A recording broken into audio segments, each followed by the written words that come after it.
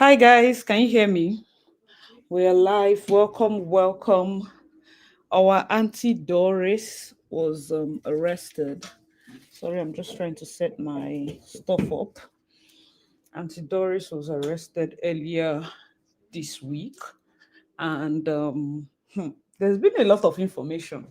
This is going to be a quick live because it's Christmas week. I still have a lot of things to do in terms of shopping, cooking, and you know me, it's until Mary's in labor. That's when I will now start planning my own. So those of us that are dying minute people that like to wait till Mary is in labor, okay, oh, it's our time to start going for shopping. Welcome, welcome. Oh my God, I'm seeing my girls. Hi, Gladys, you're welcome. Hi, Given, you're welcome. Doris Ogala, where do we even start from, man? Oh my God, I've gone through several emotions, concerning this her case. From initially, of course, we also has the bitter ex that's talking about all of this. And then when she started her revelation, we can't take out the fact that whether or not you see her as a bitter ex, some of these revelations are very damning for somebody that claims to be a man of God. This is not the first time that certain pastors have been accused openly with evidence. And we have seen time and time again where these people were, kind of exonerated, so to speak. There have been times when it will blow up like this, and after a while, everybody moves on, we don't know if they continue. We don't know if the record of apologies for their victims. Nobody's saying that any pastor, any man of God, remember you're still a man. Nobody's saying they're perfect. We're only saying that they should, at least there should be a level of accountability. Guys, let me know your thoughts. There should be a level of accountability as to these people and the kind of power that they have. Okay, let me read some comments. Hold on.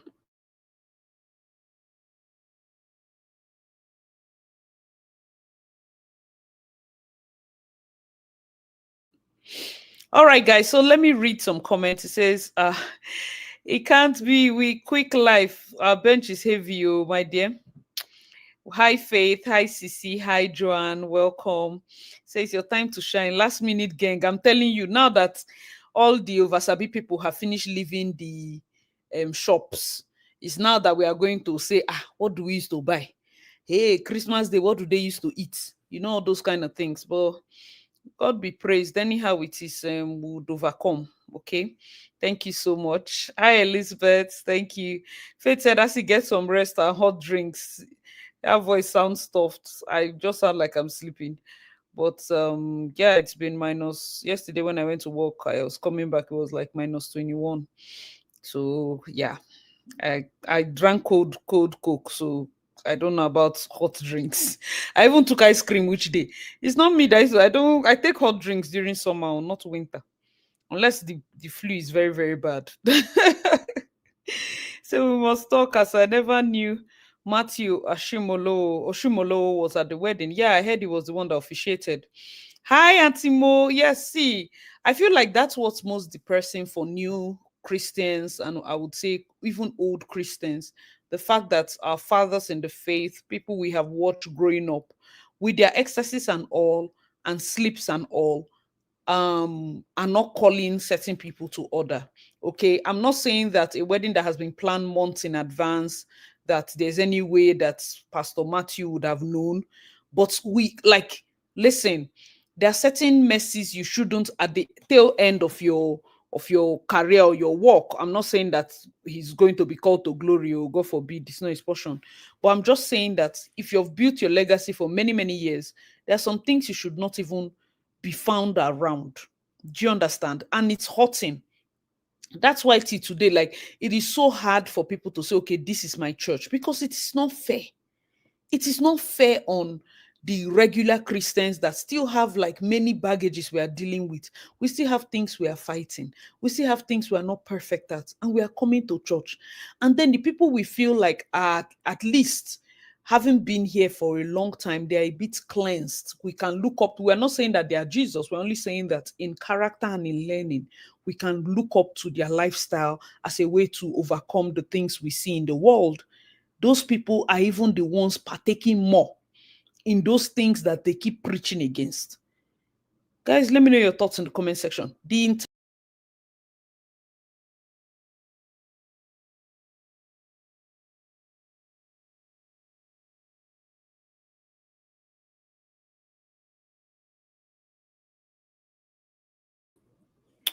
Sorry.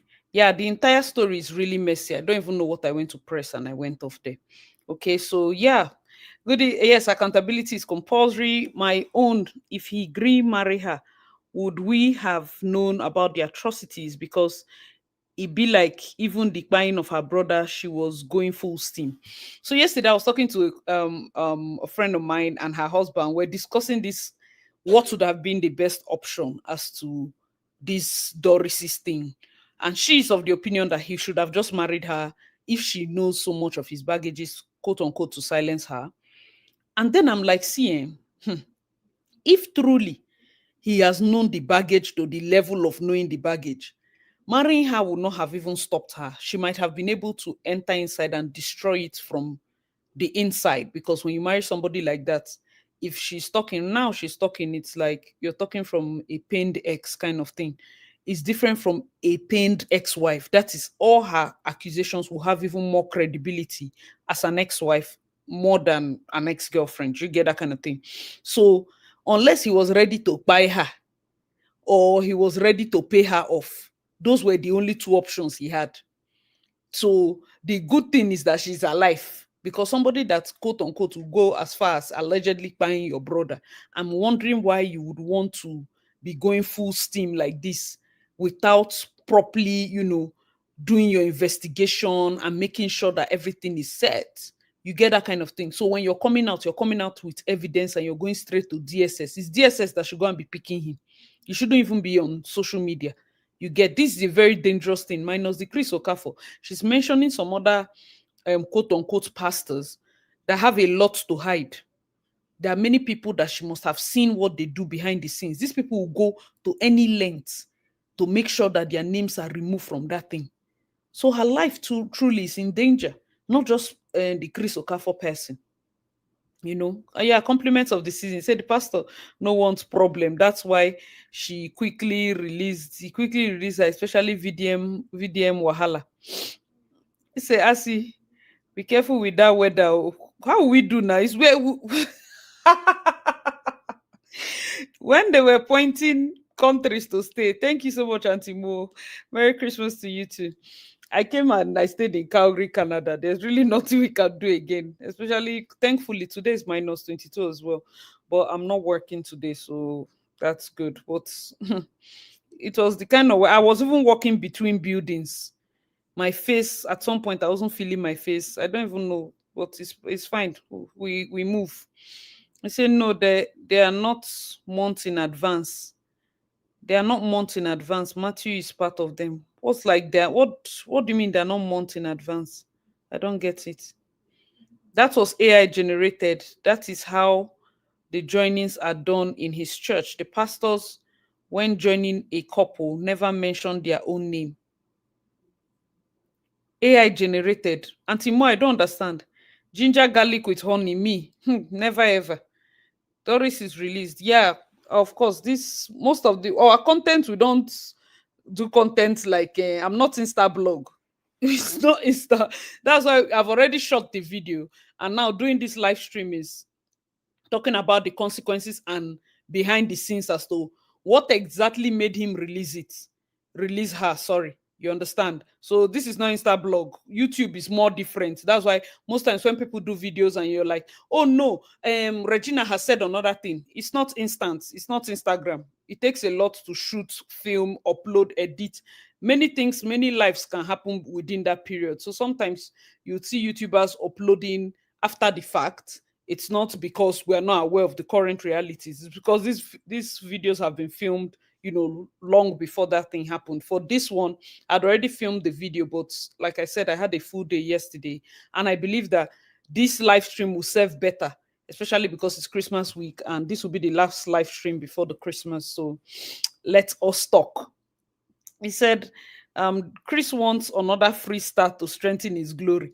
I don't believe in this starting, but like star in what sense? What star is remaining again? Hello, Miss. Hello, how are you doing? If OKAFOR had married her, Doris would have died within months of the wedding. I don't even think he would have, like, I know that angle. Funny enough, I was at work. I was just entering the office the time I was talking with my friends, and I would have really loved to gist with them because would they dissect things? She is of the opinion that, the way mafia relationship is, most times you go marry the person, that's to silence the person. But if there's a plan B, why not just do an NDA? Okay, please, I know over the before he even announces marriage, you call her and say, we've had our differences, we've had X and Y and Z, please get your lawyer, let's sign NDA. I know I promised you marriage, as I cannot marry you again, because see, I am a pastor. I want to leave old things passed away, the way our relationship started. When we use that kind of talk, sign NDA. You understand? If you want certain amount, can I pay you maybe 20 million for inconveniences or 30 million? You go come negotiate back and forth on a signed paper. Do you understand? Because we have to treat this thing as a big, when you go and mess up, you have to properly clean it up. Don't come and be forming innocent. Because at that point now, she signs an NDA. This thing will not come out because NDA is strong. If she goes against it, it's straight. They will pick her. And he will be like, no, it's not me. Oh, she signed NDA.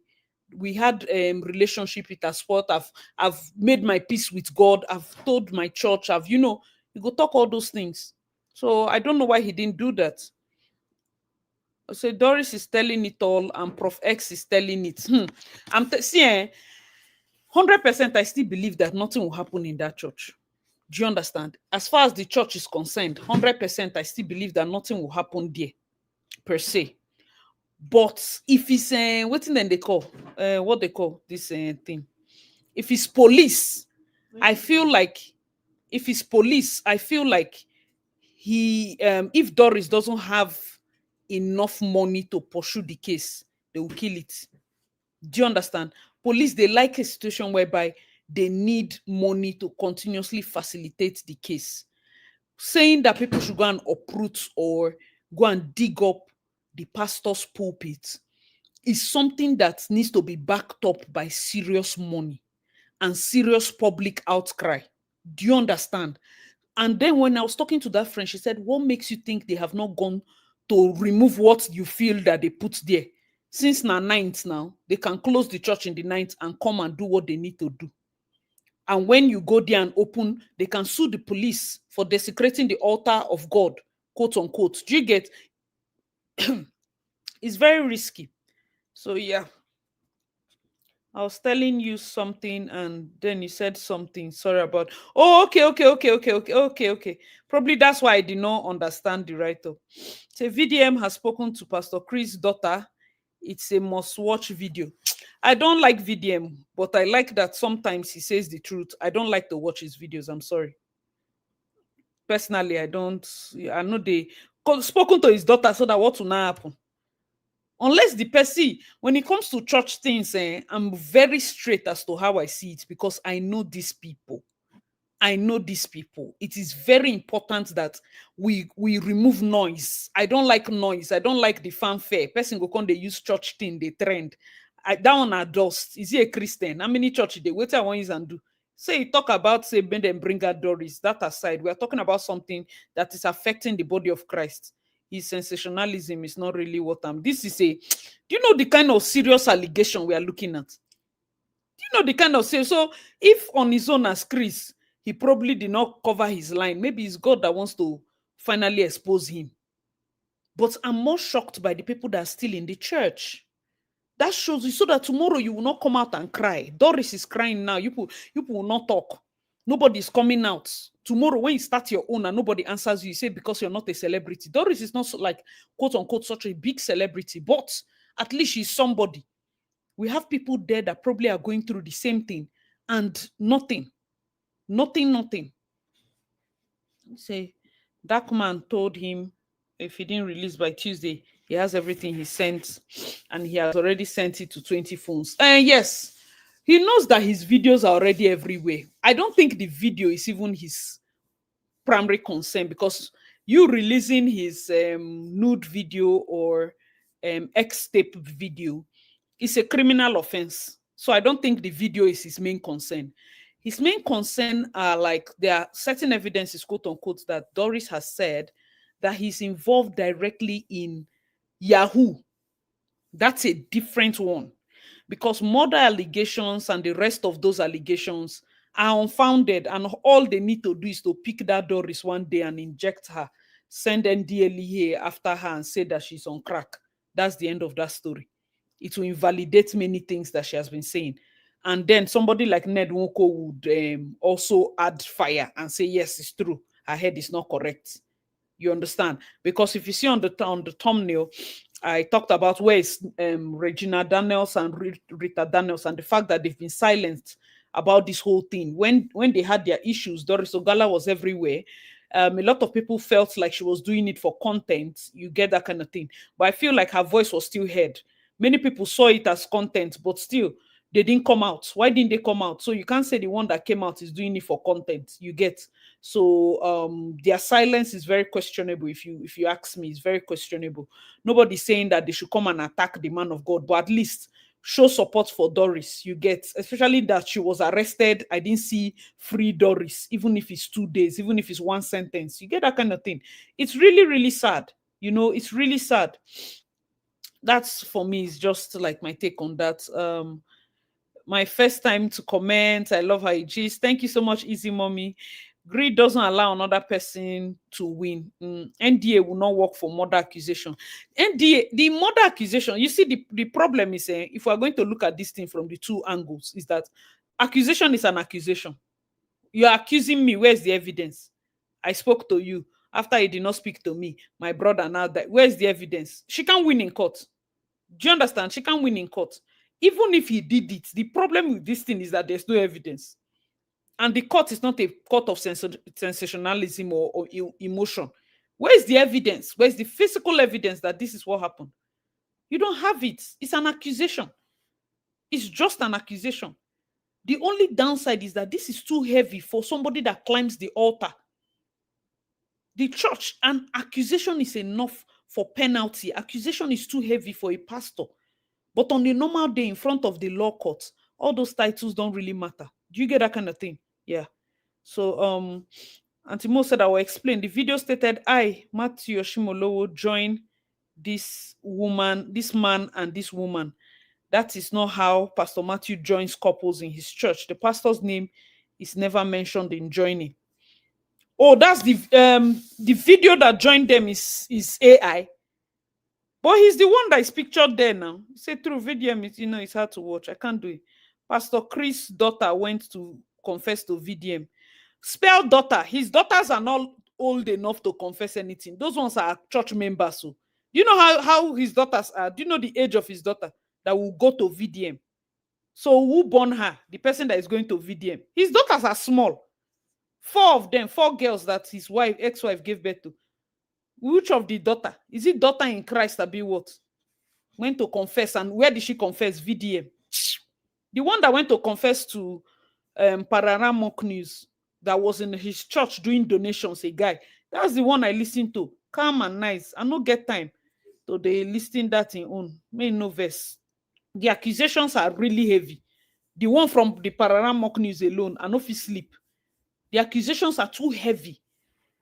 And the fact that there's nobody calling the person to and I don't get it. I don't get it. Ha. It's well, sure.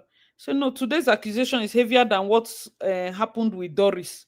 Accusation go there is not. There's which one is heavier than what we heard from Doris's own. Is not even accusation. Her own is more tied to waiting in the column, the love point and all the things they were doing together. What of baby testimony? What happened with testimony, and why was Doris paid 45 million to shut up about baby testimony? She accepted the 45 million. So she's an accomplice. She's an accomplice. God can use anybody to expose anybody, but can we also remember baby testimony? Because many people don't they bring up different things. That's how this case will die you. Because people don't like to focus. We don't they like sensationalism. The accusation we have heard alone is enough. What will be done about this one we have heard now? If you like, add 5,000 more accusation. Nothing will shake. If the one we don't hear now, nothing has been done about it. Somebody came out to say they kidnapped him and shot bullet, nothing touched him. Do you know that that corroborates the story that that guy told Parara Mock News? That this man arranged his own kidnap, collected 150 million from church coffers, and also called some of them that are top donors to send 5 million, 2 million, 3 million. And he came back from the kidnappers' den with no scratch. So how is it a testimony that kidnappers shot at you, there was no scratch, but you paid them over 150 million to release you? Is that a testimony? Does that even make sense? It then means what the other guy said is true. Why is the church not doing audits to go and find out, okay, what really happened that period? Because you can't do it. He's the GO. He's the person that is heading it, right? That's the decay we are talking about. That's the day. I feel really, really bad about this thing. Like, it's people like this that are the loudest. They are the ones that have sensationalism. So it almost seems like they are the representation of the body of Christ. And it's a lie. It's a lie. Guys, let me know your thoughts in the comment section. Let's get the likes up. I'd like to open the phone lines because this is a matter that is of public urgency. I need people to speak up. You get? So yeah, I feel God wants to expose him. Even that Doris' hand is not clean. Exactly.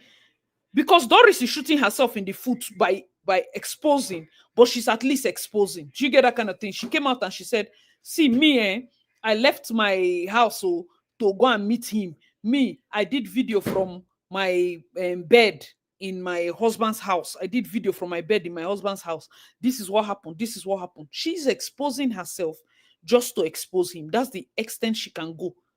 They gave me 40 million to keep quiet about baby testimony. It's Doris's mouth that these things are coming out from. Do you get that kind of thing? So yes, that's really true. For evil to be exposed, something must go wrong. Something must happen. That's my problem is the church. My problem is the church.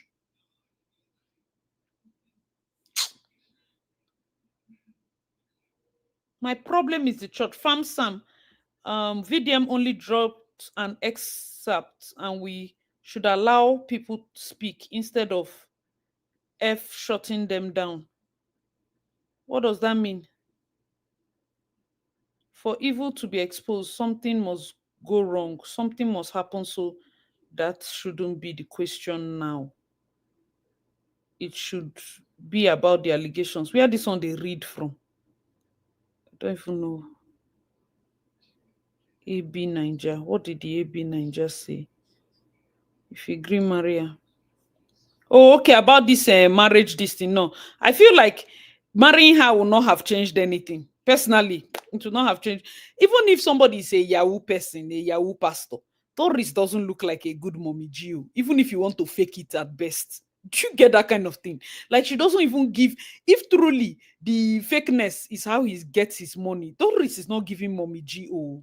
Do you get that kind of thing? Yes, unless he wants to just maintain her as side chick and be paying her off. But even at that, Doris is not giving loyal side chick they used to maintain. Because this lady, I personally feel like the blood of the brother, if at all is linked to this, is fighting. That's why it almost seemed like she was quiet for so long and started erupting like she's so erratic about the whole thing. Maybe some people's blood, they need a rest. It's true. I know that it sounds weird, but truly that's what it is.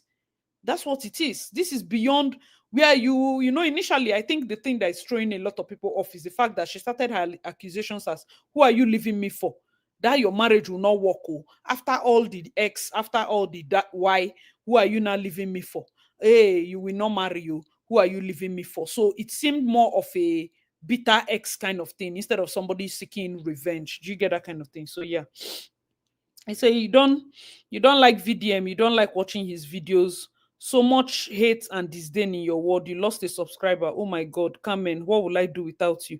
Oh Jesus. VDM just posted a video of OKAFOR alleging him of raping her and her siblings. Oh, Commando Studio. What will I do without you? Oh, this one where you don't leave me a subscriber. What will I do?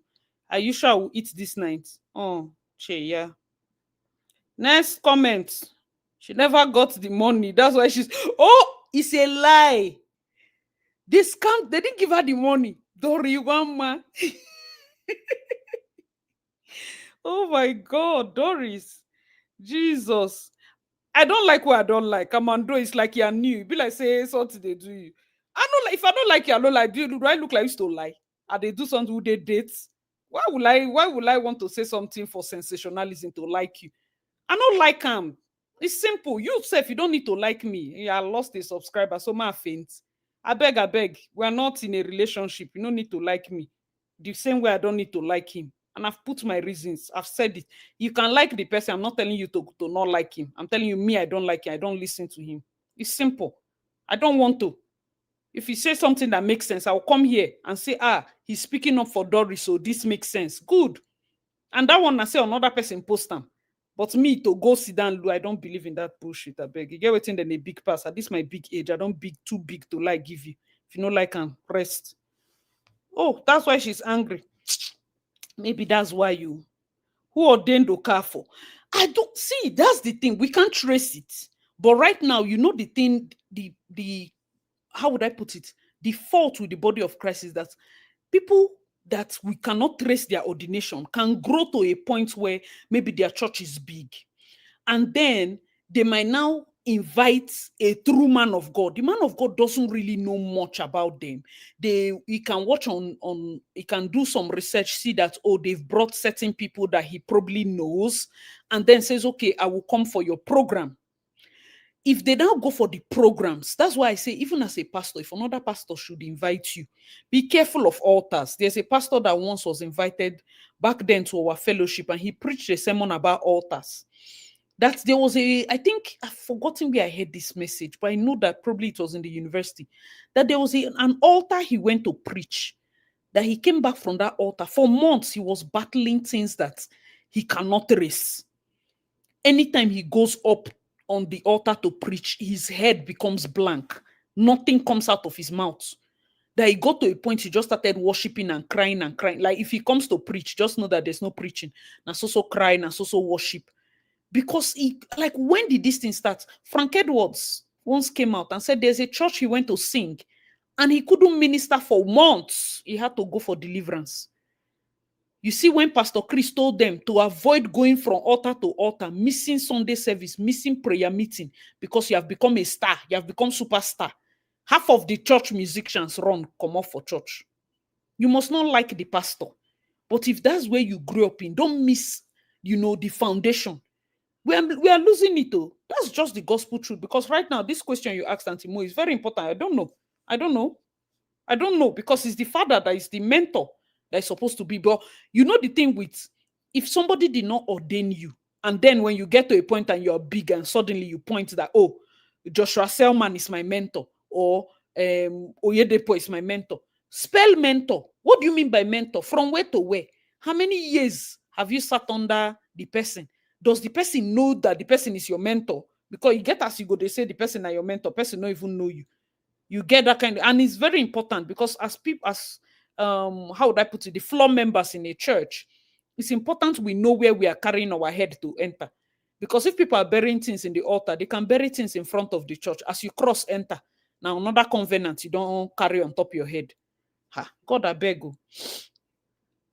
Say for baby testimony, Ruth hasn't been truthful. Doris took responsibility for scattering the testimony case and didn't exclude her. The Ruth herself, I don't even understand.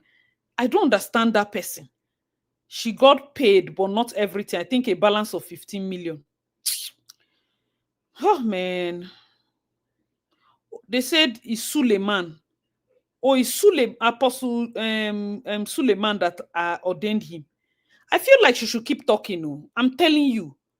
No matter how, I know that to a large extent is very incriminating, but I feel like she should keep talking. I feel like she should keep talking.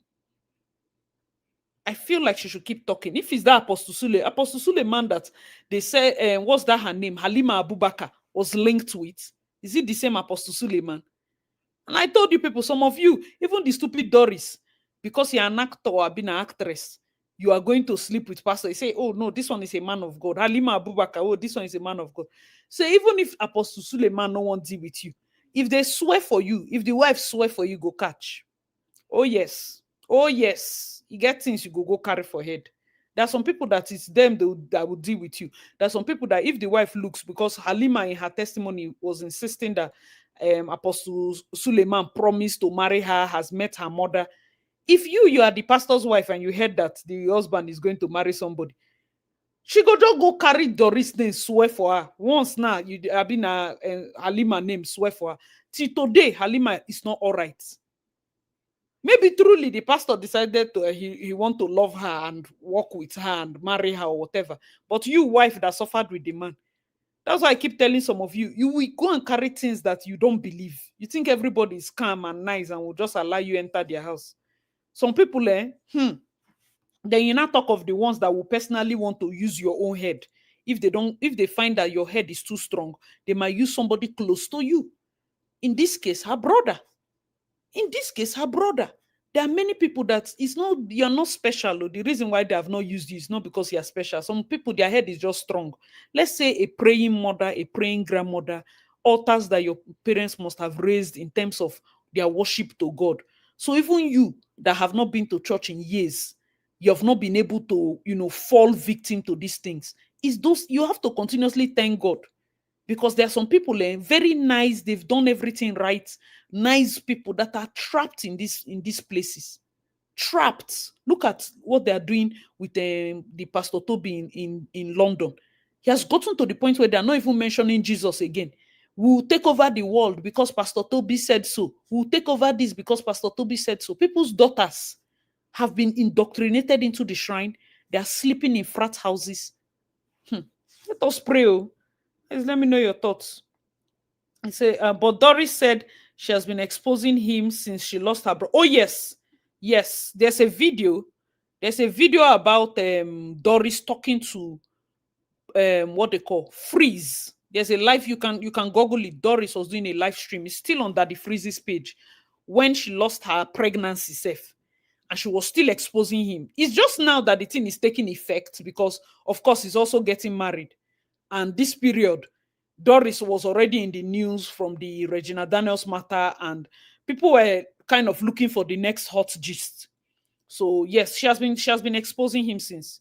She has been exposing, but gradually, you understand. She has talked about when she went through miscarriage, but he said it was abortion and the rest of it. So yeah. I've noticed that maybe Doris wanted to do something, but in the end, she lost a brother because this occurs people, they sacrifice other people. Next time, they will need your family member alleged, which is true. Because I wonder what makes her feel like she deserves 40 something million inside the case.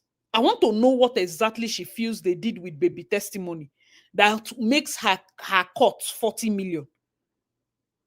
See, they must answer. What exactly do you think they did with baby testimony that makes you feel like you should be paid off 40 something million? 40 what? I don't understand. Which kind of business is that? And she maybe never knew that it will come knocking at her door. You say you're close to the man to the point where you know certain things about him. Have you possibly eaten certain things that you were not supposed to eat? Have you engaged in certain things you were not supposed to engage in? Say you they form love. Say they get boyfriend. Oh yes.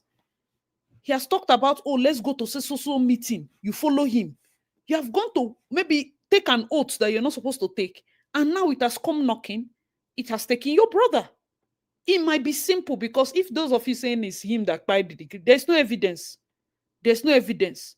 But looking at the pattern of life that she was living with the said pastor, knowing the kind of dark activities he was engaged in, plus now the new allegations of fraud that he was using his account as a man, as a middleman for fraud. It makes you now remember the confession the other man made to Pararam Mock News about him retrieving 150 million for his kidnap.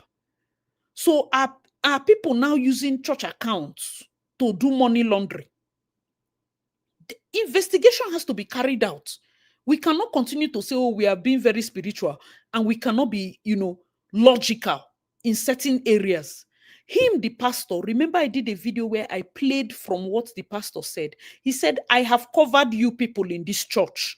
I know what some of you do, and I cover you. Nobody hears it. If something happens to me, why are you not covering me?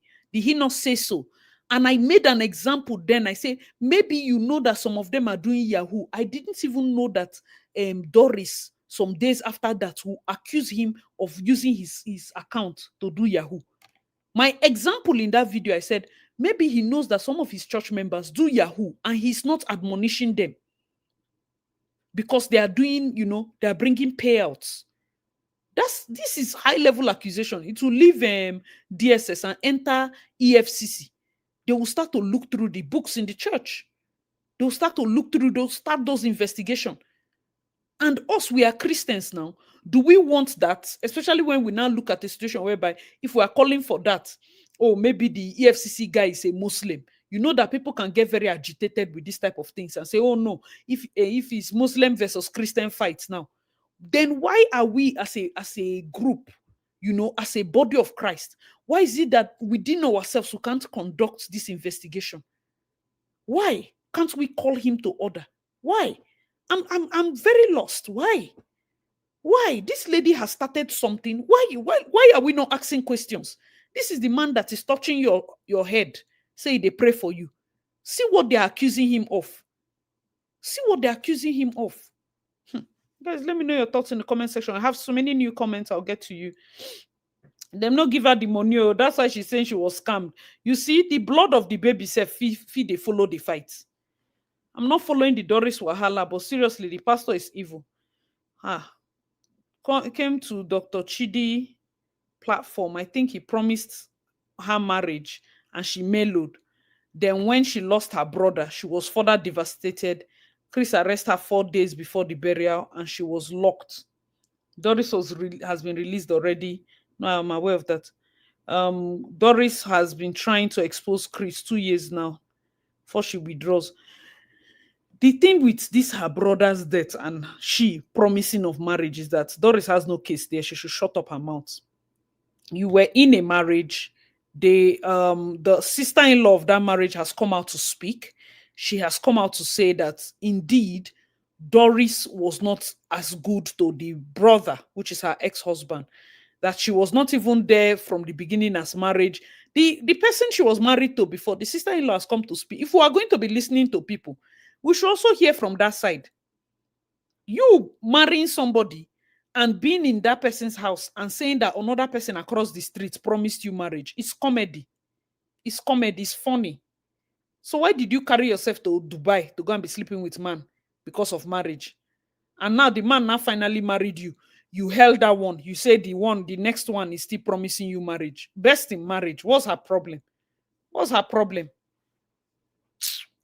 Hey, Doris likes money. She knows a lot of those fake pastors and she does business for them. She can't tell where testimony baby is because she wants more money to be given to her. What does she? That is the thing. That is my problem.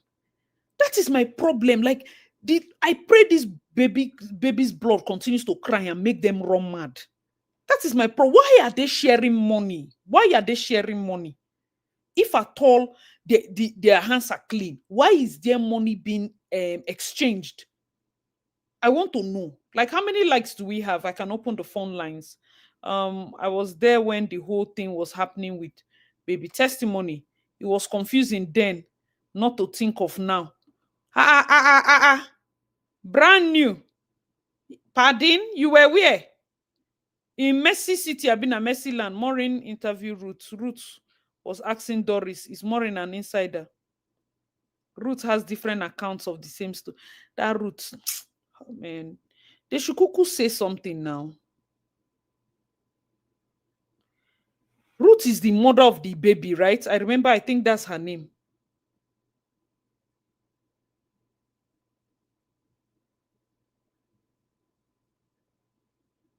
I remember, I think that's her name. She exposed them all, but what's your name, madam? These so-called pastors are not born again. Salvation is your way out. I don't know who Olatunde Babatunde is talking to. She should expose them. She had to travel to where she's safer. Then go buy her. I'm telling you, see, if she knows that the bounty on her head, if he know to cost like that, she would have been more careful. Like, hey, this thing where she would do like this and she for sit down and do better. This one is not about waiting for money, because any money she takes to cover any other case again, it will really backfire on her. She should not cover any case. I know that the mother of the child was sentenced and came out, and then they paid her. I think they paid her something small. So she was paid. The case was turned on Ruth. She was sentenced to 6 months.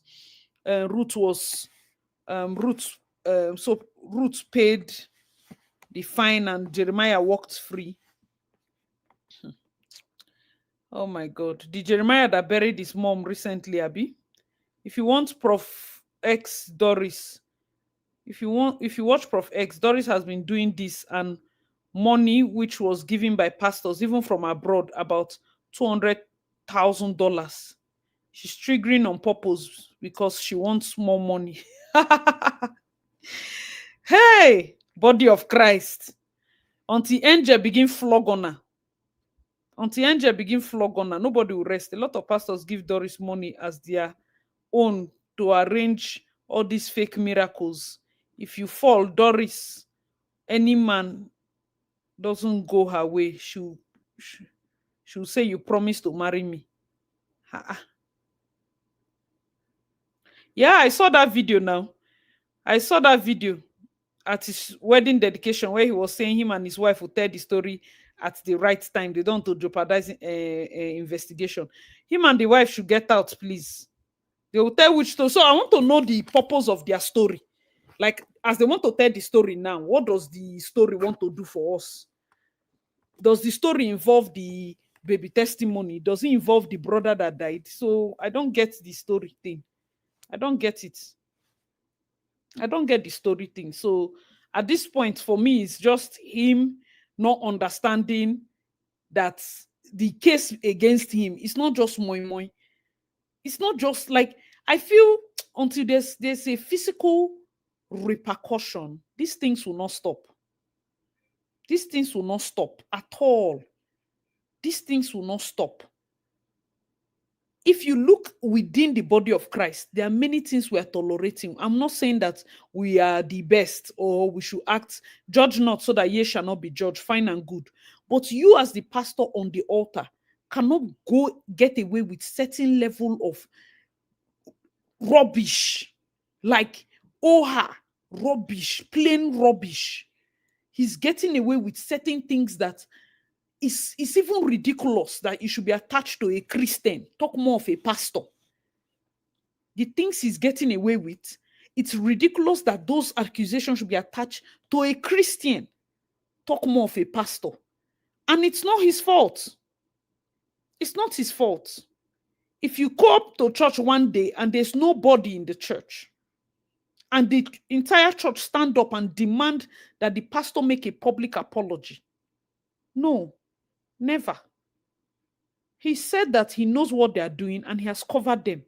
That if something happens to him, he said, what affects you have come to affect me. That if you hear anything about me, is it not your duty to cover me? That's what was said on the altar. That's what was said on the altar. I believe that EFCC should go after Doris and waiting that they call DSS, because that money that she first accepted for these girls, the baby testimony case, I need to know why there was money exchange for that case. If they don't go after her, I don't think that him himself is a prime suspect like that. Doris can easily be broken. Do you understand? Doris can start singing. You get what you go give her now. She don't start to dey sing. She don't start to dey sing fast. She will not even waste time. She'll be giving name, son name, everything. She will talk everything will happen. Do you get? So why are they not going after her? Why are they not going after her? Man, I'm seeing, as far as I'm concerned, I feel like Oh, Obiajulu, thank you so much for coming. Now you go mark this thing. See, now only 100 likes. Please, guys, let's get the likes to 200. I'm going to open up the link now. Let's get the likes to 200.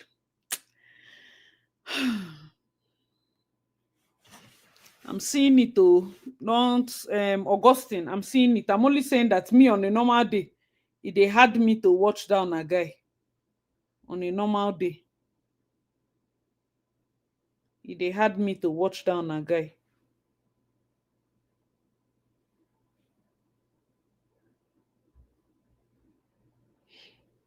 They had me. So Obiajulu said we only have 100 likes. How many likes do we have now? Let me open the phone lines because I would like us to discuss. Say their hands are there. I'm telling you, the kind of, if I know that the person that is coming out now is not the cleanest, because Doris acts very shy of a mad person. Like, very, if then go check her blood, then we see one or two. But at least, can we give her that audience? Because she's the one that has opened up a case that should have been open since. If we are being honest, this case should have been open since. Maybe for me, I don't know the Chris guy. Welcome, Osu's Closet. I don't know the Chris guy. I won't lie to you.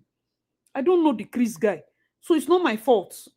If I say, oh, the Chris, I don't know who is this person, Chris OKAFOR, Chris OKAFOR. People have been talking about Chris OKAFOR. I don't know him. I don't know him. I know that there was a time that the baby testimony story went out. I know of that one. I know of what's this? What's that next one? I know of baby testimony story. And I know of, oh my God, we have a super chat. Thank you so much, Obi. Oh my God, thank you so much. Thank you so much. Oh yeah, let's clap. Oh, thank you. I know of baby testimony and I know of the lady with the hand issue. You get. So I know that if it's those two, that means Chris OKAFOR has been doing this thing since. He has been doing this thing since. Those are the two cases that I know of. But apart from that, knowing him as a pastor like that, personally, I know they carry him too serious. So maybe it's just me. I wasn't taking him that serious. I won't lie to you. I wasn't taking him that serious. But this one now that is happening, hey, Holy Spirit. Guys, let me know your thoughts in the comment section. No. This case, this case,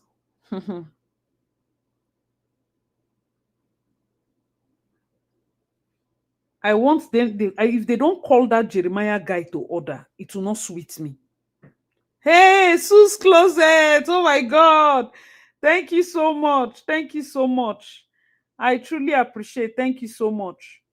You know the thing with this, who is the person that had raised the molestation part? Sorry, I saw your message. Yeah, about the video that they are saying VDM did, that he did molest his own daughters. I'm not very fast with talking about those things because I like to dig deep. That one, this is beyond just up discussion.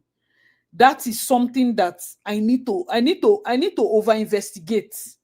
It's not a light sentence. If they talk saying they use in phone or be church accounts to do as a man, no problem. That, as far as I'm concerned, those things sound easier for me to talk about, you know. But when it comes to those deep ones, especially when it involves minors, it is a serious case. You know, it is a serious case. The person in question that went to meet VDM is not like a biological daughter. It must be one of these sisters in church. Fine and good. Perfect. And then one of the things about sisters in church is that they are exposed to certain parts of the pastor's life. I've done a video where I talked about not wanting to have that kind of access anymore. It was my last live stream. That when you are serving God, just serve God and go. Some of them are just too day one. Thank you guys so much for the appreciation. I mean, not too much. Some of you want to know the pastor. You want to know him to his house. You want to go to his house. You will be exposed to things that you don't even need for your work with God. I'm telling you the truth. Many of you, you like parapo too much. After church, you want to hang around. You want to tell pastor all your sins. You want to tell pastor everything. But the one that you are supposed to say, the one you're not supposed to say, the one that you like, relax. Relax. If you want to serve God and keep it moving. You are in church. You are in church. Like, what is going on? Look at the people that are there now. They are clapping. This man is coming and he's talking about fallacy at a time like this, when the whole world is seeing your pastor's nakedness. Then do video, come outside. Pastor there for Miro. Did Doris not put that up? And then some people are there in church. Some people, as we speak right now, they went to church yesterday. They were there.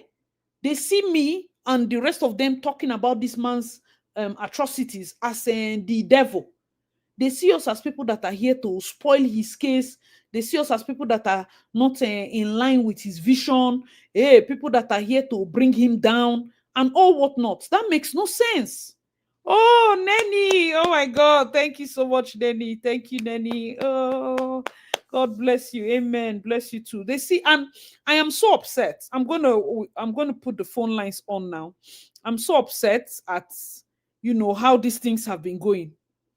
You see, I can't understand all those girls that go to pastor's room because he has a word for them. My dear, every time they are going there, from sit on my leg, why is the pastor telling you to sit on his leg?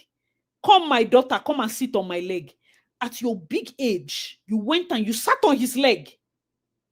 Come, my daughter. This my darling daughter. She's just a sweetheart. Come and sit on my leg. You carried your 2 short legs and you went there. You carried your 2 short legs and you went there. There's a pastor I know. A lady came out years after I knew the lady. Like later. She wrote on Facebook, very scathing allegation. No be smart, allegations of molestation. And this na person when I know. I am telling you the truth. That is why when I talk, I'm not talking like somebody that is not aware of certain things and certain coverings that have been happening in church. This is somebody I know. So when she wrote the things that she wrote on Facebook, I say, and that is, sometimes I pray to God, I'm like, God, when I go to church, I just they go face my front. I'll be seeing people moving in a certain way, but I don't pay attention, especially because that period I was still in school. I was focused in school. Skating allegations. The wife still there house. Church members still there. Allegations of, in fact, the wife and certain church pastors being the ones that were giving the order to go and meet these girls to conduct abortions. I said, what? Pardon? They know themselves. I will say it again. Every day, as you are praying for yourself and praying for everything that you are going through in life, also pray that a day will come, that the day will not come, that somebody will decide to be a Doris and drag that man outside to the center of the market square. Because as he drag and come outside, they don't mention as he tonka, say present ma. Part 1, part 2, part 3, part 500. I no go stop to talk. I will not stop. Because the things that I'm finding out after the fact, it just goes to show that sometimes there are people in the church. That's why I'm not blaming all church members. Because I know that I've been there, where you just go, you serve God innocently. In fact, all these things Doris is saying, you don't really believe it because you look at your pastor and you have never seen him in that light. Some people are purely innocent, and I love it for you. But there are some people that are accomplices. In fact, now then they follow pastor go hotel. Pastor goes for a guest ministration. They book a hotel for him. You see that as he's going to the hotel room, girls are going with him on a follow and they go. You people are going with them. Oh. You people are driving. Oh. It is not good. Judgment will start from the house of God. Judgment will start from the house of God. I keep saying it. Save yourself. Some people come out and say their daughter is in debt close to 40,000 pounds because of Pastor Toby. School loan, car loan, house loan, everything. Mashoringo. I use God name beg you, eh? No write this kind of nonsense where they write for me. If person address person himself as quote unquote man of God, and that is what I'm addressing the person as, you are seriously contradicting yourself. Your personal opinion and your personal opinion. I use God name beg you. I use God name beg you. Your personal opinion and your personal opinion. Are you listening to me? Listen very, very well. Because the same people are still there. They're still there. Simply because, say, have you heard of a cult? Have you heard of Vikings? Have you heard of Ogboni? You don't see Ogboni gets parish. Ogboni get diocese. Then get what do they call? Where then they go every Sunday. Where then gather people, they do praise and worship. Are they not cults? All the cults, they one style. I use God name to beg you. This thing I'm saying is a very personal matter. This is a matter that is affecting people. People are there, trapped. And they address people who don't date the church. I use God name to do beg you. No start me, oh. You see how they talk calmly, people go joy. You know, say when people talk on now new, they'll say, oh my God, she's so calm in how she's talking. No come make them know my real life. Please. Say because it's true. As much as you can address and say, oh, this person is called, this person is you think my head is correct? Me will be there as I did like this. Is God not managing me? Will I fully judge Chris Okafor? Half the time I will go from, please, oh, let's do things in the right way. Judgment is coming. The next 2 seconds, I don't talk, say I want conk person head. We all have our own slip-ups. So I cannot fully, in my full capacity, go and say, oh, this Chris Okafor that is calling, that's why I keep saying, quote unquote, man of God. Because I cannot go and judge him fully, knowing fully whether me, my own bad character day. I've not even treated my own bad character. Waiting concern me and Chris. I'm more concerned about the people that are sitting there and allowing him to touch their head. You are going to do laying in of hands, Sabina, laying on of hands. That is your head. You get that kind of, I am not, quote unquote, is the best I can do. But if you think that you go come here, and first of all, let me even drop this disclaimer, simply because we gather here and at the talk of this matter and how it's paining us as Christians, doesn't mean that those of you that are not Christians will come and write nonsense. I know well, me, I be Peter, they come up people here. I'm not okay. If they find all those other people where they talk nicely, go find people where be like John the beloved. Me and Peter, you drag me, I'll drag you, I'll block you, I'll shout on your head. Now my own Christianity be that. All of us get our use for the body of Christ. Please. Let us manage the one we are managing, because even in the Bible, it's written there, false prophets will arise. We are aware that these people will come. So we are not acting like we're oblivious. It's written in the Bible that they will arise. That's why the call is not to burn the entire church. The call is not to say, oh, church in Nigeria is finished. That's a stupid thing. Simply because you failed in 2025 does not mean everybody failed in 2025. No. That's a generalistic thing. I know they like those mumu talk. A true Christian knows that it's written in the Bible that in the last days, false prophets will arise. So what is our take as Christians to help the fellow Christians and tell them that, please, oh, this does not mean Christ is not the true way. It only means we should be more careful. We should discern. We should test the spirits. We should be careful with the places we are going to, with the churches we are going to. We should be careful with the messages we are hearing.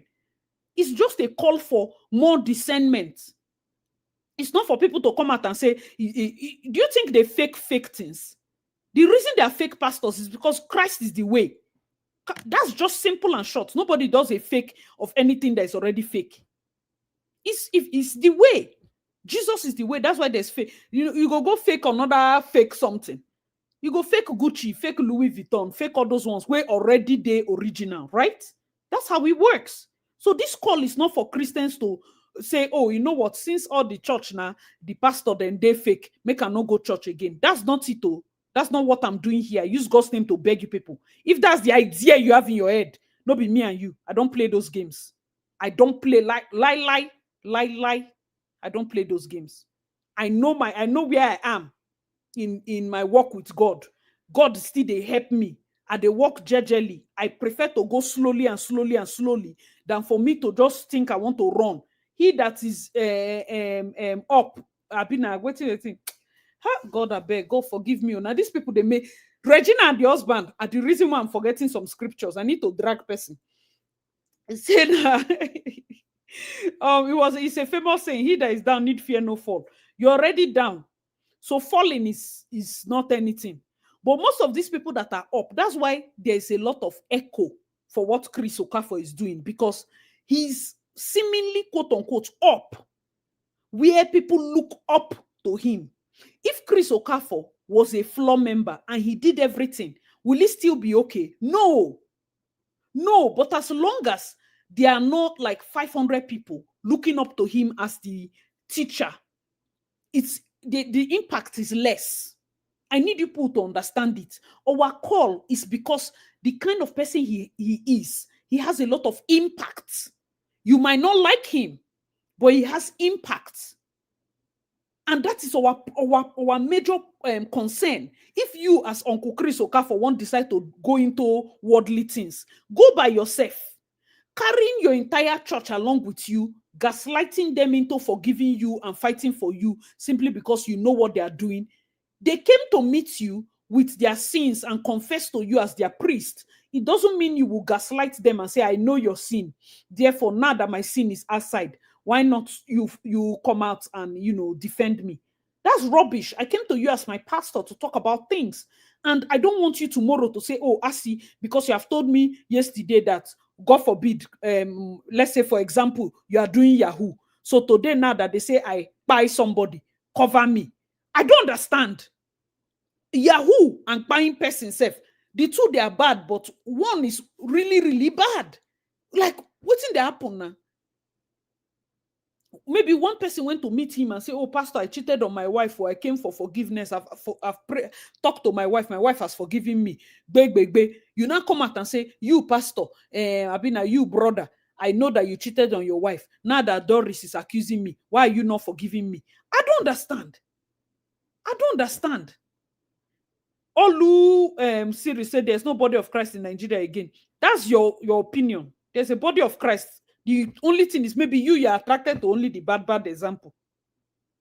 Because I don't like statements like that. That's your personal opinion.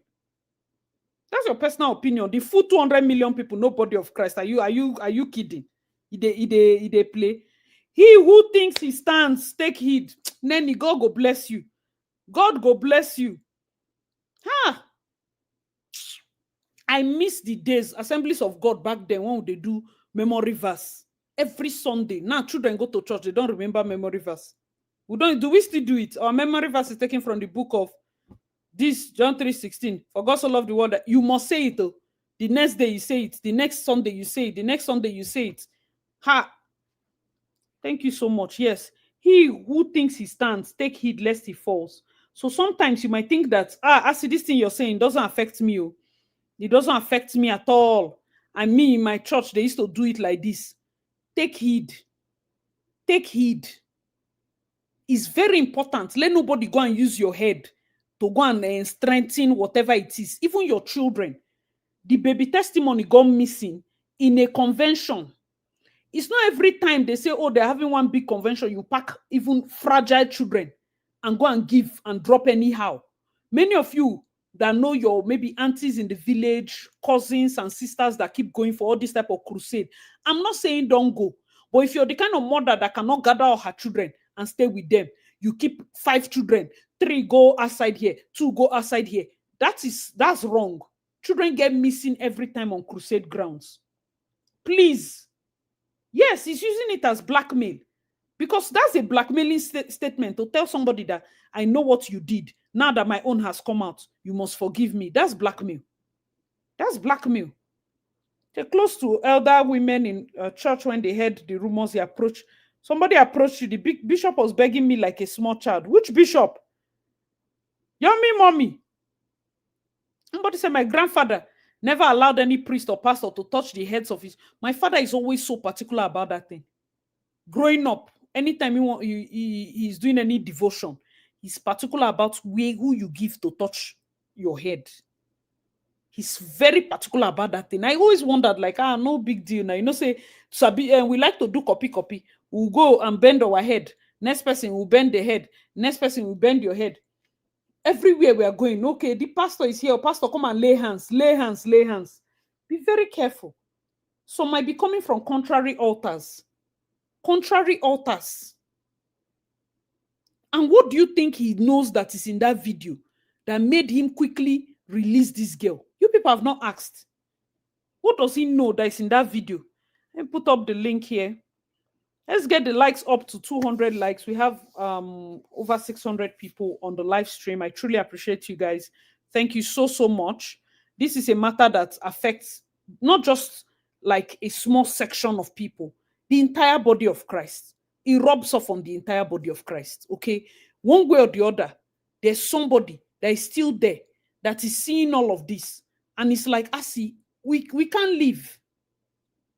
Choir masters, when we're younger, we had choir masters that were acting with impunity. They were dating 10 people. Now, so case back then, the people that pastors had issues with were instrumentalists. I would have even preferred that this Chris OKAFOR was a choir master, somebody that a pastor can talk to. But he's the main pastor. And you, Doris, you were an accomplice to every bad thing he did. Full accomplice. Don't come here and be forming I did not know, I did not know. It's a lie. Doris was a full accomplice. I remember a pastor wanted to touch my head, and I am so particular about people touching my head, so I moved away. He said he didn't even have an evidence from Doris, but in the recent video, Chris' daughter was crying and talking about him. I saw the person that they covered the face now. That is not his daughter. In the word of daughter. Pastor, are you seeing the Chris OKAFOR? 9 born that big girl. He has four children. I've forgotten their ages, but they are not that grown. No. I've been Indomie where these people they eat now. He has 4 girls from his ex-wife, but they are not that grown. They are not that grown. They were all asking me why I did that. I said I don't want him touching my head. See, I feel like when it comes to your head, it's personal. It's personal. He's 57 years. His 4 daughters, that one 9 daughter. Because this is wife. Chris OKAFOR is 57 years. Do you know this girl that he's marrying is in her 20s? Wait, oh. He's 57. Please, can somebody confirm this thing? Ayanate Chris OKAFOR is 57. And he went to do teeth. Is that not veneers in Chris OKAFOR's mouth? He go do teeth. 55. Oh, they're saying he's even 55. He married in his early 20s. Oh, no, Google is saying he's 55. Oh. She's 25. Jesus wept. I didn't know he was up to 55. I thought he was like in his 40s or something, because I was already like, the age difference is a lot, oh, because this girl looks like she's really in her 20s. That is why she calling sugar daddy. Oh, yeah. Ha! Wisdom no go finish one love, oh. Wisdom, you see one love now, you see this thing where you talk, wisdom no go finish you. No wonder I say he's my sugar daddy. And I was like, why would he even say that?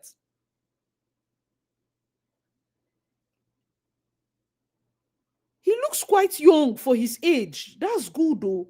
When he go do teeth, pastor, they do teeth. One are dead there. Those of you that have money, you have not gone to do veneers. They will say it's worldly things. Pastor, go do your own teeth. Not do your own, yeah?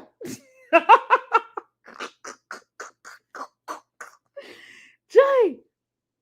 Pastor do veneers, oh. Yeah. Is that why they robbed him powder for that his music video? I've been waiting. See, let me even tell you people, I'm very bad with age, name, and face. I'm very bad with age, name, and face. I don't even know about anybody. If you come and you tell me you're 200 years, I will believe you. Like, I never really. My friends used to say, you don't question anything. I said, I don't question anything. I know, like, the thing that showed his age was the video. Do you understand? The video, what thing they call video, that they are kini video. But When he did his veneers, that was the one that was like, bro, it's not that I never worldly rich like that now to go they do veneers. But this age gap is a lot, though. No, this age gap is a lot, though. You are saying he's not fair that he bleached? For real? I didn't knew now. So that's like not his real color. I don't used to know people's real color. So like this pastor used to be dark. Chai, I can't believe it. So you will not be rubbing cream and having skincare. Is this age? Ayanate, are you people serious? I didn't even know that he's bleaching care. That is why I don't know who is doing skincare. And somebody will say, oh, this person is bleaching. And I'm like, I don't even know. I thought they were born with that color. Unless probably your knuckles are really pronounced. I hardly know. Hey, no verse. If he's 55 and she's 25, that's 30 years age difference. 30 years, 30. That woman's strong. Oh. That woman's strong. That's why I said that it's Regina that is giving her mind now. Because she's looking at it like, if Regina can marry Paned and become wife number 6, after knowing everything that he has done in this life, you people don't want her to marry Chris OKAFOR. That is younger than Paned, has money, and all of that. Ayanata is here. Welcome. Oh. Yes, sis. How you doing now? Fine. Oh. How come I didn't know? Then they no finish. These people every day they're unveiling. I felt like maybe his age, like I would say honestly, his age was never an issue for me because I just thought like it will be an age gap, but it will not be that much of an age gap. I saw the Very Dark Man's. I was just in YouTube. I saw the Very Dark Man's video, and by the side, the girl, Very Dark Man, put the pictures of them when they were younger with him. So you will see how young he is at that time, and you see how young they are. You know, these children of this day, they grow so big. They grow so because I look at that picture, I'm like, unless this when is I look, by the time they do this, they are long hair now and wear these big trousers. You think that they are this thing. It's not like that time when they see us, they'll say, this one is smally. You don't know the difference between them and me. If two of us stand now, they'll say the person senior me. No. If this guy is 55, because the picture I even saw of his daughters were small, that means that picture is really old. Though. That's what we're saying now. That's what we're saying. And I mean, it's not like he's not fair in complexion, but you can see that he's also rubbing something to be fairer. Okay. you see the difference. You know, maybe light, but maybe not morning now AC. And all that. But if you look at his knuckles too, you see that he's somebody says Caro White. Hey, Caro, whoever that Caro is, that Caro has done work. Because he's 55, he married in his 20s. Yeah, I'm sure he married very early, and yes. It is super possible because one thing I don't, even though I know that this guy is weird with all this our accusation, we've discussed it before now, the gates. I try to protect my gate. I want to know in a way that I don't want to know too much. It has a way of affecting me. I'm not the kind of person. I know that it's even weird for me being in the industry where I have to talk about issues and talk about gossip trends and the rest. I still protect what I know. Yeah. Because the truth is, knowing too much has a way of messing your mind. It does. This heightened way of somebody molesting their own daughter. Yeah. I mean, he didn't put out the full story, but from what and he said the other one is in Canada. So she's here and her other sister is in Canada. I watched the full video. Say she is here and then her other sister is in Canada, and what they said, that he's a beast. So you can imagine, but that kind of thing, and that's the same word that Doris used. And that kind of thing, but you do it to other women and you do it to your own children. I don't know. God is really merciful. I don't know why. I don't know. The court, then they join. Look at who first wife went to leave her children for. That's why they say mothers find a way to carry them, and Yeah, to carry them is not easy. then actually there's another guy too, that I saw on my feed. When you're following, not really following, but when you tap one of these things, you just see many more. And one other guy too that Mm. is always also talking about her and how she tried to lure him, and how she was on the voice call. She was saying, "Oh, I want to, have you," and all that. He played the video. It was her voice. Doris. Yes, I've forgotten the guy's name. He even played Apostle Sule when Apostle Suleiman called him and told him to stop trolling. What's that one? That man that is always fighting with a very dark man. That pastor, what's his name again? That's Edo man. What's his name? This one's mentor. That's who nice to do Apostle Lion and Suleiman. Nollywood. What's Jeremiah? Mhm. Oh, Jeremiah is fighting very dark man. No, no, two of them are always. He's always disturbing him about soap and water and Eh. it's always his case. So she was saying that I saw a video of the guy playing the record of when Suleiman called him and said, "Stop trolling Jeremiah, stop trolling him." So the thing has an underlining. Is when evil. Is he not that Prof X guy? Yes, yes, yes, yes. It's him. It's him. It's him. It's him. It's him. It's him. Yes, he was playing. He was playing voice notes of how Doris was trying to lure him so they would arrest him, something like that. So this thing is And quite this deep. Doris had said that Chris had told her to lure him. Yes, she played audio. It's on Instagram, dear my sister. Don't This, like you said, these things you don't want to put in too much. You have your See, own life these is life, ones on are your own falling side. in line. And for me, where I've even gotten to, it's enough incriminating evidence. It's not a thing of as you watch more, as you pack Mm-mm, more things, make you for no. mm-mm, I want to protect my eye gate. Don't know mm. too much, no good. No Oh good my at it. God, and that's it. Thank you so much. That's True, it. I Where never have you ever been? You gone late did. today. Oh. You say you're first for where? We don't stay here 1 hour. Oh. That's it. Thank you so much. How is Trono? Hope you people are enjoying better weather. We were minus 22 here. God is our mom. Wow. Thankfully, I don't Hello. have work, so but I'm just indoors. Yeah. So this Omo, is omo, this is this is just crazy. to show Oh. you the Right now, evil it's that now they making do. sense what everybody has been saying. It's making Mm. sense. That's why I say Yeah. somebody like Doris, that is a broken clock. But the It's twice that concern. she's right. She's right. My concern is that how will we get these things to justice? How That is my will anything come out concern. of it? They don't People want to too, make they, nothing all will this come out of noise. it, Ayanate, That's because it the now. main So that justice is the house of God. If we as Christians do not hold whoever you think is your GO not the hold any responsible deal for or their anybody, I actions, beg. which justice do we want right now? Not Is hold it any deal. DSS? What is the evidence we have against him? Is Doris ready to talk? Is the baby testimony's mother ready to talk? No, the root If cause you of now this say thing. they should go and uproot a pastor's altar, before you know, you're giving government impunity to randomly start uprooting altars in church, and that can lead to religious wars. Because Mm, if they think it's allowed for you to just come to any random church and start destroying their altar is a very sacred place, and it goes both ways, especially when they do it for good or bad. It's very sacred.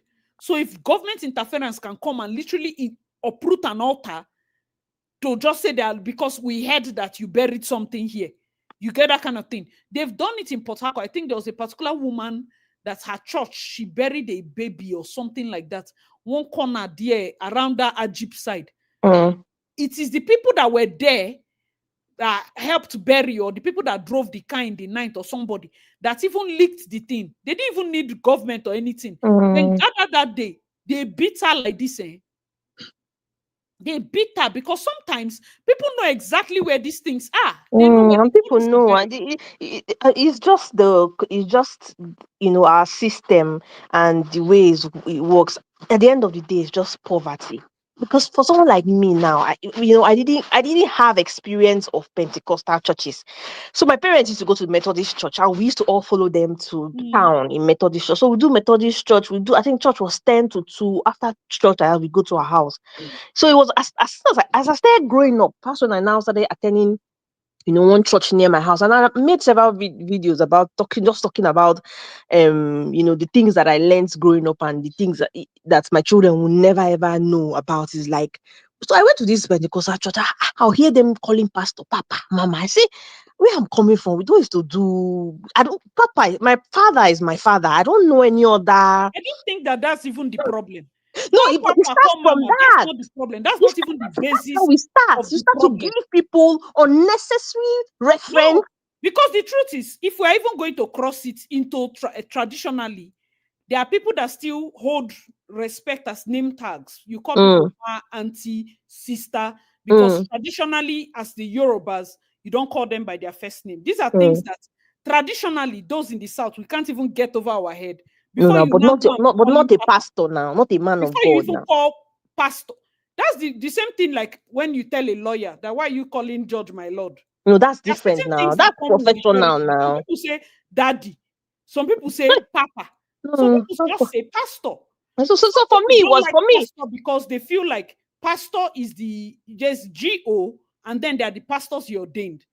For me, Yeah. even the church that I'm complaining about, everybody we never called the person papa. And that is not Or daddy. that wasn't even the thing that saved us from anything. Yeah, but that's how it starts. That's how it No, starts. that's not even how it starts. So this person that did all the atrocities I'm talking about was called pastor. Never papa, never daddy, never anything. In fact, some of them can be called apostle and still do rubbish. Some people can be called, they can say, I mean, call me by my first name, and they will still do nonsense. and then the words you begin, the preaching that begins to come out from the pulpit, and the I don't know whether it's the fear that he puts in you. You start And that's what to he's doing now, because he will come out and say, I know what you did. Do you know that? Do you know what kind of scary statement that is? I came and I confided in you as my pastor that I have X or Z witnesses. And then you come and say, some of you, I know what you do. In a church of 500, everybody will think it's them. I would think it's my own that you know. You will not think it's your own he's talking about. Another person will think it's their own. You've successfully manipulated the whole church, and you're not telling them, now that my own has happened like this, is it not your job to cover me? So those are now the people online that are saying, our papa, and don't mind and all these things. poverty too. What All these they things are will go. gaining. Poverty is a tool. No, It's a because I mean, I tool. remember as in church that time, you see people paying on like overly, I don't know what to call it, reference. I cannot, and it's the same way with Instagram and all that. How people reference people that they know little or nothing about, because of the words that come out of their mouths, because of the maybe amount of followers they have. You just begin to want to ref and worship people. You don't even know People them. like worship. Oh. You can't see me in that People like place. worship. So Oh.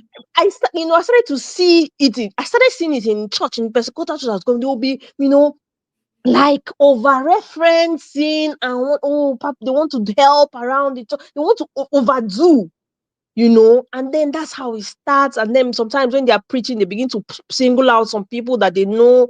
Because Okay, choose closer. See the link. it's a lot. It's a lot that happens in church. It's a lot. I will not even lie that I'm glad that The truth is, it's not. I will not blame the church. People like to follow. That's why there's Ratel, all the VDM followers. That's why people exist. People like to be led. That's why there are people that are Emilocon followers. Look at politics. It's a lifestyle. It's not the church. Church not teach you how to be followed. Because you say you don't like church, there's somebody you're following online. judiciously. Look at big brother will come out. You go come say I be Tasha fan, I be Messi fan. Look at how they behave on Twitter. No, You that want to Tasha thing. follow. Do you even People love discuss to it? be led. They I love don't it. They worship that thing. Let me have know. somebody that I'm a fan of. Davido and Whiskey. If you see where Whiskey people they inside their one bedroom, they insult David. I'm like, come on, is it? It's not church. Now church teach you. Not be church teach you. That's why they can't leave. Because if we do not hold him accountable from within church, nothing will happen. Mona right anywhere. Nothing. This case will die. It will die a calm death. Calm death. Nothing will happen, because all we are fighting for are the people in his church. He's not your pastor, so it's not your business. If you don't listen to Chris OKAFOR, you're not directly affected, whether you like it or not. He's not your business. But if it comes to a situation whereby we as the body of Christ, we are concerned about the people that are under him, because we suspect that his hands are not fully clean. He has certain things that, of course, God is still working on all of us. But we want a situation whereby the people that God have entrusted in his hands, you understand, in the last days, God will ask you, these people that we entrust in your hand, what did you do with them? How did you lead them to Christ? Those are the people we are concerned about. You understand? Because for me, I don't listen to him, so nothing concerns me. I'm only concerned because as the body of Christ, I don't want him to be there spoiling our name. Do you understand? Yeah, welcome, Sue. Hi, I say, how are you? Fine, no. Okay, so this is my take on. First, this is crazy, but I wanted to say something before I give my point. This thing that's happening in Nigeria and around the world with pastors being exposed this year, this is just the beginning. 2026 will be even worse. It will be shocking more than what we are seeing this year. And but the word of God said why people are getting deceived and all of that is because they don't know what the Bible says. People don't study the word of God. They prefer to listen to what my pastor said rather than knowing God for themselves and opening the word of God and reading the word of God. The Bible said a lack of knowledge, people perish for lack of knowledge. A lot of people don't know what the word of God says. And so they're easily prone to being deceived. They're easily prone to being, taken advantage of by some of these so-called pastors or men of God. In addition to that, we're in the end times, and God said that the judgment of God will come for the house of God first. He said, woe unto those that lead my sheep astray. These things, though we do not like it, but it has to happen because God is separating the true believers from the fake ones. And this is just the beginning. By next year, more things will happen. And I don't know why I'm saying it, but in my spirit, I feel that more things will come out that we don't even understand. There's a lot of people who call themselves Christians, but their religion, they follow religion. They don't have relationship. Relationship with God looks different than you following religion. And that's what most people don't have, is that relationship. Because when you have that relationship with Christ and you know the word of God, when you spot the fake person, discernment of the Holy Spirit will tell you there's something wrong with this person, there's something not right with this person, and you will walk away. It's a sad thing, but it's happening all around the world, and people putting these men of God or whatever women of God on pedestals, and the things that they're doing, it doesn't align. A lot of things people are doing in church is not biblical. But because we're so used to seeing it, people think that it's okay that we can continue doing it. But God will continue to expose this and continue to, all of them from Jeremiah to Chris Kaffer, whatever his name is, God will keep exposing them one by one. In Jesus' name. Amen. Oh, amen. Amen. Amen. Me, I like the fact that judgment is starting from the church. I'm going to be very honest with you people. I like the fact that it's starting from the church. If we don't cleanse from within, it will not stop. There used to be a time, and I always say it, I know that it sounds weird. There used to be a time that people were scared of doing bad things because as you do and come, you, the choir master and the choir mistress that went to sleep outside, they will carry the two of you. One person will serve punishment. The other person's punishment might be to be washing toilet. The other person will be, the two of you will come first to church and you will leave last. You will be the people that will come, you will clean, you will do, like, I used to remember those days. What happened? What happened? We are using the grace of God, which is perfect and is beautiful and is here for us, to now dodge certain responsibilities. We have responsibilities. We have responsibilities as fellow Christians. Look around, look at your brother, look at your sister. Be your brother's keeper. Does it stop with just the word of God? Like, let's read it. Then when it comes to implementing brother's keeper, we cannot. We cannot. We are chasing miracles. We are chasing different things. We are chasing, like, even inside the house of God, so much competition. People are competing with hair, competing with car, competing. A guy came and complained that a church in Lagos, if you drive a certain car, they will not allow you park in front because they want certain cars in front, as if in a club. Who told the people in what they call crowd control that nonsense was biblical? That Toyota Corolla should not park in front, that the front is for all those their church members that have Rolls Royce and Lamborghinis and the rest of it. Is this a car exhibition? Is it car exhibition? The house of the Lord became so carnal. We are now looking for clothes. You know, you see the way you dress, you see the way you do not dress. Became so carnal. A normal person that sings, has a good voice, cannot join choir. Because now so cloth on they buy. Nobody wants to wear black and white. Every day on they change uniform, 5,000 uniform. New things. Every single day, new things. It's weird, though. It's weird. A poor person cannot be in choir again now. Some choir now, so then go change, even to shoe. So, okay, this Sunday, all of us our shoe, cock shoe now, white cock shoe. What does that even mean? Some people have the voice, they want to serve God in this department, but they look at it and it's almost like they have used classism to remove them. Classism in the house of God. That's not right. Guys, let me know your thoughts in the comment section. That's not right. I strongly hope that somehow there becomes judgment within the house of God, because if anybody is waiting for Christ to receive judgment of any sort from government side, I don't think that will work. I don't think that will work unless the children are ready to testify in courts. Yeah, that's the thing. You're not ready to testify in court. All this one is the one to bluff face. Social media. You're not ready to come to the stand. Forget it. With your evidence, forget it. Yeah. Do you get? Yeah. It's not social media sensationalism. That's the thing. And every other thing, it will now look like. Do we even know how we are endangering the life of the children also? Yeah. Before we get to this point, we need to have done, you know, when somebody has done like 50 cents, you have gathered all your evidence over years. Person go say you never get them.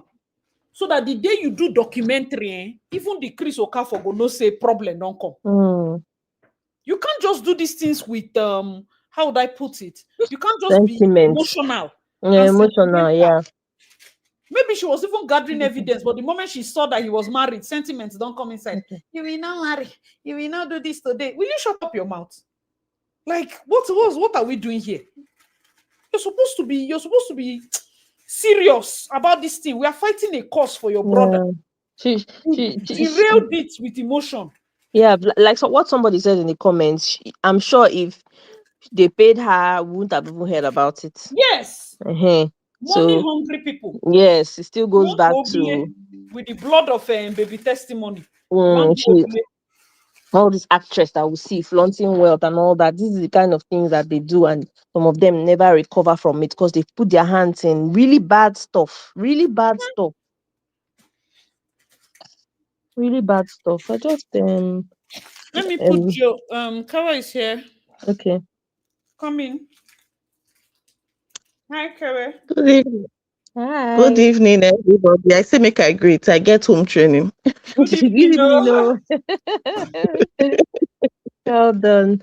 By then, you know, when this Chris OKAFOR and Doris OGALA thing came out, I first go Google who the Chris OKAFOR be, because as much as I'm a Christian and I'm very born again, they get some kind pastors and I never even hear their name once. Not because I have anything against them, but I definitely say people who fall for this whole pastor scam, now people when they work out, they find miracle. Because I don't know why you think that you are a grandchild to God and one pastor is I know that there are mantles on top of people's head, and sometimes people, you have to honor who honor you're supposed to be giving. I understand that. But when you even look at the setting, when I can't go look the name of the church, it's one Pentecostal Fire Ministry, one thing. I was like, who in this 2025, who even attends those kind of churches where they are killing demon from January to December? Now demon they kill. Demonic altar. There is no proper teaching. There is no proper growth. there's no proper discipleship in the church. Like any church now, when they are not even preaching the word of God, they are not teaching you how to grow. Discipleship. I don't know what they do for them, because I'm more concerned. The truth is, you know how the Bible says, seek ye first the kingdom of God and every other thing. Sorry for people who know be Christian. Me, I'm talking from my own Christian perspective. Seek ye first the kingdom of God, and every other thing will be added unto you. Anything we're not concerned in kingdom of God, I know they do. At some point in my life, there was one church my mother-in-law carried me to, because me, I'm fair, I be Oyibo, I get cat eye. The moment I enter inside the church, the owner of the ministry say, who is that woman that is standing behind you? There's one woman that is standing behind you. First, my mother-in-law first pinch me because she knows the kind of person when I be.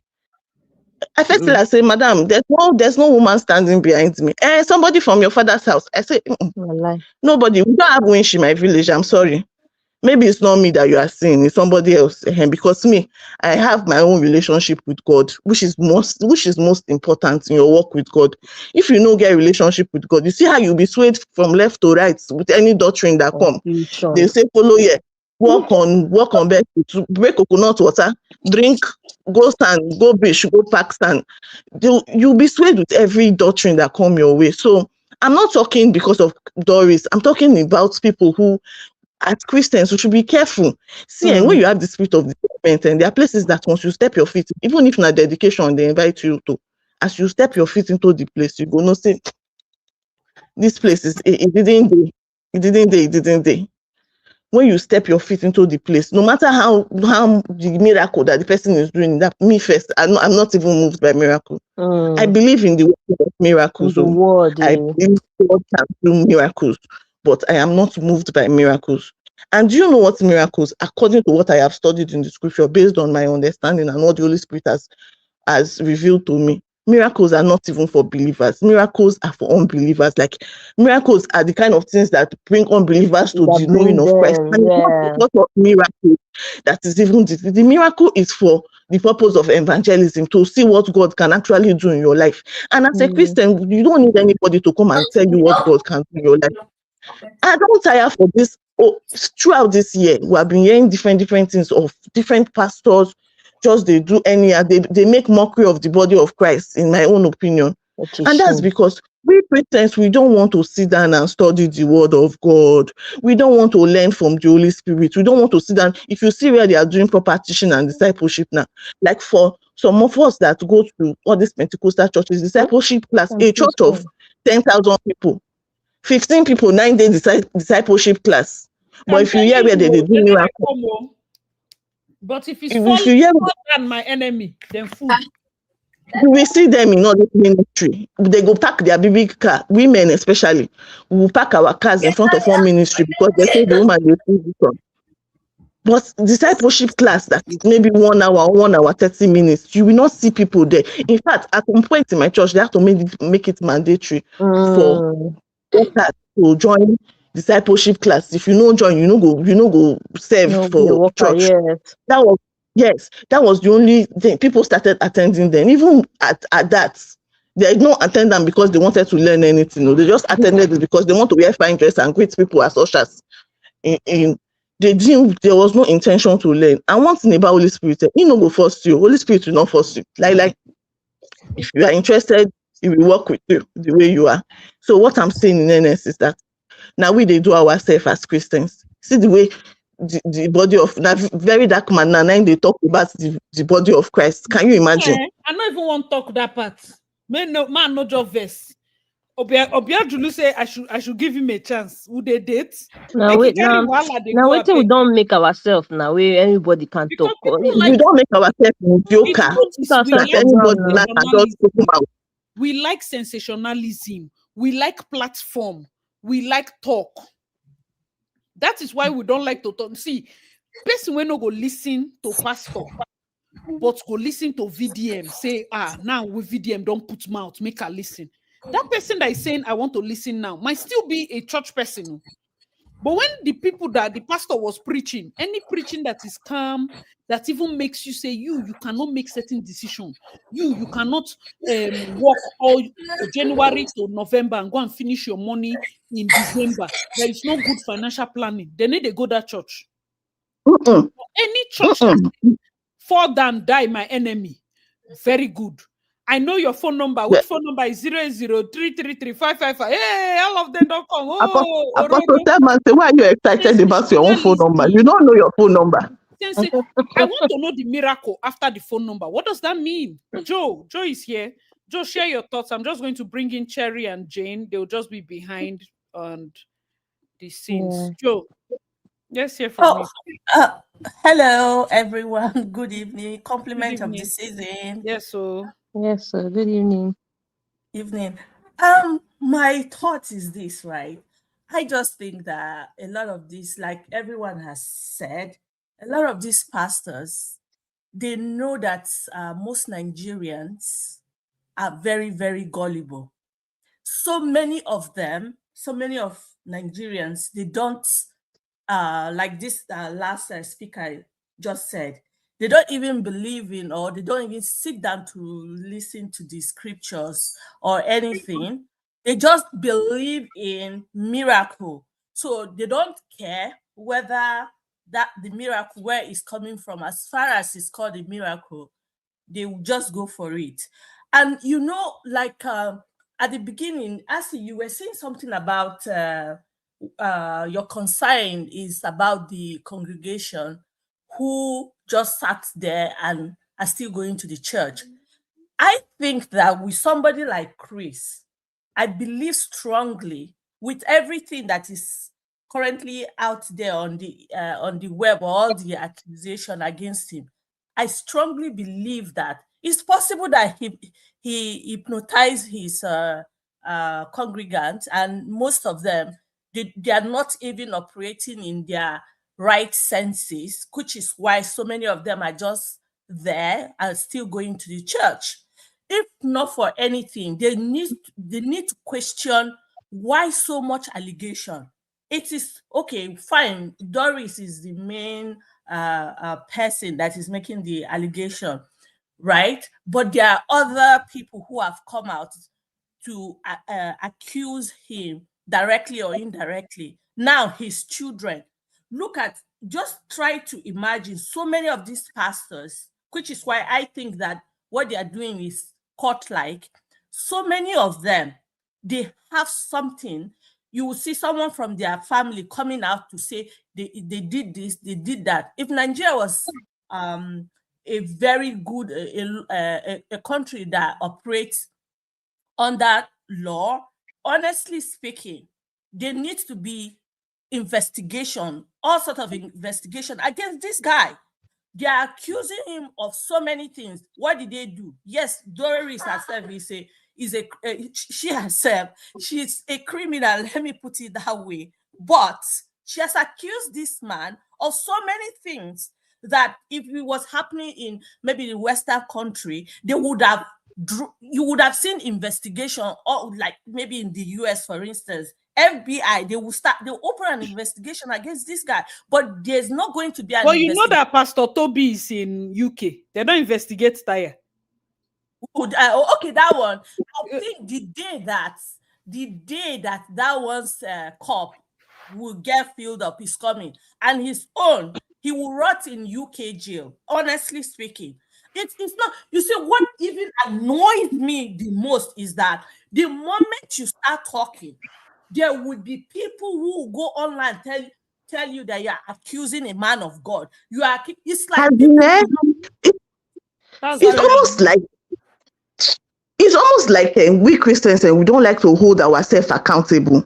Like at all, everything is a fight. Exactly. It is because we ourselves, we are not accountable people. We are not honest. We are not accountable. Just yesterday, I was discussing something entirely different from my husband sent me a video of there's this video of a guy, though they say it happened in Ghana, that was messing with this red oil, and they were warning people, including those in diaspora, that you should be careful the kind of oil you buy. And I responded to my husband saying that sometimes we keep there are some of us who what's it called, accuse our government of being corrupt and lawless and all of that. But the problem is not just our government, it's we ourselves, because who is the government, right? And the same thing applies to this issue with these pastors. Okay, tell me, from January this year to now, December, how many pastors have been in the news with all sorts of bad publication about them? Has Khan, that stupid Khan that went after Ini Edo recently, what have they done? Have they called the body of the church that they represent to say, okay, what is going on? There is no accountability either from we, the ordinary folks out there, to the middleman, to the pastors, to the government. Everywhere corruption is just stinking everywhere. I just believe that, though, all this said, Doris herself, she's not innocent. I think as he said at the beginning of this stream, that it could be the blood of her brother that is tormenting her. And I strongly believe, based on what she said, that shortly 2 weeks or a few days before her brother Kapai, that she had a dream, and what happened occurred in the dream. Okay, so it seems like if you're I remember the dream that they shot a gun. The brother came in front of yes, her. it was meant for her. It was meant for her. Yes, so the brother came, and like if you watch out this movie, the brother stood in front, and this thing met him on the chest or something like that, and then because but they eventually arrested her. Look at all the events happening since then, isn't it? Even though it didn't happen at the particular time, but look at it. So everything is spiritual. Doris, for one, if you look at her, she's not in her right senses, to be honest. She's not acting. I think she's under attack. She might know it or she might not know it, okay? And two, I feel that she should just like walk away or run to somewhere that she can protect herself, because she's not safe, because nobody, yes, VDM or whatever, and everyone will go there to help her, but I don't think she's safe. And I think that as we enter 2026, Nigerians should please open their eyes. It's written in the Bible that the last days you will see fake men of God who will use the name of Jesus to lure ordinary people, and it's happening under our eyes. And if you go online, you will see all these people that they will tell you, how dare you raise your voice, or how dare you accuse a man of God. Does anything that they do look like what men of God do?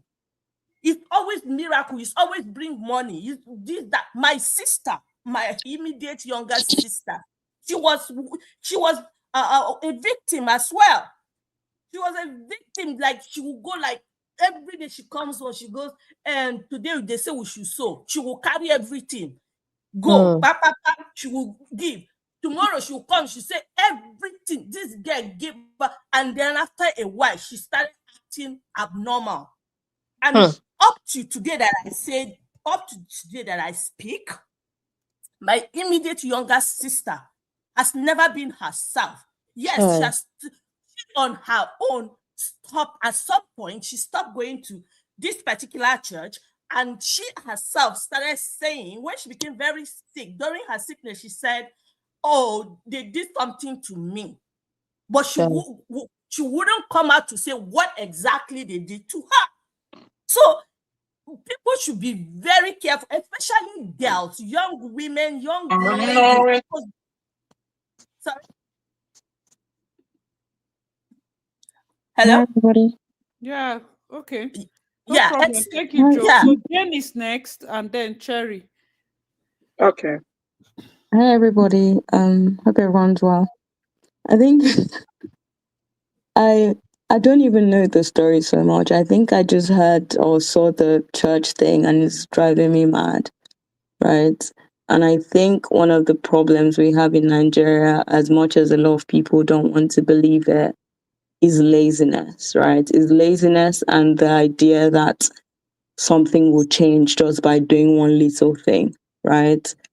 The pastor worshiping is literally miracle, right? It's the same way why every day people are coming out crying about Ponzi schemes.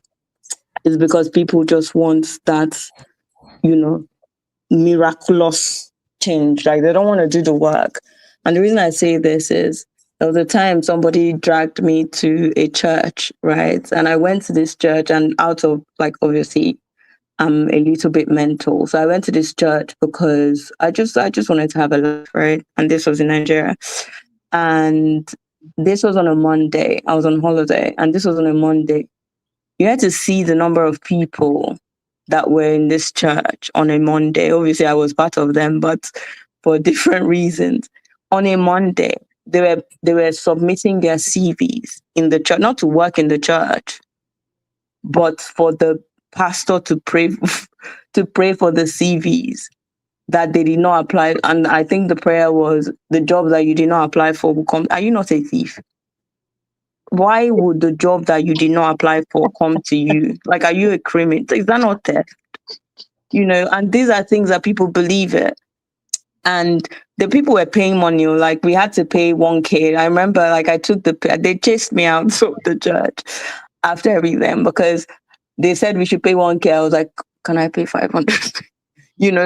Pay 1,000 naira.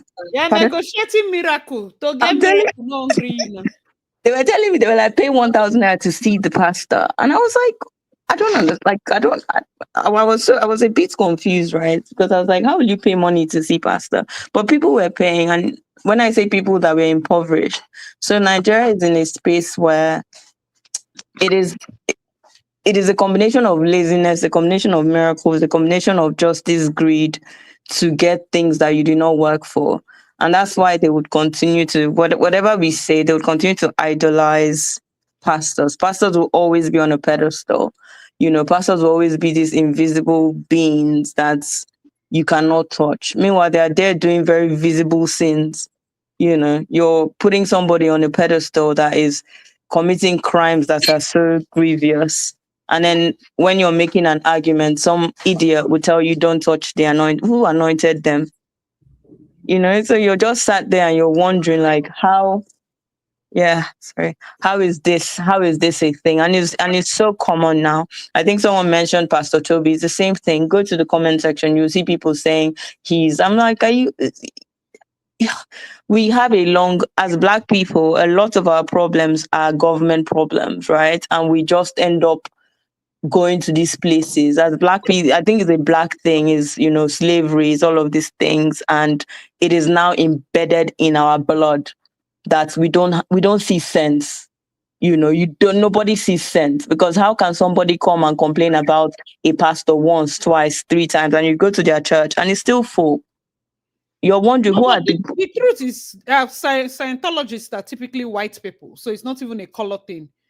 Like, it's a proper mental illness where everybody that has Google in 2025 doesn't know that it's a fun. People like bandwagon mentality. That's why I say it's beyond the church. There are people that are core followers of a particular thing. They can people just like blindly to follow something. They did an experiment about people in India and how easy it is for them to worship something. So somebody came out of the train station and tapped on a pillar 2 times and tapped on his forehead. In 30 minutes, everybody was doing the same thing. Because that's how easy an idol has been formed. They're like, why are you doing it? Nobody asked. Everybody just saw that the second person, the third person go, they tap on the pillar, tap on their forehead, and they just walk. But it was just an experiment to show you that people will follow anything. Whether it's a musician. Have you seen Taylor Swift fans? Have you seen Taylor Swift fans? That one pass Ogbonio. That is it. Like, I'm telling you that people have mental illness and they don't like to think deep like that. I'm not against anybody liking or following a concept, But when you are in that concept, Blindly. you don't feel like you are following it blindly. Because if you tell them now, I'm sure say like maybe call Wizkid fans them are laughing at Chris Okafor's church members. But you are on every TikTok and Twitter page insulting anybody that say, oh, they like Burna Boy or Davido or this. No, you say follow for waiting with the talk. Have you seen the call VDM fans have been at Rattels? If you see how it's crazy. It's great. That is when people get to the point where they can't form their own concept. That's why even for me, That's it. I think that's another foundational problem. It's a problem. Those It's follow not a people church like problem. I don't understand. We like to follow something. If you see where people follow, even cults, the idea of cultism, this person they are following that they call their point one, they don't want to know who you are. You dare not come near. It's something in them that says this person is who to follow now. And then when it's no longer this person, is this other person. The ability to know that we're following a concept is something that should be studied. Yeah. And then now add the fact that these people think they are getting anointing. She made an example. Say, you will get a job that you didn't work for. Now, personally, I know somebody that got contacted on LinkedIn for a job she didn't apply for.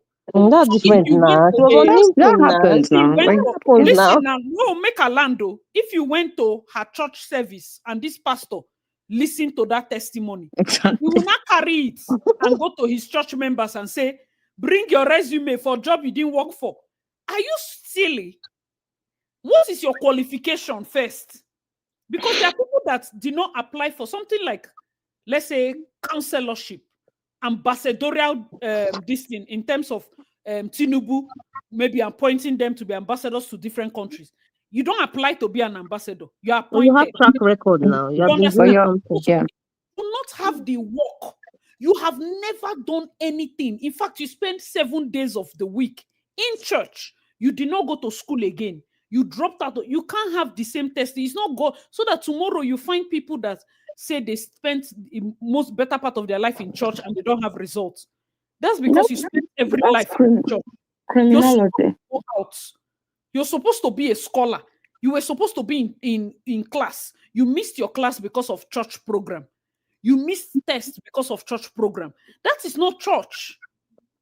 Back then, when we were in church, there were certain times that me personally, as I'm here talking to you, there have been classes, or will I say tests that I've missed.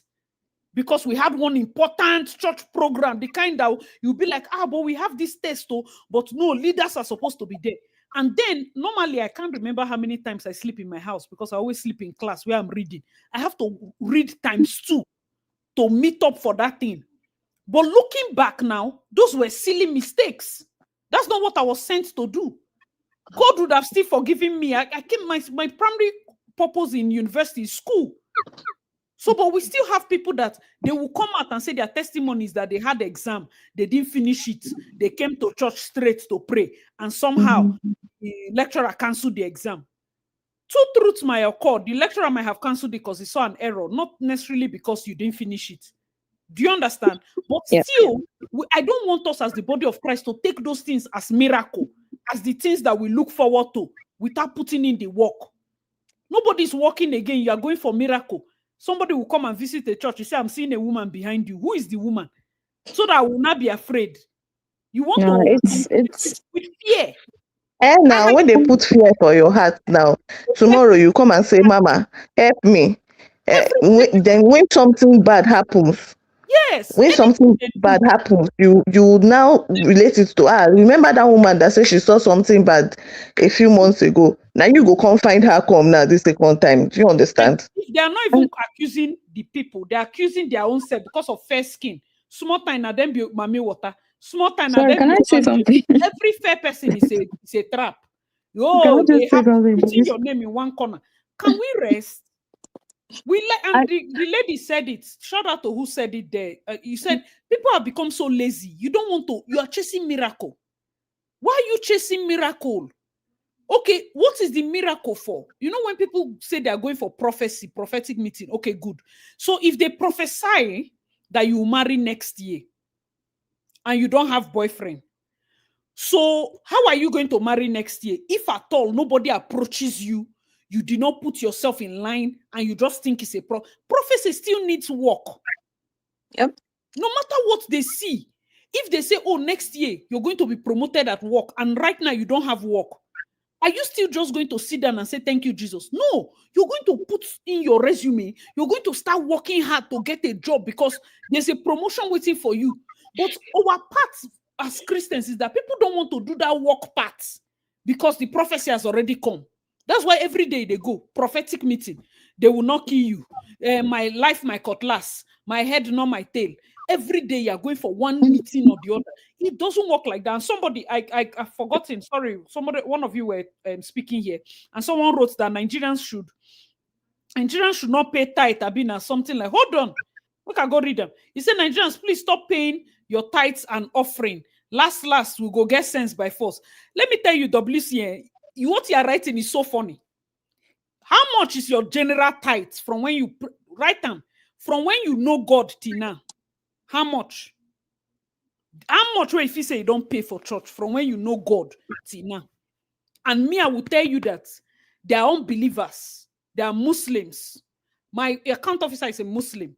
I have another account officer that will tell you for free. There are people that have the kind of job, the kind of companies that it's almost like a dream, that are paying pastors. The pastors don't even know them. He said one particular guy, he just went, he didn't, his last card, he bought all these, these posters that they do that have hook, where they will put different men of God, their face.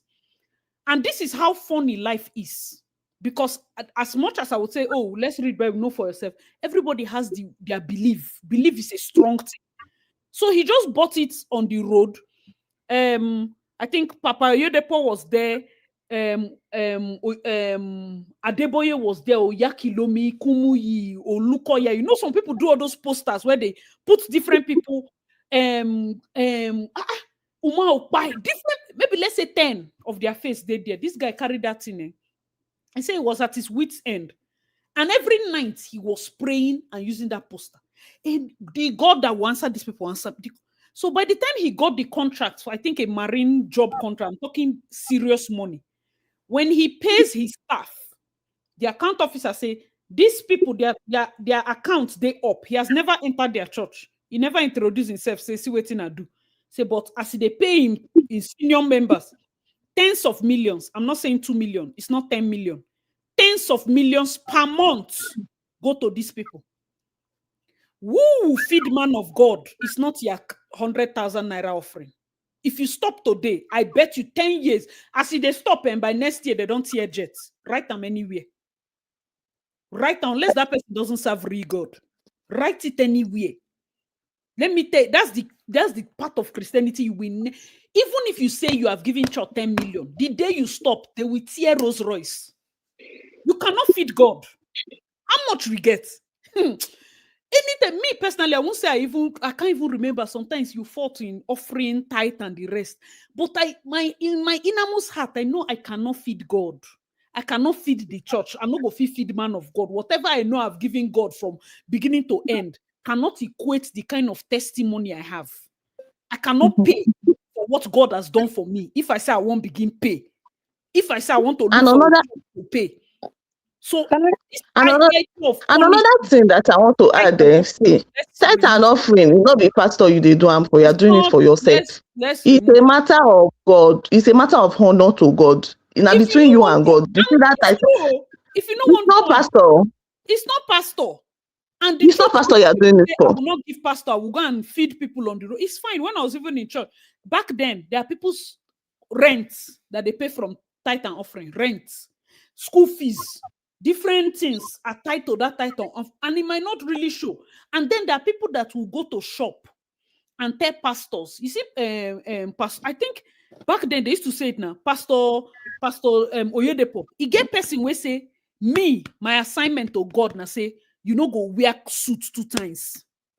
From head to toe, you will not wear suit 2 times. That's my assignment to God. So the person say, and amigo, they buy him.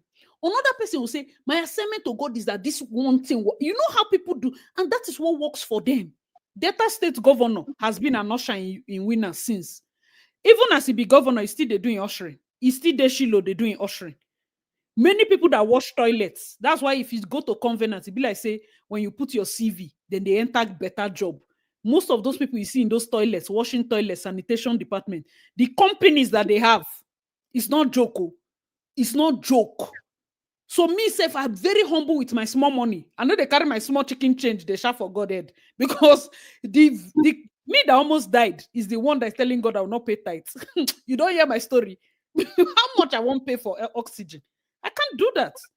I know that if I give God wholeheartedly, even if the pastor saying want chop my money, it's his own. Do you know what I prayed on that money? I prayed my pain under my seed. I prayed my tears on the seed. That's why I say Doris, where they chop for 40 million. You are eating people's tears and pains. You think you are doing pastor. You think you are doing congregation. Somebody has cried into a money you are going to eat because you are dating a pastor, saying now your boyfriend. You are laying, the curses will follow you. I pray all the debt and whatever in my family into this money. God, I beg, let it not happen again. And sow seed, you went to eat it. That's the thing. So me, don't be afraid of the thing behind the scenes. You understand? Don't allow devil to use that one to hold your money, because the same person will go say, no, give church this, you go the tear bottle for club. Who you give that one? Who you give the club money? If you not pay that one, you do speed, what they call parking ticket or speeding ticket. You pay government. Who you pay that one? You will still, the money will leave your hand one way or the other. You buy t-shirts, you buy this one. It will leave your hand, you know? See, I wanted to just say something just quickly, you guys. Sorry. I think you said a couple of things, right? And I put it in my head. And one of the things you said was I think people follow blindly, or people, like, there's this herd mentality. And what I wanted to answer to that is everybody has their driving force, right? Your driving force to who you follow. People that have eaten very well that will go and be fighting for Taylor Swift tickets, right?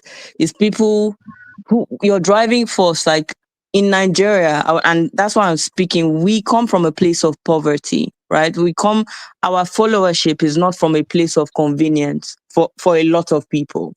And sometimes I'm like, I wish people followed God from a place of convenience, from a place of wholeheartedness, right? I'm a Christian. I follow God because I want to. I follow God because I know He's true. Nobody in there, according to my mom, no one born of a woman would ever take me away from my thought process, right? Because I follow Him in the way that I understand. And then back to what you're saying now is like, people that is the same thing. Like, I don't know who watched Squid Game, right? It's the same thing. Like, when you see overly rich people, they don't know what to do with their money. They have to start something. They have to do something. People have their driving force. Now, where you are depends on how that force is. It's just like when things happen, people say, oh, that's Oyibo people problem, but that is their own force, right? Or, oh, that's a white man thing. Or, I don't want to go skydiving because it's not my thing, but you want to go to the and chase masquerade. Do you understand what I mean? So it's like, we all have our driving forces. And unfortunately, in Nigeria, the reason why we're so blind with everything that we do is that the force is poverty. If the government solved a lot of our problems, if we had a benefit system, you will realize that a lot of Nigerians will become atheists. A lot of people would not follow. In fact, when people travel abroad, ask them when last they went to church. Most of them haven't been to church. Oh, they are going to work. They're taking shifts. They are doing all of these things because they found something that has answered that need that they were searching for. So the hope that I keep saying is like, we get to a point where we follow, because following God from a place of convenience is the most beautiful thing that you would ever find, right? Because you're not following Him because you're looking for Him to punish one devil every afternoon. You're not following Him because you're looking for Him to kill your enemy. You're following Him because, okay, I want to learn more. I want to understand you more. I want to, I'm enjoying this path I'm on. You're showing me miracles. And then back to what you were saying about tithing. I always say to people, I'm like, learn God by yourself. These people that, Papa, I'm sorry, yeah. Some people pray in the name of Papa. If that's your thing, fine. But don't come on, like, just follow God in your own understanding. And that's the fight I have with a lot of Nigerians. There's this head mentality, there's this miracle chasing, there's this thing. I think you said something about somebody is chasing you. Why did you go for prophecy? You were on your own. You are looking for who will pursue you. In the somebody is chasing who. Some people just go and look for prophecy just because, I broke up with my boyfriend last week, therefore it's not normal. Your character might be disgusting. That's why you broke up. No devil is chasing you. I've heard this thing so many times. Somebody even said it on this call. Something is wrong with her. Maybe something is not wrong. Maybe it's not evil spirit. Maybe she's just a stupid person, Yeah, right? I'm looking at, yeah, Sometimes stupidity can be a reason. It's not like sometimes we just go and look for problems where they are not. I'm very spiritual. I believe in all these things, but sometimes people can just be wicked. People can just be, nobody is following you from your village. There's no fair auntie at your back. There's no, sometimes you're just, go and change your bad character. You're just a badly behaved human being. It's not because your friends are not evil to you because they chased you from your friends might be bad to you because you have bad character. We just need to start having a little bit of self-awareness, self-reflection. Half our problems will be solved. You will not be paying, these statements of tithes will not even be a thing because you will not be paying people with this expectation. You will give God, like you said, the guy that is giving. Someone might hear what he's giving and they will be like, oh my God. But he's very comfortable giving that because that is the covenant and relationship he has built.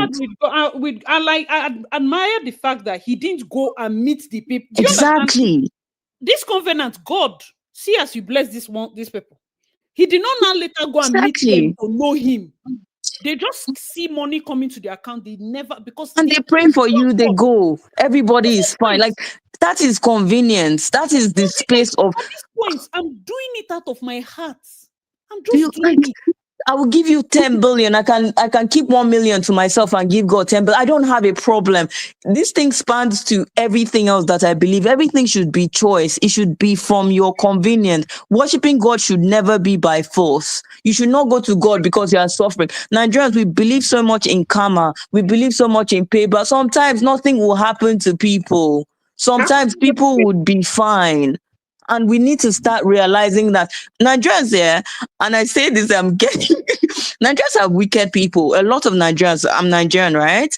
And sometimes we do things like I remember I was driving somewhere sometime and this was when I was in Nigeria and I got into a space and this guy was nice to the security guards, right? And I was like, oh my God, yeah, because for me, service is beautiful. And the statement he made, and I was so disgusted by it. He was like, I don't really care for these people, but who knows tomorrow? Tomorrow he might be the one to let me in. I said, tomorrow is Tuesday.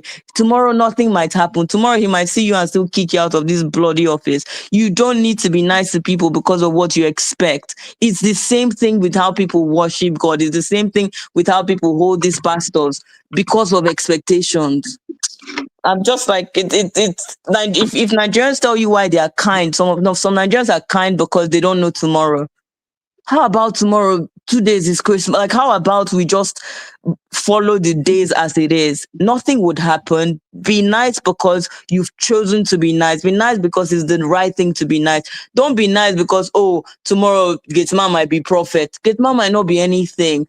Prophet might die tomorrow. Prophet's curses will not happen. We are so miracle focused. We are so tomorrow is this. We are so that we just end up fooling ourselves and just entering problems that we did not plan to enter. That's my TED talk complete. It's so annoying. All right, thank you. Sorry, let's hear from you. Yeah, it's been an interesting evening. I say, well done, well done. You're doing very, very, very Thank well. you so much. Yeah. So with this issue of Doris and Chris going on, honestly, I'm looking at it from two different perspectives. It's either Doris is an accomplice or that she's got serious mental health problem.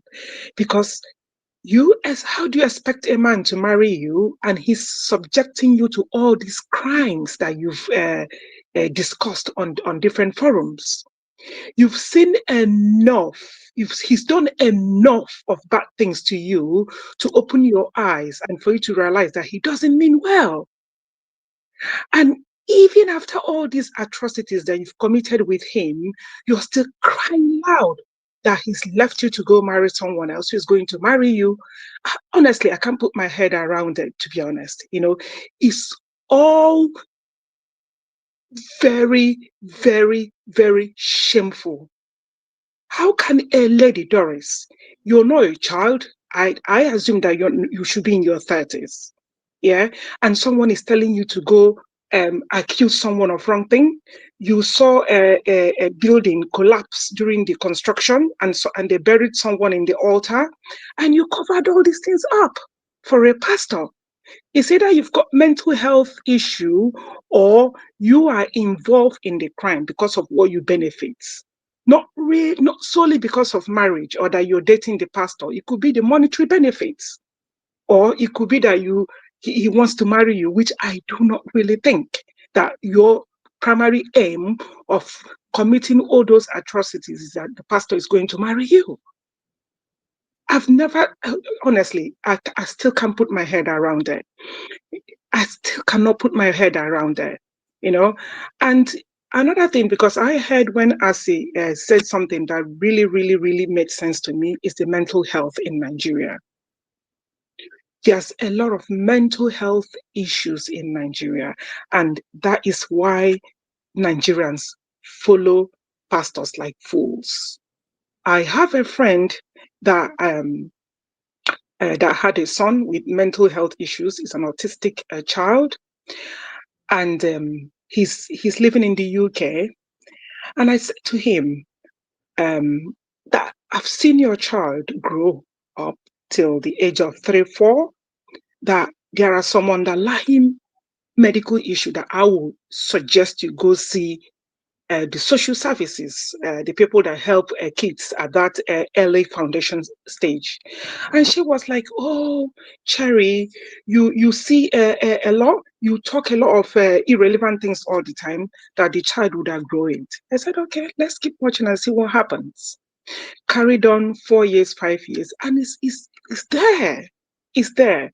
And I said to her, if you let the system intervene early, probably that will help your child with developmental stages, like learning how to write, how to talk, how to communicate. And come last year, she started following a man of God. I think it was Ebuka or something like that in Nigeria. He was flying back and forth to Nigeria with his son, seeking for miracle, looking for solution to his son's health.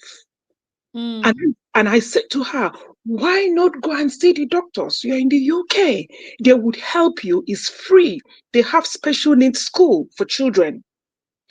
Had it been that you started when this child was like a year or 2 years, perhaps he might be talking now. He might be able to relate with other kids because he's entitled to free education, a special need education. And now you are now taking him back and forth to Nigeria for a miracle to happen, to the extent that she left his son with her sister in Nigeria that lives in Lagos, so that they will be taking his son to Pastor Ebuka very often. Come 2 weeks ago, for the festive season, the son returned back to the UK. To see him, I say, he lost a lot of weight. The autistic syndrome that he was displaying tripled the symptoms, like triple times of how he was before he went back to Nigeria. So how do you explain that? And even the mom herself has got, in my own opinion, has got underlying mental health issues as well. It may not be evident for you to see, but if you see the way she reasons sometimes, then you could tell, okay, there's something there. And some of these problems can be tackled with medication. I know a lot of people that are depressed. They take antidepressant medication and they cope well. That is the difference between the Western world and most of the African countries, especially Nigerians. Everything will link it to spirit. I could remember growing up at boarding school. There's quite a few handful of girls that they will say, oh, that person is, they call it possessed by evil spirit or banje or something like that. Now that we're in our adulthood, most of them have got mental health issues. we come up on our forums, they will say, oh, this person is now on the street begging money. So I think we need a reality check. We Nigerians, we really, really need a reality check. We need to create more awareness of mental health issue, and we need to create more awareness on people to know that all that guilt us is not gold. Yeah. That's very, very Poverty, good point. po- Very good point. poverty is there. Mental health is not be small. So Yeah. what is she doing now for the child? I think at this point now, I think she has her eyes. She's opened a little bit now, and the last time I had conversation with her, she said to me she's not gonna send him back to Nigeria because it's now 4+. I said to her, it's still early days. Go enroll him in school, special school near you. Get the can't remember what they call it here in the UK. The people that look after special needs children. Is it the social workers? Social workers, Yeah, yeah. yeah, yeah. Yeah. You get them involved. You will benefit a lot. You'll be surprised with the benefit you will get from them. You'll be shocked with the benefits that you would get from them. From social care needs, housing. If the special needs school, if you haven't got any close to where you live, they would help you get a place that has got mental health school for your child. It is your child's he's entitled to it. This thing she's saying is not it's not something that is an isolated case. Yeah. Because I feel like for us as Nigerians, it's not I won't even say us as Nigerians because it happens to a lot of people. Do you understand? Most times as Nigerians, it's easy for us to say Nigerians this or Nigerians that. But if you hear probably what is going on in other countries, you know that it's not like God caused only our side. It happens to a lot of us, and it's just that we are exposed to ourselves. Now, if you see a child exhibiting some things and you don't have the education, many people are already, even as this our big 2025, they don't see CS as a path to delivery till now. Caesarean section is still frowned upon. Talk more of admitting that your child probably has autism. It's still frowned upon. Now, telling somebody early, the truth is, as mothers, whether you like it or not, many of you, your head is not correct. You dodge it. I used to say, there are things I would do, even at this my big age. I'll be like, are you sure I'm not on this spectrum? Because I like my things in certain orders, and it flips me if you flip it. And there are certain things that we know that you grow into having, and then when you begin to see those traits, maybe I tell Micah to probably go and sleep, and before he goes to sleep, he lines up all his toys, and I just start laughing. I'm like, this is such a me thing to do, but also, is it a way that me have gone to pass it? I need to also be sure. You have to be an intentional parent. If somebody tells you check your child or something, for me, I stay in Canada. I would much prefer. There are certain homes and childcare centers in Nigeria. I prefer the ones there. Personal opinion. I'm not even of the opinion that they should be sent here, because I believe that here they kind of manage the situation. Earlier, when I was even worried about my son not talking early, I took him home. This was 2 years. So anybody that kept chat to 4 years, I don't know what you're doing, because by 2, I'm a talk person. So I want my son to have sharp mouth, although he's very quiet. So I didn't know he was going to be a quiet child. I thought probably there was something wrong. And I had to take him. I was like, bro, you must talk. Oh. And then when they were like, oh, he needs to throw ball like this, he needs to blow like this, he needs to be patient about this. They started working. I said, please keep him. Let him do all the assignment. 3 months, the woman said, come and carry your child. He's okay. I said, no, there's no point. Keep him till September. We'll take him 1 year in school. It's as a mother, understand that it's not everything that when she's not pursuing you, you must be very, very, very intentional.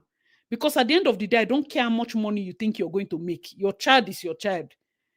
I did not carry him one day and say, okay, pastor, come and hear. This is not a pastoral thing. It's not like I didn't believe in God. I prayed because I wanted to be sure that if I thought there was something, let it not be that I use my own hand to not take him to go and be checked early.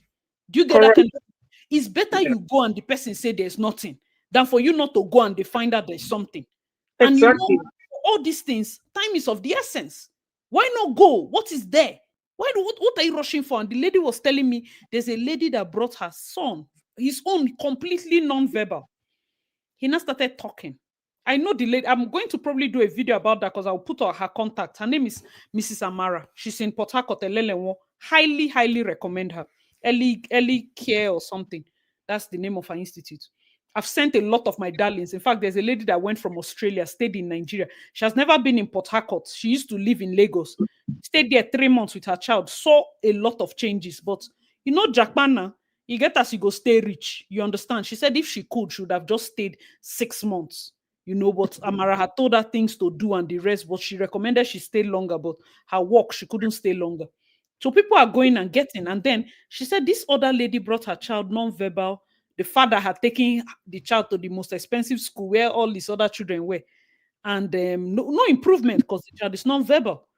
And then she started working on the child. The child started talking, you know, simple words and all of that. Next thing, the father pulled the child out. That you see, there's nothing wrong with the child. I beg, they should carry the child back. That right now, the child has gone straight back to non-verbal and there's nothing she can do again. Mm-hmm. Straight, that is, the mother has been crying and crying. She said there's really nothing she can do because not only is the child now non-verbal, the child is also stronger. She doesn't take any child over 8 or 6 or 9 because they fight the instructors. At that time, they are too strong. You can't hold them down. You can't tell them to sit. They don't listen to instructions. They fight, they bite, they hit. So those people, they can't work on them. And the mother has been crying and the father is now like, see your son. You know, they push it back to the mom. And the mom, I think she has always wanted the boy to come back, but she doesn't have her personal money. That's why women, please have your money. So that if you notice all these things, you will not be going to pastor for what you're supposed to bring out money and take the child for treatment. Because another thing a caller had said was poverty, which is not far-fetched. Because things that you're supposed to go to hospital for, you go to church for. Things that you're supposed to go to probably an institution for, you go to church for. There are many things you just feel like, let me save money and go to the house of God. Not because you believe, but because you just feel like it's a shortcut. It's not supposed to be so. It's not supposed to be so. You can be in the hospital and pray to God so that you get, you know, a positive result. That makes more sense. Go for the fibroid surgery. It's possible that when you come to the house of God, it will melt. Very possible. But for some people, you need to go to the surgery. The miracle is the fact that you will have a successful surgery. That's the miracle. So everybody cannot come and say they are lining up for pastor. It's not everything that is spiritual. You need to, like a pregnant woman saying, I must give birth as a Hebrew woman. I don't get it. People have died a lot. A lot of your pelvis is small until you cannot push a child. It's either you break your hips or you suffocate the child or one thing or the other. At the end of the day, children are born, they are born sleeping. Stillbirths, suffocated children. Sometimes even mothers have gone through hell and they will still cut you. Tomorrow you say it's God that does not like you. No. There are people that even till now, somebody wrote even IVF. It's true. They don't even see that one as miracle. You think it's easy? If somebody did a testimony, 11 failed IVF. You think IVF is easy? Go and do it now. Go run them. Go run them. You say that IVF baby is not baby. Wonderful. You just lie down, hang leg for window, collect pregnancy. Somebody paid 2 million. 2 million for guesswork. That person, no designer baby. As they say IVF children, designers, Louis. Well selected. Louis Vuitton children, name be that. Louis, because they took cost. And this one is not that it happened the first time. So 2 million. Before the child, sorry for the parents. So, okay, man, just pity these 2 people. You don't do. And then inside that one that finally survived, maybe not 3 them put inside, though. 1 9 pity them, say, it's okay, let me just stay. You are not too short. You just... Those are the ones people say are not children. Somebody got pregnant in non-computer building. Then the one that did 10 IVF is not are you serious? Do you know that doctors don't even allow people that did IVF to push? Because of how fragile. Now designers you carry, we don't even get strength to wait for 10 cm dilated. 36 weeks, come could cut you, carry this speaking come outside. We don't want to hear. They don't want the child to stress, to go through anything stress. So those children, pet them all because they suffer the pain. Then if you look at life like that, you will see that you're more accommodating. You are more accommodating, exactly. Yeah. You're more You know, accommodating. yeah. You see those children, you're more accommodating. Does it not make more sense? Instead of you to raise your nose for them, somebody just like that inside motor, before you know, picking don't come outside, compared to the one that had to have 2 surgeons, theater, anesthesiologist, ping, ping, ping, different equipment. Now you say CS no be delivery. People are going to church because they told them they will give birth via CS. You are going for prophecy. That is why Chris Okafor them are seeing food to eat. Exactly. Something that is a simple problem. Why are you going there? What I don't understand. Pastor, please pray for me. Then this one will happen. Is the mentality of enslavement or whatever. Look at this other pastor, the Ghanaian pastor, something Noah Ebo Noah or something. He told his congregation that come 25th of 2025, that the world was going to is going to end, because we are not yet on the 25th yet. So the world is going to end, and that God had told him to build 8 ark, just like Noah's ark, 8 of them, so that when God punishes the world with flood again, they will be able to repopulate using the based on the 8 ark and all of that. Guess what? His congregation, they all sold their belongings and gave him the money. They sold it. This is 2025. I'm waiting for the 25th of December to see what will happen with and I bet you the congregation, they are going to go like, oh well, maybe God answered their prayers. This is how stupid. I don't even know what word to use right now to describe these people. And They if you check sold down, he's the everything. one that went to the back to buy it. Mm-hmm. He's the one that went to the back to buy it.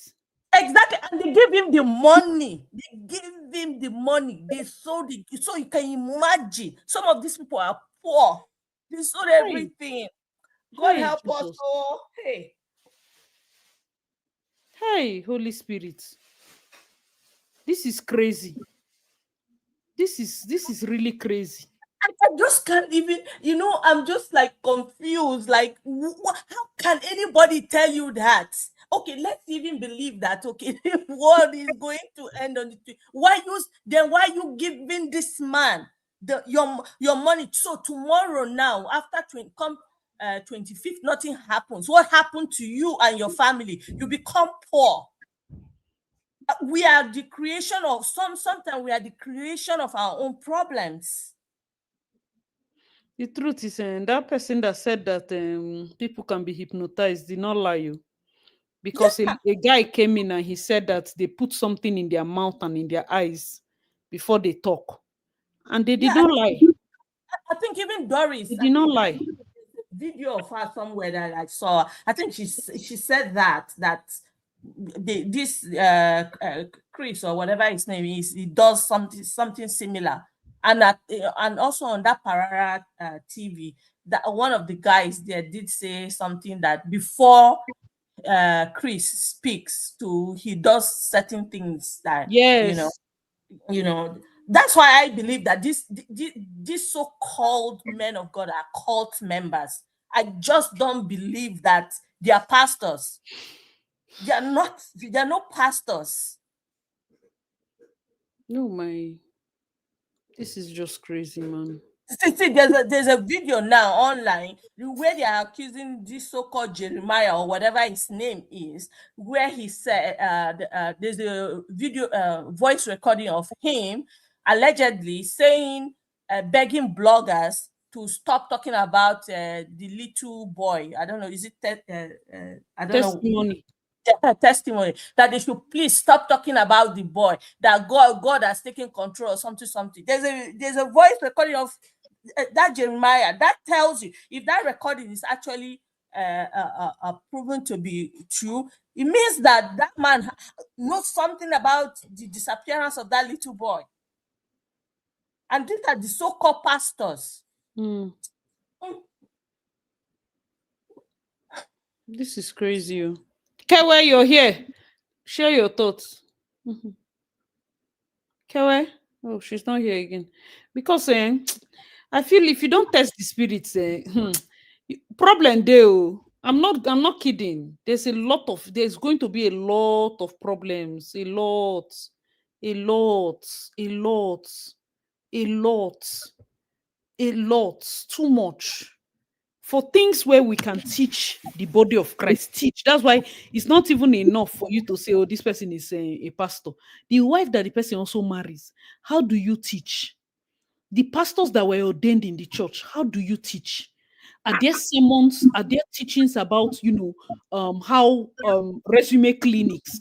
Are there places where people come in and talk about insurance so that a pastor is not working till death? Because there are occurrences that have happened where pastors do not take care of their health for where then they be pastor. God can call you and you don't take care of your health. You have to have church people, where you tell them that, see, as a matter of compulsion, you must force them that they must take their vitamins, make sure they rest, make sure they go on trips, make sure that their own homes are not neglected. Man of God, you need to take care of your But own you see, home. you see, most of these churches right now, the way I see it is that most of them attract people that are like the head of the church, like let's take Chris for instance, attracts people that are like him, because otherwise, like what you're just saying now, if there's somebody who is honest or who knows, okay, this pastor is supposed to be healthy, is supposed to be this and that, there should be people that of that thing. There should be people that will come in to call him to say, okay, this or that or that. The girl that he's married to now, let's take her for example. According to to Doris, the mother forced him to marry the girl because she was raped and pregnant for him, right? Okay, ask yourself this: which Tata Awo, which Nigeria is a cemetery? I know they talk like that for you. Stop it immediately. I beg, stop. which Nigeria parent or which normal human being who we know, because according to what Doris said, this girl's mother has been working in that church for a long time, which means that she knows a lot of all those bad things about the pastor, but yet she insisted, let's say if what Doris said is true, right, that her daughter must go ahead and marry this man because he RAPE the girl. Isn't that a problem? You know this man is bad, but yet you want your daughter. It's because you are in on whatever is going on in that church.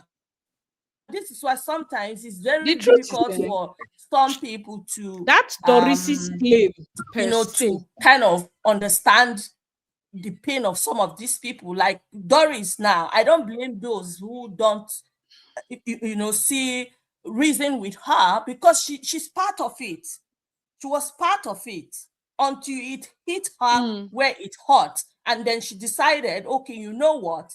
And like you said, no, but do you believe that the girl was actually raped and is pregnant, and that's the reason they're married? You see, right now, because right now, at first I was like, okay, I don't know, but now his own daughter, based on the video that VDM posted, is saying the same RAPE thing, and I think there's another girl, I don't know where I saw the video, that said the same thing. So because Doris is saying there's somebody else that he was supposed to marry. I would like to hear from that person too. Exactly. So the thing is that there are so many people, so many. One of the guys, I think he was featured in Parara TV, or one of the video you had posted earlier on in the week in your in one of your vlog. There's some guy that said he was living on the same street with where the church is located and all of that. And he made a statement. He said, if I cannot say some of the things that my eyes have seen and heard about this church and Pastor Chris, So that is even worse than what what's her name? Doris is even alleging. Okay, so you can imagine that there's so many people, they are afraid. According to a post that I saw on Instagram, there are so many girls, they are afraid to come out. They are afraid to show their face. They are afraid to speak because they know the consequences of what will happen. And all of them keep saying the same thing. They are not acting normal. They are no longer themselves. You see, Like, this is the consequence with being promiscuous and thinking you are doing somebody. Exactly. Close your leg, think you are doing somebody. I will come outside, I will shout, I say, leave this one, leave somebody that is here, leave the taking ones, leave the married ones, leave the this one. They'll say, no, why would the person? Somebody saying, why would the pastor not respect himself? Are you seeing that the people that are not their self are the people that went to him? Him is of his own sound mind. That's to show you that when you lay down with somebody, you almost lay your life down. They can use you. Exchange of blood, exchange of and spirit. You exchange everything. Everything about destiny star with a mad person. You know whether in their life. Look at continue to play for money. For money. I have to remember. You know what keeps ringing in my head is the first time Doris came out to speak about Chris. She said how she was talking about how they met, and she was saying, I was across the road or something, and he was driving past and he saw me and he stopped. I mean, that he doesn't know me before, I don't know him, I didn't even know blah blah blah and all of that. So how can somebody just be driving and he saw you and he stopped, okay, and he picked you, and that same night he tested you, he gave you his house address, he said he's a pastor, and you with your own brain, you didn't question yourself. Can a pastor be giving me his house address, everything? I was thinking, I said, how is this even possible? That you will not even question the situation surrounding all of this. That same, maybe a couple of days later, he's having a midnight vigil. He said they should bring you, and you went, and they kept you, and you said that same night you did what man and woman does. Like, seriously. In after he did worship, he prayed, and you did not question that. Nah, I don't know how people think these days, and I do not. I like you. The funny thing is when they try to exonerate themselves. There's no exonerating in it. When you're you must face the consequence. Yeah, Doris one, you can. And I think that, like you said rightly, and I believe that, I support that. I think that maybe the BLOOD of her brother is tormenting her. I'm telling you. And that, like you said. Are you seeing the way she's talking and agitating and even in the face of danger, she still talk? It's not normal. It's not normal. And I think, and like, so I don't know who made mention of that. What are you selling that they would pay you 40 million naira? That's what I was asking now. Why? Exactly. What is the cost? What did you people sell? What did you use the body to do that your cost is 40 million? Yeah, what product are you selling for 40 million naira that you are being paid 40 million naira by a pastor of a church, right? So that baby testimony and her brother, and we only know the tips of the iceberg right now. Only God knows how many more unknown people that they have done these things to, that nobody, that Nigerians or people don't know about. So God knows how many BLOOD people's this that is crying out. Exactly. Yeah. And just to say something, and remember, Doris is the only one speaking for now. It takes two to tango. We've not heard from Chris. So if Chris speaks up and expose Doris, then it will be completely different story. Because now Yes. Doris is the only one speaking, telling us what she wants us to hear. But it's still the beginning. We'll see how the whole case is going to end. I Yeah. believe that there's a lot more to come. There's a lot more to come, but my biggest fear is that if you look at this year, 2025, what has occurred in Nigeria, especially all these big cases, look at Regina Daniels, all of that, how those in authority have sat on it, have covered it up and all of that. I strongly believe that Chris will like Asia said, that Chris is going to get away with it. Except one big evidence will be shown or proved either from his church or from maybe somebody else that is other than Doris. Except that. But right now, I think no matter what, Chris is going to get away with it. And that's so sad. That's the truth. You're not joking. That's the reality. He's going to get away with it. Nobody will do anything. They will not do anything. Michael, get me my charger.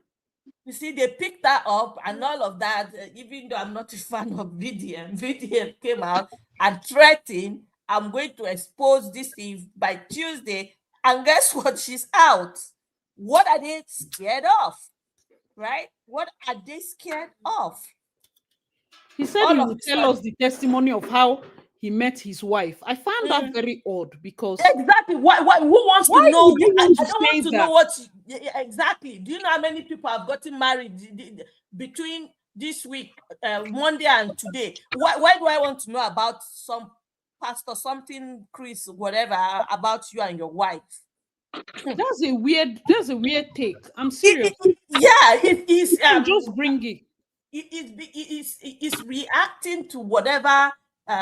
This to tell you that it's following online chat about this particular saga with Doris. So it's reacting to it, which is why that video they put out by end of last weekend, where he and his wife, she's calling your husband sugar daddy. Yeah, my sugar daddy, my exactly. I found that odd because I was like, spiritually, it makes no sense for us as the body of Christ to accept that as a normal conversation, as something that should be said.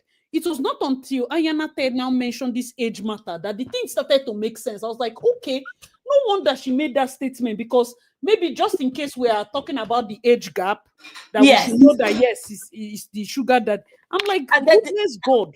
Yeah, a pastor's wife can use those words. Yeah, no. Sugar daddy. Well, when the pastor himself will go on pulpit and spew some deranged, stupid, demonic things from his mouth, a pastor is supposed to go and preach to the people, try to draw the people close to Christ. But this one goes there and talks. It's like this. I've seen several videos since this saga with Doris started. It's like every video you see now of this pastor preaching, it's like he's responding to whatever allegation is out there from Doris about him. Okay, it's not like he's preaching to the word of God to the congregation. It's like he's and I keep asking myself, why do I go to church every day and all I'm being told is about whatever is going on between you and someone else and all of that? It's not like you are edifying the word of God. You are edifying my spirit, or it's sad though, very sad.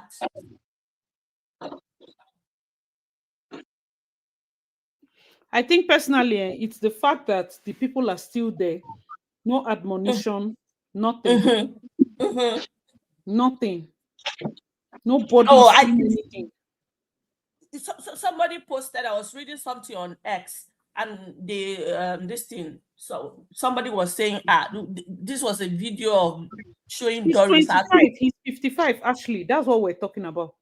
And somebody posted, someone said, Doris don't come out too, because they posted a video of Doris. Somebody said, Doris don't come out too. They don't free Doris. The fear of VDM, blah, blah, blah, and all of that. And another person who is a supporter of this Chris just started laying curses upon the people,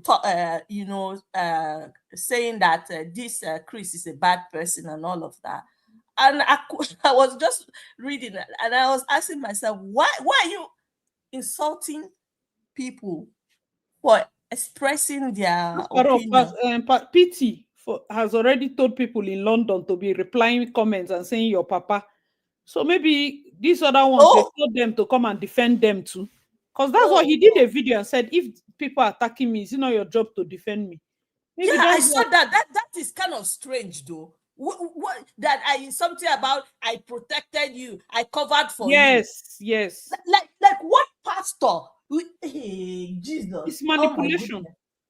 This so what fought you has come to fight me. I don't understand. If me a thief meat for mama pot, you go buy person, you say what fought us. Yes. Compare the atrocity.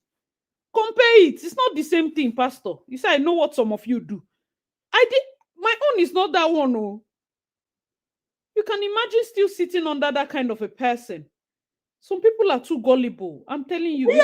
It's not most Nigerians are. That is why anywhere. It's not only Nigerians. No, yeah. It's not the only reason it seems like it's us is because the people, as we are talking, we are Nigerians.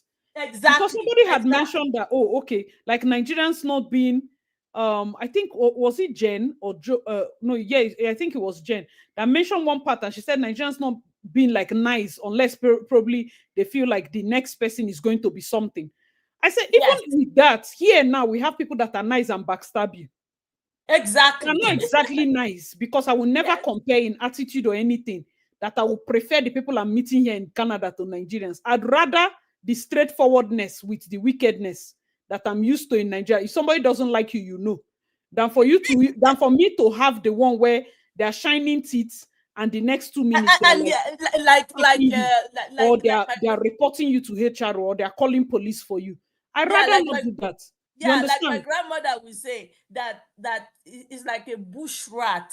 Bush rats will be biting you and will be blowing air so that you won't feel the pain. But meanwhile, it's doing damage to your body and all of that. Everybody, you might think that, oh no, I've escaped Nigeria. All those their people and this, and you come and enter this one that is 10 times worse. If you are attracted to people just being nice to you, you will enter a lot of, there'll be gullibility. Yeah, see, people need to. It will be times 100 abroad. You think that people need to have that. Somebody was commenting, and I told you I want the person say if you write to nonsense, I go block you, and you still write nonsense, and I block you because I don't have time. If you have gullibility in Nigeria, even here is worse because for Nigeria, how much be the offering where say you pay? But if you're paying $100 here, it's a big deal. It's a big deal. People are mortgaging their houses in the UK for Pastor Toby. Is that not worse? £40,000. Calculate it in doesn't even make sense. Is it not worse? So gullibility is not for anybody to just sit and say, oh, Nigerians in Nigeria. No, it happens everywhere. Because why would somebody from US carry her child and put inside plane and come and go and look for a buka? I don't understand. It's like there's some things that you'll be like, sis, don't do that. God is everywhere. God is everywhere. After all, when they do this NSPPD, you believe that when you listen to it, God can meet you where you are. So why is it that some other things you want to make sure that you go to that place, gone? As much as it's fine and it's nice, but for something as serious as a child having mental health issues and the rest of it, I don't feel we should gamble like that. No, Nigerians, they gamble a lot. And that is why you see now, look at so many. The age gap is 30 years. Who is still asking? Brand new. 55 and 25, no be 30. I've been a minus a big count. No, except the girl herself, she's 25, he's 55 according to Google. Some people insist he's 57. Yeah, she I think if what Doris is saying about how they met or the situation that led up to Chris marrying her is true, just be sure that, like I said, I believe that if that is true, the mom too is, there's no way she will say she does not know, because they said, according to Doris, she's been with that church for more than 10 years. There's no way she doesn't know, at least have a hint of what Chris and the top member of his church are into, right? And Yeah. which means that she and her daughter, they are going to deal with the Kukuma might deal what's it called? Maybe set a trap for Chris. What I see, there's no way, there's something, but this marriage as it stands, only God knows how it's going to end. Either one She person will is be going there. Oh. Huh? No play. Oh. She will be there. Are we joking? Somebody that won the fight to marry such a pastor that everybody's eye have been choking inside. No, now she'll like be somebody there. posted, like I think he's under whether Easter blog or QT Juice. Someone posted commented saying that the what's it called, the mom too wants to chop part of the money that Chris is duping, the alleged duping and fraud and all. She too, she wants to be part of the choppings. So So you via know, her daughter, ba? Oh, wahala. exactly, yeah. You see, in either way, no matter how you look at it, the whole thing doesn't even make sense. Doesn't even. I don't understand. I just don't understand why, how. It doesn't make sense to me. At the end of the day, you know all these people, eh? Oh, as they talk from now till tomorrow, church people are looking at us and praying against people There like are people now. I'm sure if you go through comedy, you see people who are cussing and yes, they're cussing praying against themselves. people So like us. The goal is, please, guys, please, I beg you, please test the spirit. This should be a more reason why you're closer to God. This should be a more reason. It should not be like, oh, because of this thing now, no go church. Who you do? This is a reason why you work on your relationship with God more, times 100, up it. Because at the end of the day, man, we're in the end times. That's the reason of this thing. exactly. These are the end times. Because what the hell is this discussion? And why are we having this kind of discussion? Native doctors have infiltrated the house of God with sorcery and say they are seeing vision. Do you know that they are fortune tellers? Fortune tellers know they see vision. It's sorcery.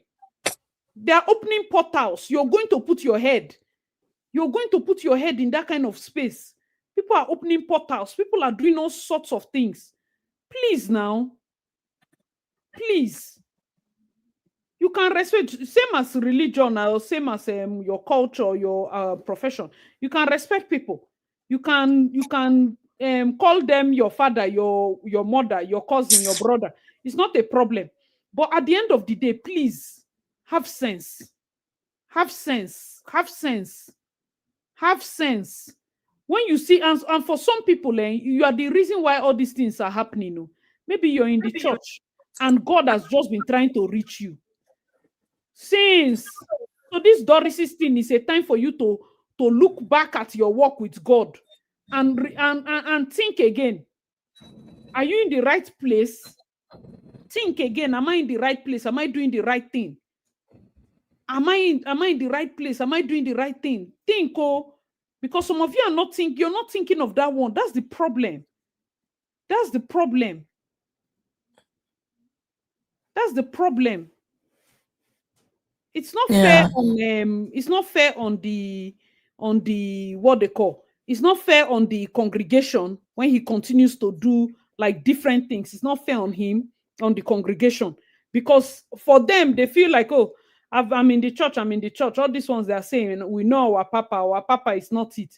People have their past, and you're talking about it because the truth is the church, the house of God is like a what they call a hospital. Everybody has their past now, no be so. You come in like hospital, you get. But still, at the end of the day, can we at least, I carry God name beg on. Can we know how we are kenning our life? Can we please know God for ourselves? Yeah, Beck's mama, yes. Autism is not a mental health illness. Yeah, there are different levels on the spectrum. that still fall into the bracket, because the truth is it's end to end, and calling something mental health is not it's still the same labeling that causes problem, whether or not there is too much. For me personally, I don't do with too much labels. If you see that something is wrong, something is wrong.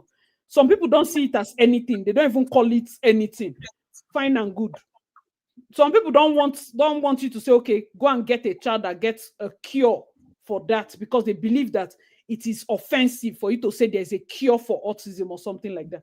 So different people, different strokes. For me personally, I would say there are ways that these things can be helped, especially when they are found like very early. There are ways that they can be treated, and most of the things, especially in speech and therapy, for us as Nigerians, we are very direct with our approach. For Canadians here, they help, but in a way not to treat it, but in a way to have the child manage to live with it.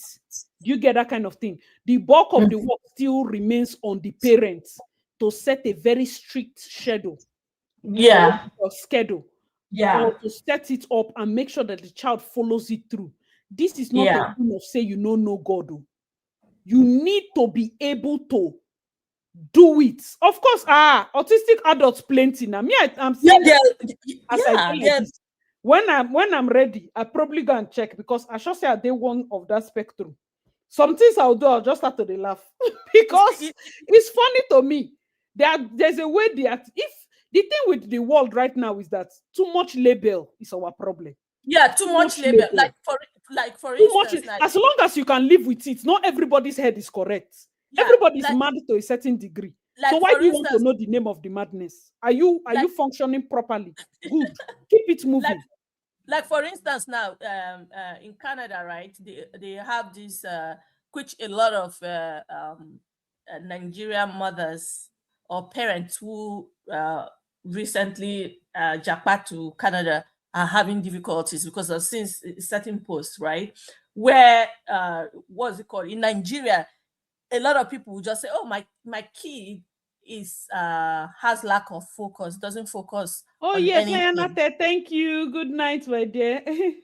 You know, but in the Western world, they tagged it or they named it HDHD, right?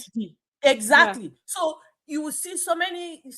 I read a lot of posts. So many parents are beginning to experience that. They say, "Oh, it's just that my kid doesn't focus. What is this name?"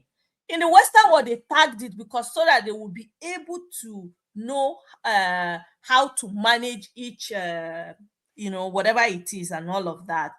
And and most time, if your kid or someone's kid is diagnosed early, they give a different regimen or different they have different structure on how not just the kid but the parent will have to be strict, like you said, to manage it in a way that the kid will probably, because some of these things, I mean, if somebody has lack of focus, it's something that you just have to try to figure out how to bring the kid into what's it called, structure the kid in a way that the kid will be able to start paying attention to things and all of that, but like we Nigerians, I would say Nigerians, since I'm in Nigeria, we have a very big problem in trying to, because the moment they tell you your kid has this,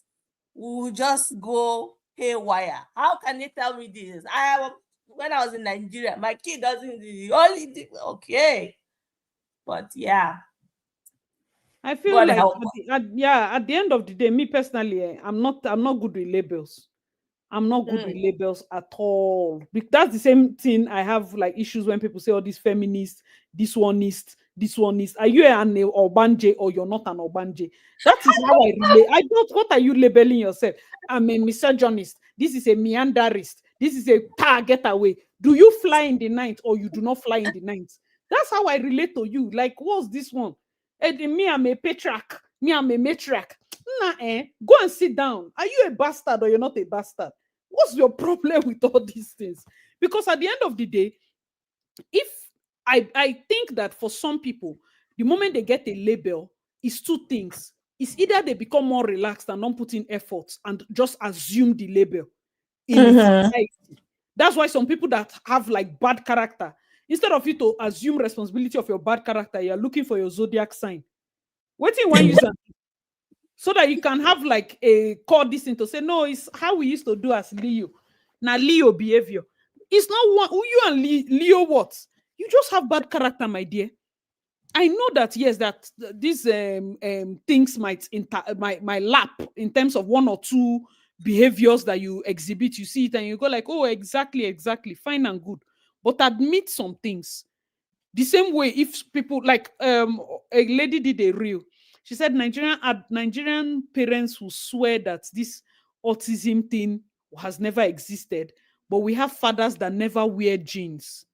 They have like sensory issues to jeans. They always wear pants, trousers. I died of laughter. I was like, but it's true that you can never catch them with jeans. Probably they have sensory issues. But you see, the beauty with not knowing that they're autistic is that they were forced to live normally. Right. That's the beauty. It's not like it's bad, but it's a beauty with the fact that the society did not even adjust for them. They adjust. Right. And we have adjustments. Yeah. Because we just immediately do not let them have challenges regularly. Right. Yeah. Because I have some people that have mobility issues that work at my place. And they when I discuss with them, I have like disabilities. They say they don't like how some people treat them too fragile. Exactly. Do you get it? Like there are times when you think you're doing somebody good, but they don't like it. Why are you treating me like there's so many people. There's so many people like that. Like there was this day I was going out of a building, and there's this woman on her wheelchair. You know, she has pressed the remote control. She was going to to the escalator. The lift to and I was me being myself. I was trying to like open the door, wait for her. So that she just wait, just no. I can do it. You could see from the way she was behaving that she didn't want me. She doesn't like people pitying her. It irritated her, even though I was trying to help. But immediately I caught the expression on her face, and I said, "Oh, okay, no worries," and I just walked away. So there are people like that don't like to be. They have it here a lot. So the first thing you say is, "Would you like help with that?" That's all. You don't say, "Oh no, I'm fine." You keep it moving. Yeah. If you ever want to, because the truth is, even them, some of them were walking before, and probably they had an accident. They were very independent. So this accident is even annoying them that they are dependent.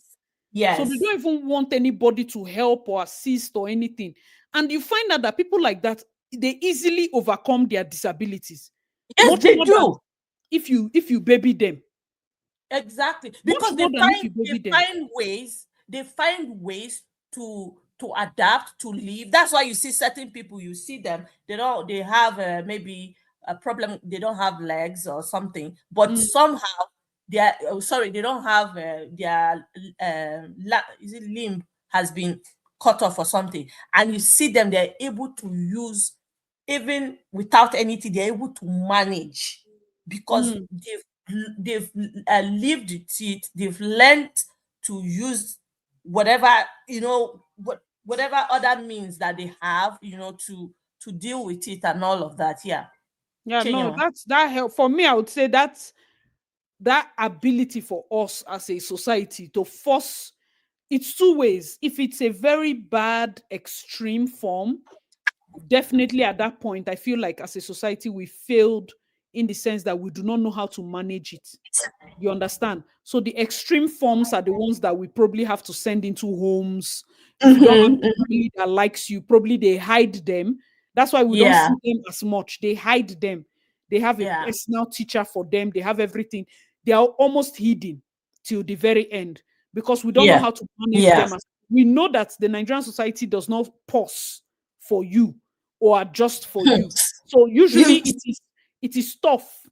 They don't but even. Also, I feel like for some of us, even like saying a child is dyslexic, like you don't know how to. Many people were very smart, but they were very bad with academics. Guess what? They increase your lesson teacher. they almost flog you for missing your assignment. So they literally almost beat out the dyslexia from their head. And we did not even at least investigate why is this guy not able to do his work. Exactly. Because as a society, we don't have time for that.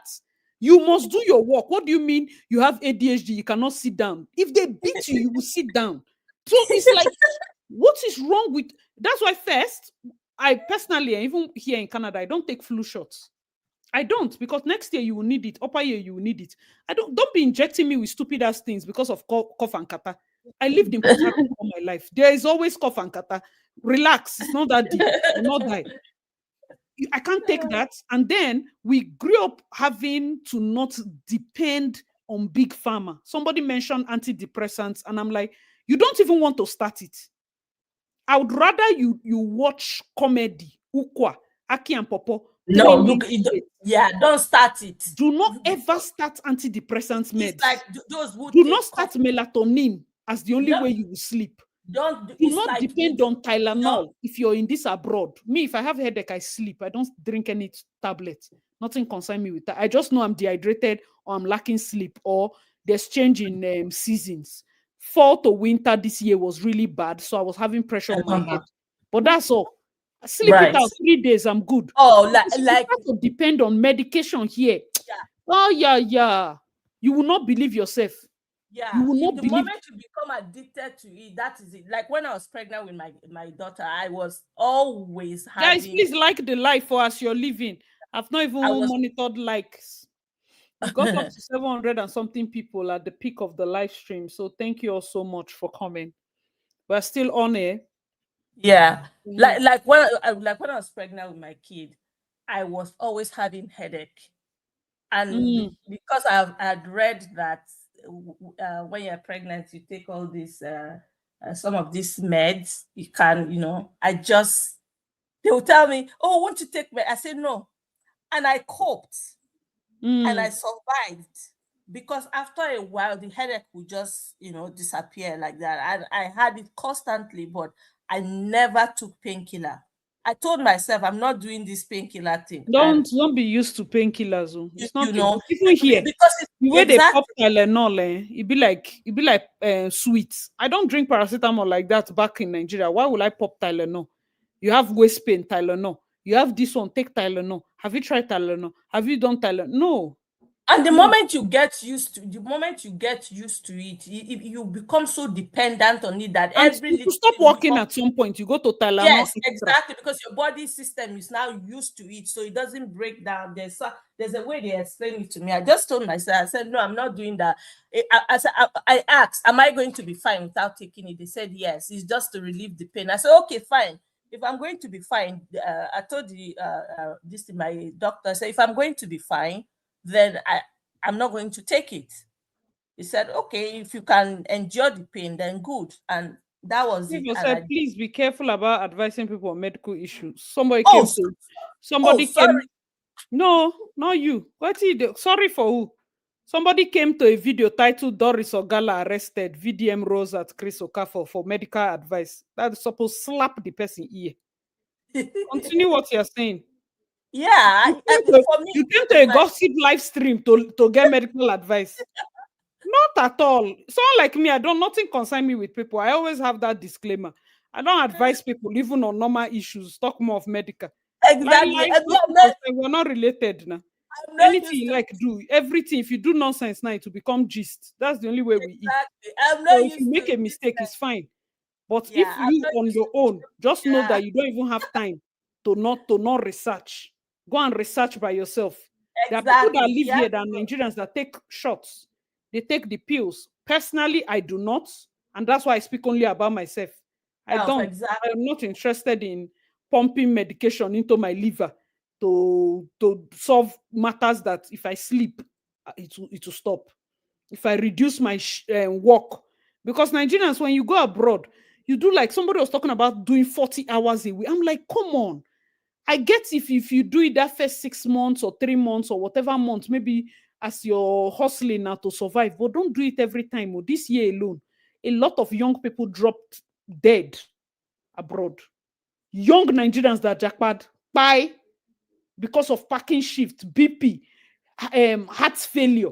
Why are you having heart failure at 35? Jesus God. Yeah. It's too much. yeah. You It's too see, I much. think a lot of people are misguided. Okay, so a lot of people believe that by doing by walking, Favor, this is not a medical advice channel. It's for my own good. Me for their own good. It's not nobody that is here that has watched me long enough is collecting medical advice from a gossip channel. No, why I'm not would interested anyone in even that go one. on a blog when somebody didn't tell them that they are doctors You can or not, imagine. and then be receiving After advice three from hours, somebody? 14 minutes. No, not Yeah, at all. There's nobody you want advising you to do anything. This is a live session where people are sharing and discussing. yeah, Anybody that people are comes just here talking for about advice. themselves, Now, not then about be the someone. reason why Chris Okafor still get church. Because everywhere you put head where you hear person talk, they collect them straight to your chest. That's the reason we are doing this live stream. Because we don't want people to be gullible. Why will you listen to me? Because I have phone. Have you seen me before? Do you know if my head is not correct? Because I have phone, I have internet. So how do you know me? Even me, sir, why will you listen to me? You might not listen. What are you sure my head is correct? This is part of questions we should ask. Ask before understand? someone will go and post say her head no correct. No, post it now. My head is not correct. Don't go and post it. Do you know if my head is correct? It's simple. Because if you can go into a church where somebody said the pastor had tied somebody and still be there, when somebody in a blog is telling you test the water, so let's test the spirit to make sure that whatever you're getting, you're checking. You come to a country and you say, oh, because now white man day here, then say, okay, oh, now winter, everybody come and file out for shots. And I say, I'm not doing that. I'm not doing it. It's medically, Shoppers Drug Mart everywhere. Please come and take it. Take your flu shot. Take your. I say, I'm not. People Understand? I mean, so it's out of your own research. Everybody, man, know thyself. Whatever you do in this life, if you do not have conviction, go and pray about it. Go and know. Go and read. Go and do your research. Don't follow me. Don't follow bandwagon. 3 hours plus. We're talking about bandwagon mentality and the fact that people just like to follow. That's the reason why there are cartels of different kind, whether a musician or Taylor Swift or politicians or Tinubu supporters or even when they say there's a pastor, the pastor might be a fake pastor, but the pastor has supporters. People just like to follow something so that they have who to blame, not necessarily because they like you. They just want to find who to blame. So that if you go astray now, you go say now because they follow the pastor. No. Even the Doris that is blaming Chris Okafor at her big age, does she not have sense? But no, we want to look for who to blame. That's why everybody wants to ask that, this thing you're saying, did you advise me? I did not advise you. It's not that you don't know what is right or know where to check it to. It's just that we want to look for who to blame. Who will I blame in case this thing no work? No, if you research by yourself, if you work, fine. If you no work, fine. But if you can anchor it on somebody's testimony or testament, it now makes it a bit easier. I personally don't like that. That's why I prefer, even if people they go right, if I say I want to go left, I would like, from my own conviction, I'll go left. Do you understand? Yeah, I'll go left. I don't exactly. Yourself. I do exactly. I don't. There's a philosopher that said it. Man, know thyself. For an unexamined life is not worth living. If you cannot examine your own life, there's no point. What's the point? Because if they stop you for road, tell you say, okay, why are you angry at VDM? You'll say now because Asi do video. Or because Asi says she does not learn. No. There are people that watch my channel and they like the VDM. And I never for one stop them or tell them, but they know that me personally, I don't like the person. And it's just a personal thing. But I will not tell you not to like. I have friends that personally they want to like me. You get, I don't want a world, even when we do that to your C video now, I said it here, that I don't want a world where everybody is like me. What's the beauty of it? But God created, look at it, God created everybody. You are unique. Brown, black, white. We are unique. You're unique. Toyosi can come out and say she will forgive cheating. And it's even though you don't forgive, can we just at least allow her? That's my own test. For me, the moment I got that as an inkling or as an insight, I understand people better. Somebody can be here and say, this is my part. That's why I started doing video and I told people, please, If you say somebody has low self-esteem and why would she not leave her husband? Why would she do X or Y or Z? Can we now flip it the other way and say, okay, because she has low self-esteem, why don't we talk to ladies to leave her husband for her? Why she work on her self-esteem? Because tearing to your seat down for a random lady that wants to sleep with a married man does not go down well with me. It's simple. Because everybody has their own, they have their own capacity to. You have your capacity, to endure. Endure pain or the same comment section that was tearing to your seat down. When Whiskey baby mama came outside and was saying that sometimes in love you have to start from children to go to marriage, they were like, yes, it's not everything that is the same. I say, see this life, this is hypocrisy. So why will Jada, having gotten children without being married, being able to come out and say, this is my man, my man, my man, and somebody is like, why have people not married? And she's like, no, sometimes in love you have to get children first to know the love is real, or something weird like that. And then people are able to have understanding and understand her and cut her a slack. But you cannot cut to your slack that says, you know what, in this love, sometimes if you vow a vow to be one forever, whether or not the person makes mistake, you can work on it. Maybe that's her own understanding. Make us to clap for her. Because you cannot say one thing for one person. Even if my head no correct, I like the fact that some people, they like, different things. It's not everybody that will scatter church. Some people will pick up benches, right? It's not everybody that will come and they enter a place, they scatter. We can. I think the way I see it is that I think most it's like some Nigerians, or rather some people, let me use people in general because it's not just Nigerians alone. Some people want others to, especially in this age of social media, they want people to think alike. They want people to behave alike. They want people, and it's not good. And another thing is that, especially those of us that are outside the country, we have this opportunity to research for ourselves any topic that of issue or challenge that is out there. The online is there. Research it, ask question for yourself, because no two people's situation is what's it called, is alike, or rather is the same.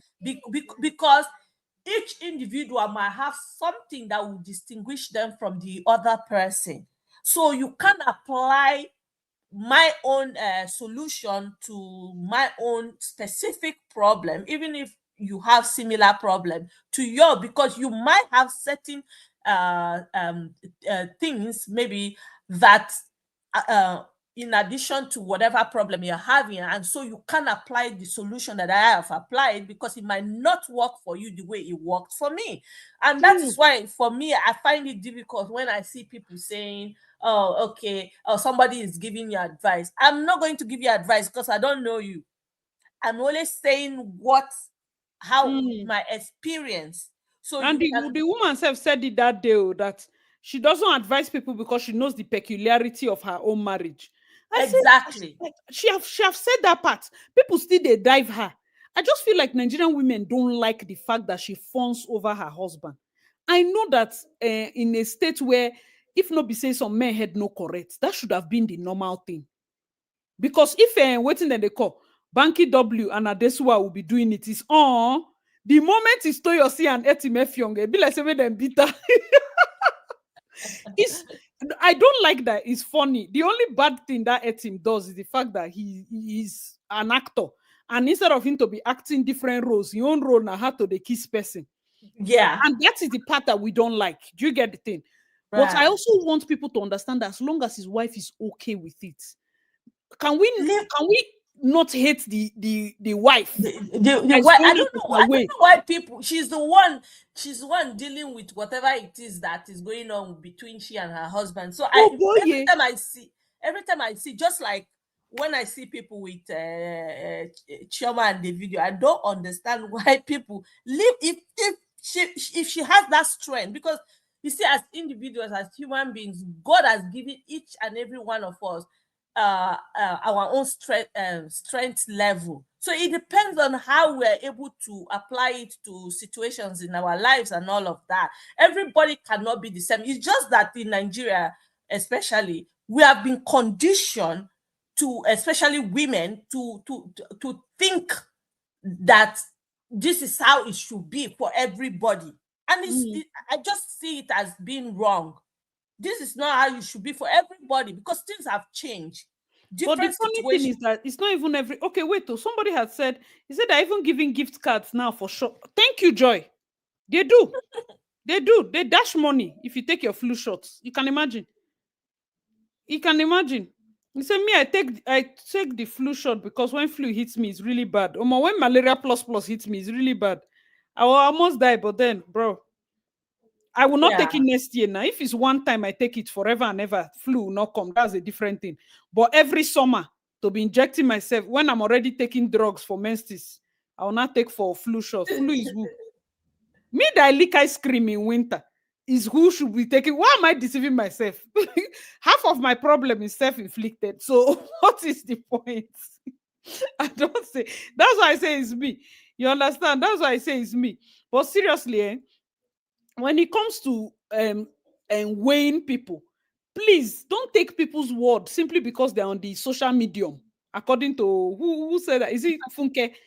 According to Funke, simply because they're in social medium, don't take their word like verbatim.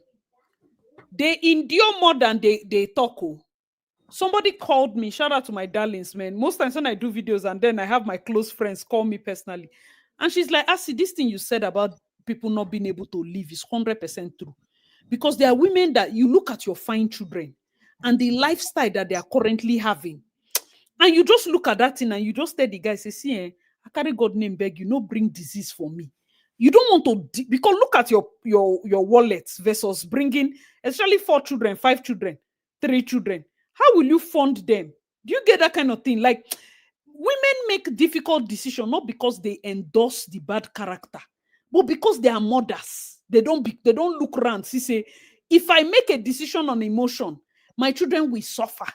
Because if I leave this house, another woman will come and mistreat them on something like cheating. Can I endure? They now start weighing it. You think they like it? See, on that. They don't like, nobody likes it. Leave the women that will say, I beg nothing, it don't mean anything. Now lie. They don't like it, but they're trying to give themselves that strength. You know, they're trying to make themselves look strong.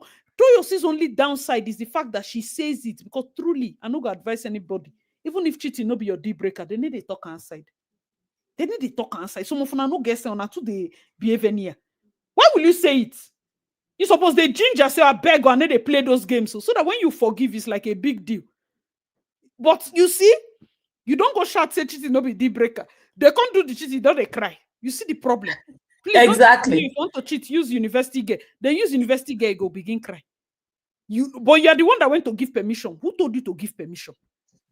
You're supposed to act like, no, my husband doesn't do that. Oh. In fact, they pile it in for your head so that the day when you go misdo, he will be so sorry. He go buy you motor, he go buy you this, not knowing that normally for forgive him because you say your head no correct. There's this. You understand? Some people used to do like that, oh. But Toyosi have come outside and shout, I will forgive. You're not supposed to do like that. So that if he misbehave, knowing fully whether between you and us, Toyosi, we knew that you will forgive him, oh, but he go buy you motor because you go pack all your bag, do as if you want go. You know that kind of, so that you go get gain. You cannot say they are not have gain. You understand? But the part about let's understand with her, oh, please. Nigerian women, I beg you. The hate is too much for the girl. It's not fair. No, she's your sister. Will you like it? It's too much. I don't know. You see, at this point, it's too much. I don't like it. That's why I just had to stand up for her. And I said, him, if you try anything, him and the girlfriend go drag on her two life and I go hate on herself. He had better not ever try that thing. If he step out on that lady. Me is that a lot of the people that are posting, a lot of them will do the same thing Toyosi is doing. The difference is that Toyosi came out to say it. To publicly say hers. Okay, so big mommy here is saying cheating shouldn't be endured because it's deadly. One virus is reversible. The moment you know your partner or husband, it's okay It's okay. Prepare to continue. You see, the thing is, cheating that you discover is the one that you're writing about. Because if you did not discover it, HIV is HIV. Yes. Now, God, the safe person. Before you go discover, say, husband do cheat, you don't get HIV. What will you now do? Oh no. You think it's by the time you discover, the moment I discover my husband is cheating, from then on, 9 STD they work. It will work before you discover. Before you discover, that's HIV true. will come before you discover. This is what cheating is. We are talking about that's why people are opening with their full chest and putting condom in the husband pocket. To say, I beg, I use God's name, beg you, they go for test. They wear them. Because they have told themselves that I'd rather be safe than to pretend it doesn't exist and get HIV. That's the truth. You can do everything right. And the husband will go. You see, now, 30 December, there are people here working overtime shift. Their husband don't go Nigeria. Go meet any of those girls, collect HIV. All those Will you tell him to wear small anything, girls, protection? Will you tell him to do full body test before he sleep with you? How will you discover? You go check in phone from Nati tomorrow, no evidence. How will you discover? It's God that protects, so not be our smartness. I'm telling you the gospel truth. It's God that protects. Yep. Most of these things you are saying is discovery that now causes you to now decide whether you will stay or not. There are people that I'm talking 3, 4, 5 years. You let they sleep with person 10 years inside your own marriage. They say, I'm going to act film. The day they discover, you are discovering that not only does she have a child that is 6 months, she has removed a child before. They have been together for more than 5 years. All the discovery once. Now she may go wrong, go lab. Is she no more grateful to God that she didn't get HIV than the cheating? Mm-hmm. You go see, say that time, the cheating becomes less. You are just praying to God that you didn't carry a disease. That's the simple truth. If the person no fit stop, now you go decide. Say, you know what? This our marriage. We could date together. May they pay the husband, the children's school fees. I beg, no follow me sleep, yeah? My lovely husband. They sleep with your guests. Leave me as I did like this. That's our agreement. Simple and short. Some women do it. Then they inside house like siblings. Just so that the children have a structure where father and mother in the house. Oh yeah, there's this big boy in Lagos. Yeah, they do it. Go ask. Leave internet. The internet where everybody gets sense. Yeah, real life. People are doing some funny things. So yeah, there's this big boy. They need to sleep together. As you don't go outside, they need to sleep, but they will not leave the marriage. Don't bring the there's this big boy in Lagos. The wife knows that this is what he does. His own is not just cheating as per cheating with women. He's cheating with another man. Hey, that one is HIV for sure. Yeah, the wife knows. But do you know what shocked me? It was that she doesn't care. As far as she's going, she goes in a year, she can travel out of the country three or more times. She and her children are well this thing taken care of. She can buy all the designer, whatever that she wants at whenever she wants it. She doesn't care. Her own, the both families, they know their kids are married, but the kids, they know that this marriage is like to both of them is like a contract. So for outsiders who really don't know what is going on, what the two parties, the girl and the guy had agreed upon, they will just keep complaining. But when you see them outside, you say, oh my God, but what is going on inside the house is shocking. But it's what she has decided to tolerate. So it's her cup of gari or whatever. Mm. So what's my own? It becomes a big issue. I'm telling you, people, it's a big issue. The only thing we can do is not to say it will be one size fits all. Do you understand? Me personally, the way I look at this thing is, anywhere I meet you, if you feel like you're the woman that says, Asi, look me, I no go fit come for you. This is the reason, this is the reason. I will not look at you as less of a woman. I will not look at you as less of a person. I know that it is hard for you with all your beauty and everything to insist that, you know what, I go stay. Some people is actually love. And I cannot even force them to go. You go, all this your big grammar and wokeness, if they talk nonsense, they literally have to beat them and chase them away before they will leave. Some people cannot leave, and it's true. Can we just at least, with our goodness and our wokeness, understand with those people that cannot go and say, you know what, it's fine. Can we like look at ways where you develop yourself, you make sure that you're still beautiful? Imagine Nigerian women flip the script and say, you know what, Toyosi, we are solidly behind you. Don't worry. I mean, if Daniel tries anything with our Toyosi, we just imagine a country where people replied like that. You go see, say the Daniel now go the pamper in wife. Imagine. But on a day comment section, they write nonsense about on a fellow woman. Yeah, like you said now, one thing you just said now is that some women can't leave because they can't leave. Probably because financially, probably because especially if you have children, where are you going to go with the kids and all of that? How are you going to take care of the kids? 3 children. On a when she grow with man, she grew with a man. On a say no, women that have money date men that don't have money and grow with the person. She did the exact thing. Worked with him from ground up. She had more money. She humbled herself. Make it be say ego no dey bruise. Raise and reach this point. You don't become actor. You don't enter on an eye now. On an even you sorry. Leave the husband for her. This is why everybody should do what is best for them. You can never see anyone that is listening to what all these online folks are talking about. You might end up just stressing the life out of yourself. Look, let's take Regina for instance. When her situation started, so many people were like, "Oh, why didn't she leave? Why did she stay? Blah blah blah. Oh, this thing, she should do this." Look, and now she has left, right? She's trying to do. I don't know whether some reports suggest that she's trying to, because she wants to open restaurants. She wants to build herself up and develop herself and all of that. Some say she's an ambassador and all of that. But if you go to comment the day that that photo of her, I think in a restaurant where she was learning how to do eforiro, if you listen to or if you read some of the comments, I was like, what is she ever going to do to please people? She this now, okay, why didn't you leave? Blah blah blah. Okay, now she has left, even though whether it's late or she would have left earlier. Fine, she has left, Abby. Now you people are criticizing or crucifying her. Some of them were mocking her. So you left to go and start cooking food. Look at, instead of you to have stayed, then he will pamper you. Now you very soon you suffer. Like, can you imagine? Seriously? Can you imagine? What is wrong with us? Nah. That is why fair. For me, no, it's not fair, because she didn't leave. Criticism. She has left. Criticism. What do you people want her to do?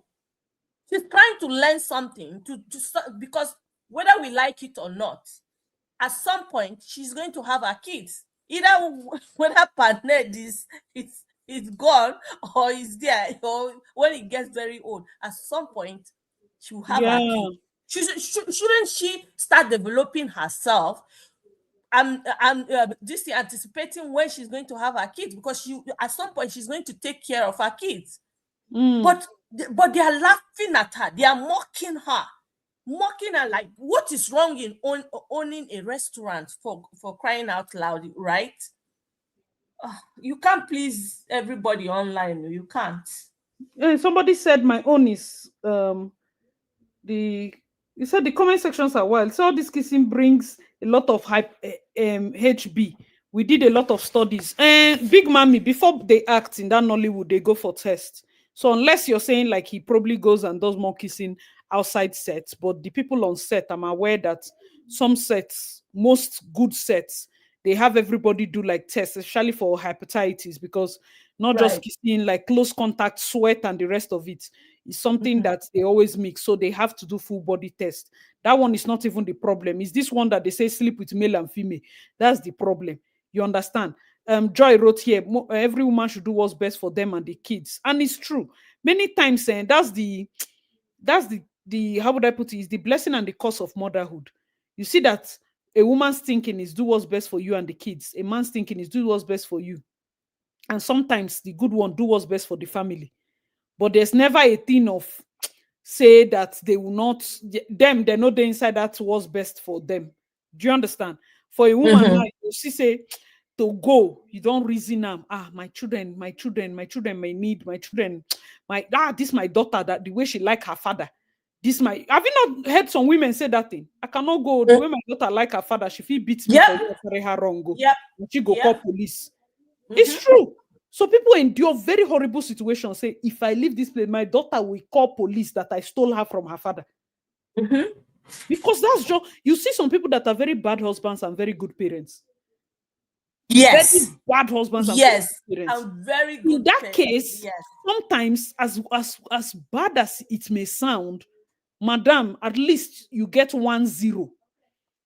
Because anything that somebody is just bad for you, it's okay. As long as you have high self-esteem, is good.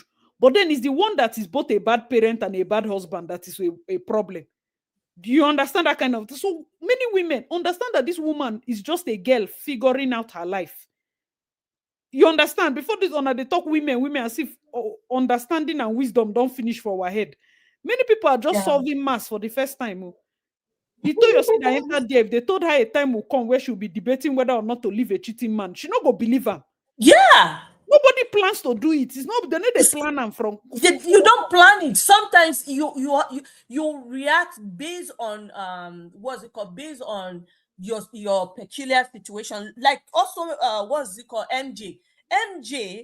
Her topic that you treated a couple of days ago. I'm quite sure, like you rightly said, she had looked at the situation, my kids. When this guy had nothing, we started not like nothing, but like I followed him through the process of him becoming a politician, and now he has made it. Why should I walk away? I don't want my children to be without that father figure. Trust me, good or bad. That for some people that matters to them, right? That matters to them. Me, I'm even surprised that MJ stayed in marriage, knowing the MJ that we knew, right? Exactly. Many of us are surprised that she stayed in the man, whether she tipped the man or she kidnapped the man. We are surprised she stayed because we thought she came in for money and probably she would go. Exactly. The guy didn't really have that much money then. No. Politicians were going for MJ back then. And remember when MJ's kids, when they newly got married and they said they bought a house, there was this speculation that she was the one who actually bought the house or something. I don't know how true that is. But the thing is that in her own situation too, she had looked. I'm sure she might have looked at it and go like, I don't want my kids to be without, the complete structure of what a family is supposed to be, right? And for her, it's like a no. I'm going to do this. This is the way I'm going to treat this kind of situation. And look at her. She did it. Whether what the alleged story is a fact or not, but if it's a fact, she really pulled out a Jackie Chan moves there, and she did what she did. There are people like who are. If at all there's anything to go by with the story, she was a very nice person. And I've been telling these girls, people are joking with your life. People are saying, how dare you have second life. You have a second life somewhere. I was reading I was watching your vlog, and I saw certain comment that how dare you say something like, how dare you encourage? I was laughing. I said, I get time for foolish people. I don't have time for me. I don't do my video, they go my way. I don't have time to come and be telling you that you, as a girl that doesn't have destiny, you now say that in your life as you're coming like this, it's a married man that is your focus. MJ is a God-fearing Christian. There are girls that have died. There's no evidence that is the man's wife that died them. Do you know how many people, boys don't gather beats? Oh, I have one cousin. She was badly attacked and raped in one corner. Your cousin made they sleep with person husband. I will put me down, then send boys. Do you know how many times they do it in Port Harcourt? You think it's play? Even the men said they fear their wives. They fear them. I'm begging you to like yourself enough to say no. But if you want to go inside, me, the beauty about doing vlog and video is that it's topical. Your whole life, if you go make mistake, na gist, it's a topic. Because if not for madness, side chick they carry wife go police station to accuse her of killing her child. If you're You not know- a bastard, kind of nonsense place that You know that they carry person. Me, when marry husband, they carry me go the police station to accuse me Yeah. of you bringing a ass girl that probably give you tea that you now not drink. That you have not heard that miscarriages to happen normally. What if MJ not do anything? What if now you and your bad character make that? Even people when marry, they inside house, they get miscarriage. So who give them the tea? So you They want everybody to save suspect her. their house girl? Maybe God they save her from problems. God is saving you. You from something that will carry you ahead. Something that And you are before here, now they shame. Side chick they hide in those days, then they hide in these days, then they carry wife go police station. See, for me, You are not serious. oh. For me, You are not serious. The husband is supposed to conk the center of his head. But the funny thing is, people are writing. Big Mom is writing the audacity of the husband too. The person that have 4 children for the man will not touch him, but the other girl is by the way. Husband don't need to get the audacity. The only reason he's alive is because they already have 4 children. Yeah. The only reason he's alive is because some women they look and say, "Now investments, I don't already suffer for this one head. No wala, I go treat your." Because if MJ leave, like where should they go? Do you understand? That's the only reason. You think that she will make her own children to be fatherless because of a bastard side chick? Are you people joking? Because this kind of side chick where get liver, eh? You people are not serious, so your whole destiny that is clear. God has blessed you, giving you good body. You saw a young boy without baggage, you say no. Now, House of Rep member, your eye enter. When the wife was tying her tie, jumping from polling unit to polling unit, looking scattered, go and Google Mercy Johnson during election. Now, the Mercy Johnson, see her face scatter. She they go from ballot box to ballot box. That one come. She don't pump out 4. Her body don't buy her house. She don't become old for an eye now. See finish don't enter. MJ will been the hot before. When you leave your wife and family, say you want marry, you want die for her matter. She stay with you, chop all the insults. Do 1 year, 2 years, they bring children back to back. We don't even know say MJ go born rich for. So we say he don't do it. She still did the house, mellow, lost all the weight, endured everything. You say because one side she go. It's not how they used to work. By the time you see what some women go through and see, I have known that this life is not black and white. The moment you talk to some of these women, that's when you know that, the moment you on your own, you can adjust your thinking to know that not everybody will do like you. That's your first salvation. Because me, as I did like this, the moment I sat down and I thought of seeing, Christy Bature did a message and she said, for her, even when the husband cheated, got a girl pregnant, God told her, go bring the child. She raised the child, collected the child and raised the child. That child is the only child that has the prayer anointing. She says she's not telling everybody to stay, but her own, she's staying because she got her own instruction to stay. To stay. The husband know they carry up. You don't mess up this. She said, I don't pack out before now. But then she will still tell you people that before you go, make sure you have leverage. Make sure you have your strategy. Make sure you have hope. How many women have these 3? It's like this MJ's own. If, God forbid, let's say MJ waka today, this so-called side chick that has that audacity to carry her to a police station or to whatever, imagine what she's capable of doing. If she, let's say MJ walks away and she comes into the house. All those have children go suffer now. I'm telling you. All those have children. Exactly. So somebody is saying that maybe the man wanted another boy. If I reply that person, the person no for like him. I didn't want to respond to such a person. Like because May gave birth to 1 girl, 3 boys. You'll still go. Mercy Johnson gave birth to 3 girls, 1 boy. The husband still go. To show you, say, even if not Jesus, Lord and personal Savior, you want born. Person where I their side. And now these women are saying that, please, before you will say, why not blame the man you gave the vow? She no vow give you. She vow give man, na man to man. Because if you that you made a covenant to God, fornication is bad. If you can break the covenant to God, waiting you be to man. You are more concerned about man to man vow, which is husband and wife vow. They vow to be with each other. They vow to do. Even though you see, they tell the husband, say, I vow to forgive you. So why will you even think that the man stepping out of his house, his wife gave him permission? He said, I vow to forgive you. He will see it as permission. Some people say, you know what, if you go outside, as long as you don't bring disease. But do you think that they will give you the side chick, that's leverage? And one stone, you. The only reason the man is alive is because they have children with him. But you, they will even pray for the man to be alive. Bimbo used 10 toes, they work around markets because of man. Do you know what women can do for their husband? Yeah. You see, Jesus. for me, one of the shocks was the comment from people who were making excuses for the side chick in terms of MJ's own situation is that didn't MJ come in this thing? So because let's even assume that husband. No, leave that one. Very good point. Right. So the person waiting for husband that is in a clear eye. Yeah. So you want to for own. Exactly. So because that MJ came in, fortify yourself. Why is your child going? It then means you not cook yourself. You think this is jokes. You think she entered that house with comedy. She come to follow you laugh.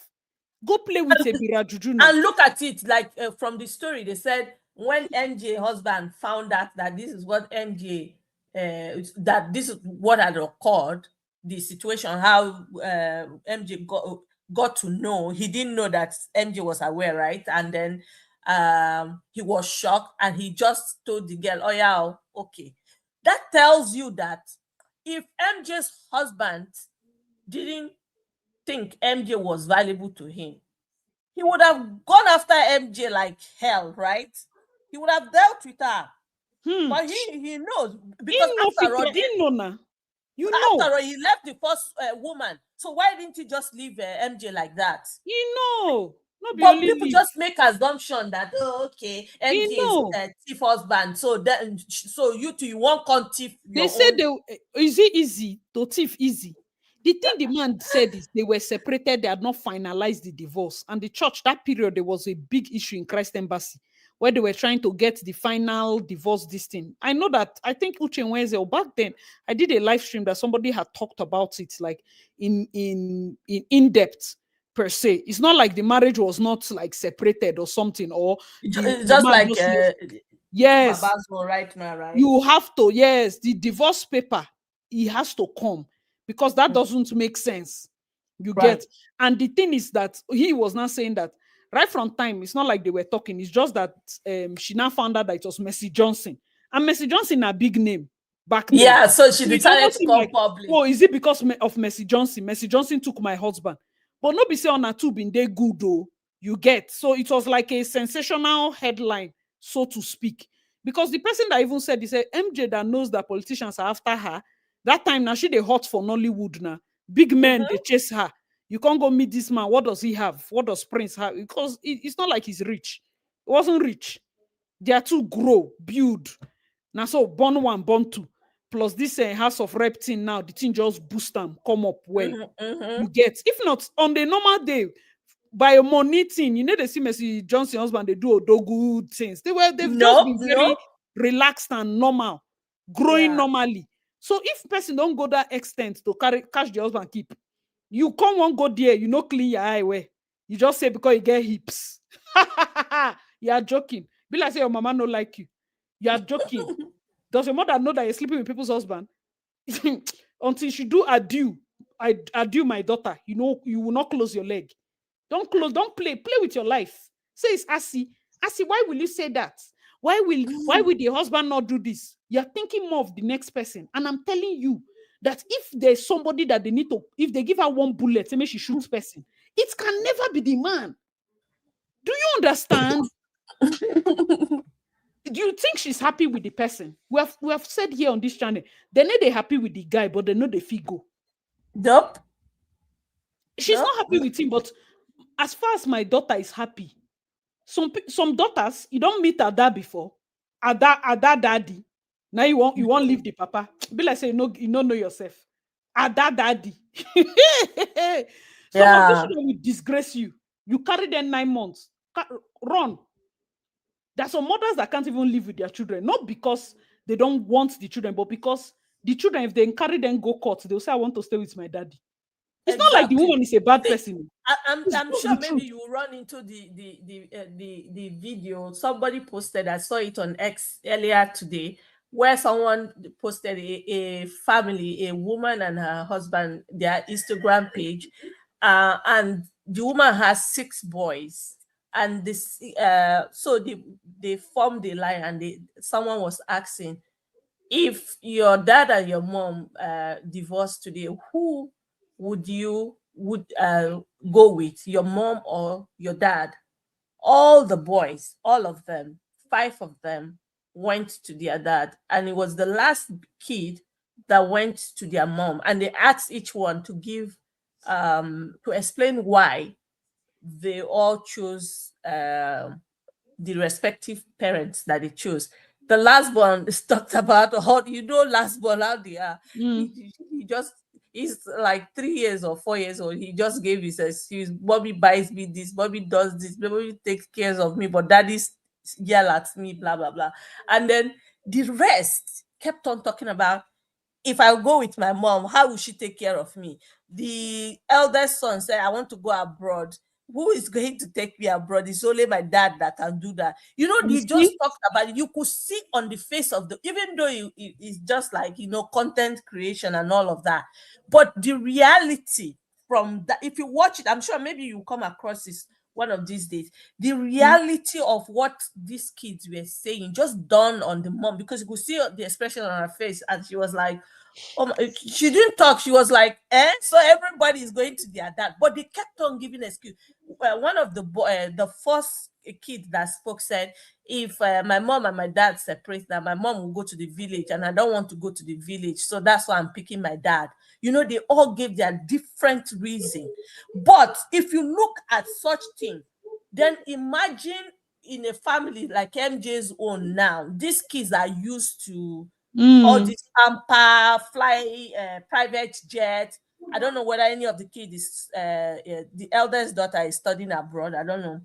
All of those kind of things. Then they'll be thinking in their brain, who am I going to stay with? Who is bringing the money? Is it my dad? Why would they want to maybe go to their mom or something? So Marian here imagine, said my daughter will gladly choose her dad. And you they know, say the funny thing is that women don't think of these angles. That's just the truth. When people are saying, leave, stand up, run away, carry your children, pack your children, the way these children go call police for you. look at see- it. Look at she- even Regina. Even with all the abuse and all of that she alleged coming from you Ned. see Moon like who they live in, Papa. Moon. Exactly. You just Moon imagine go live with father. the papa is always carrying him everywhere. Because As yes, if- even as a senator, let's not lie, let's not lie, Mhm. let's not lie, let's not Mhm. lie. The guy they tried, like he tries in being present. I have had friends that their parents were in government. Yeah. Some of them, even now, when the parents are older, they're like, I know my father spent money and raised a lot of us, but we don't have that relationship with him. And he sees that it's a struggle, because after 2 sentences, how are you? Fine. How are you doing? Fine. There's no other discussion. So now what is like kind of going to bring them closer is when they have kids. So the father is very attentive to the grandchildren, because he feels like he lost it out with his His kids. children. Mhm. This is just the reality. And they're like, oh, my mother saw a lot of things, so but she, at that point, we are too much. We're like 8, we're like 9. There was no way she was leaving. My father is in Exactly. politics. There's no way she can leave. Who will raise us? So my mother stayed. And then they're like, because I look at my parents' marriage, I will never be with somebody that is like this. But the parents are still married, though. But they just know that their mother was never happy. So these are the people that celebrate 50 years anniversary. But they are telling you straight that, close to 40 of the 50 years, I should say my mama, her mind no day here. But she's there because look at us now. 4 are Right. medical doctors, 3 are Right. lawyers. This is this. She had to be there for this structure to exist. And I know that, like most times right now, they try to overcompensate, make sure they call her, like, even though you don't need her, fly her out, say now mugo, those kind of little things here and there. And because the husband is also very fragile, she's like, she can't leave her husband. No.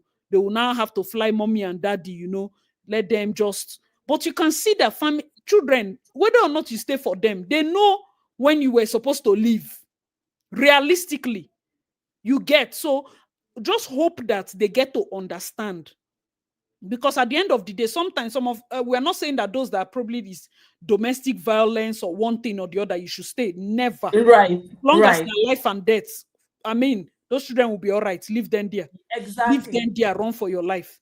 But when it comes to a situation whereby sometimes it's mental work, you have to pay the price. That's just life. Right. My mother Yeah. my mother has a saying. They say maybe that's the world. Now the world when I come, like she has that saying of whenever something happens, I just like maybe it's the world I've come to. My world insists that I pass through this path, and I have to make these choices, however difficult. What do you think I was supposed to do? Yeah.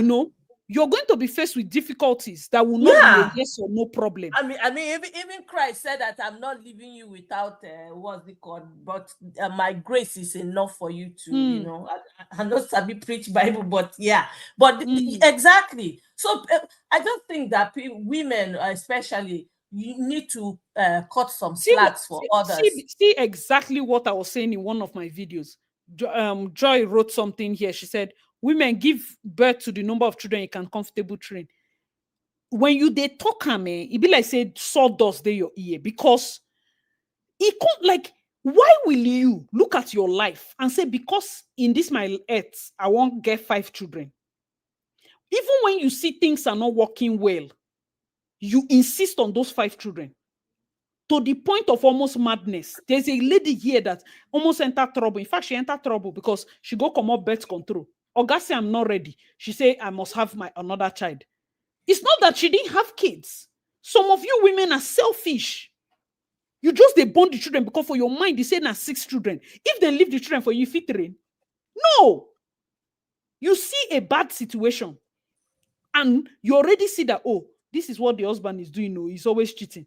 When you no stop for the ones where you don't born rich, if you no say you no go come out. But no, you went to add more. It's already a bad situation. You already told yourself that I will have to forgive now for the sake of my children. Not only did you say that and relax and start building yourself. No, you born 3 more, enter inside. Are you a goat? Are you a goat? We are already patching your bad situation. We're already saying, okay, you know what? And Toyosi, I understand. It be like Toyosi now we get 3 children, go born another 3 join. Toyosi has money. If she decides to come out tomorrow, her children go do all right. No be stupid. This go to always talk. No be waiting with side chick. What's that her name again? Judy. Your favorite. Yes, Judy. They also feel like having a new baby.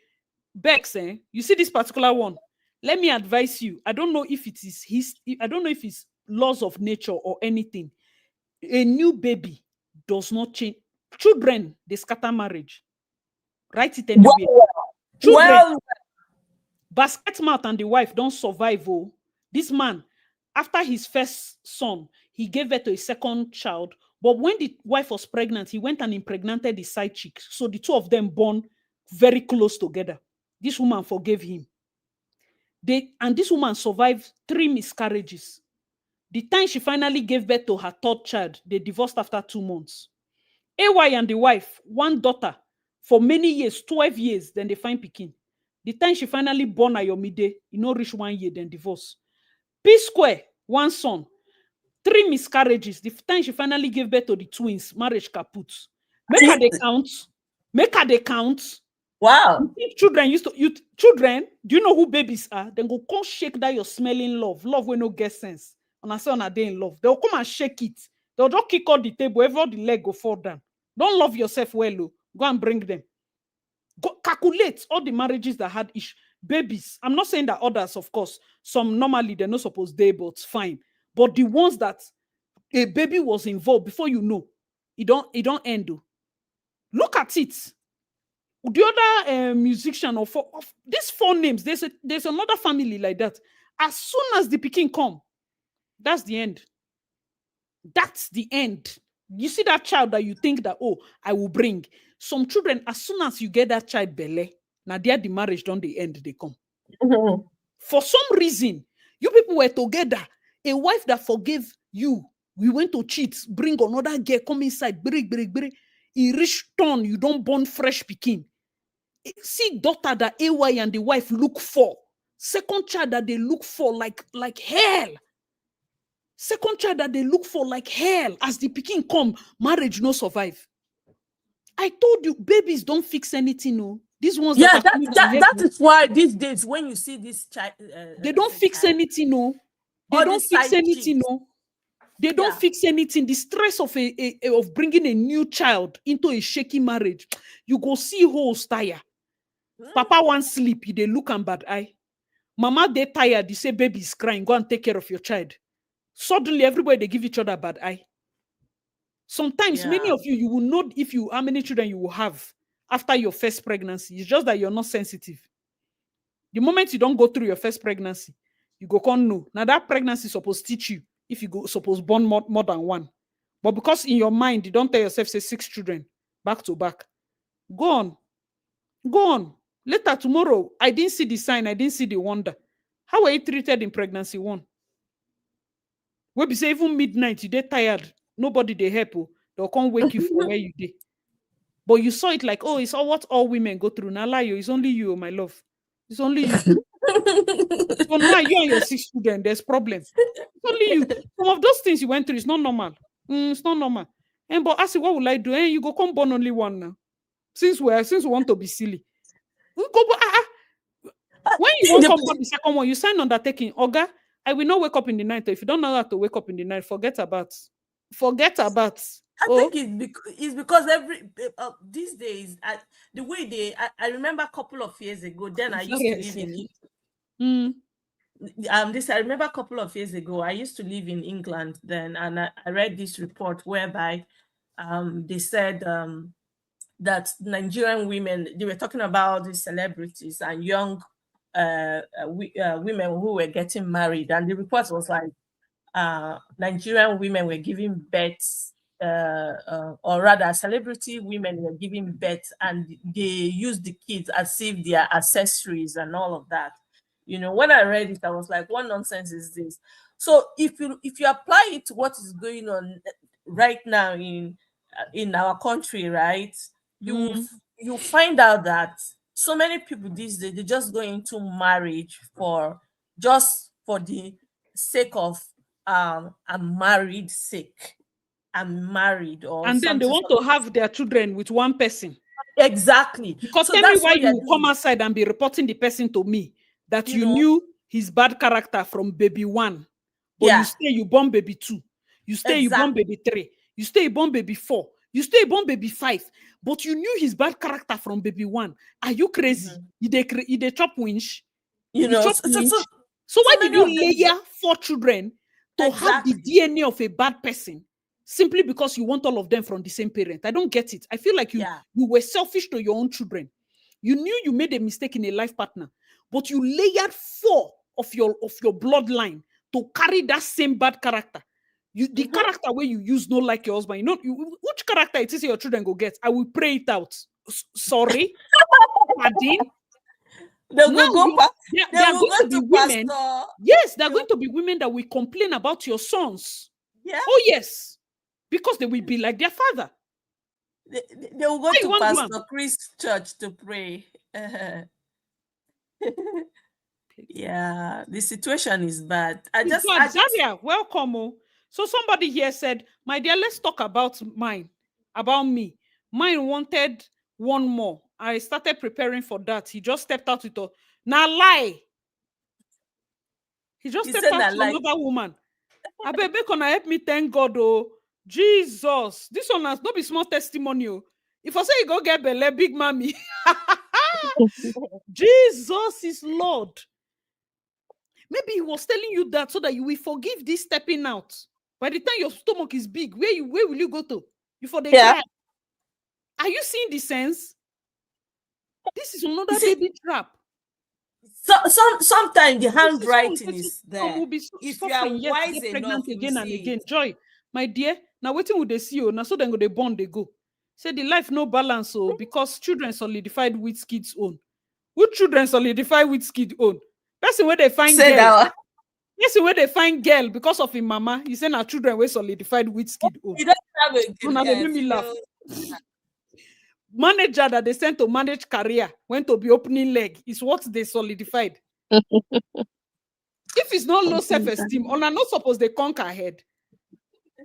It's not it's daughters. If she born the third one, saying a boy, if for solidify, she for continue to born until he get the girl. He was looking for a girl. I have a friend like that whose elder sister. I can take care of the ones I have. Thank God. Yeah, I I have children a with the friend same like man. that Yeah. whose elder sister had 6. If you see these kids, beautiful girls, they're beautiful, intelligent girls. But this woman insisted she needed a boy.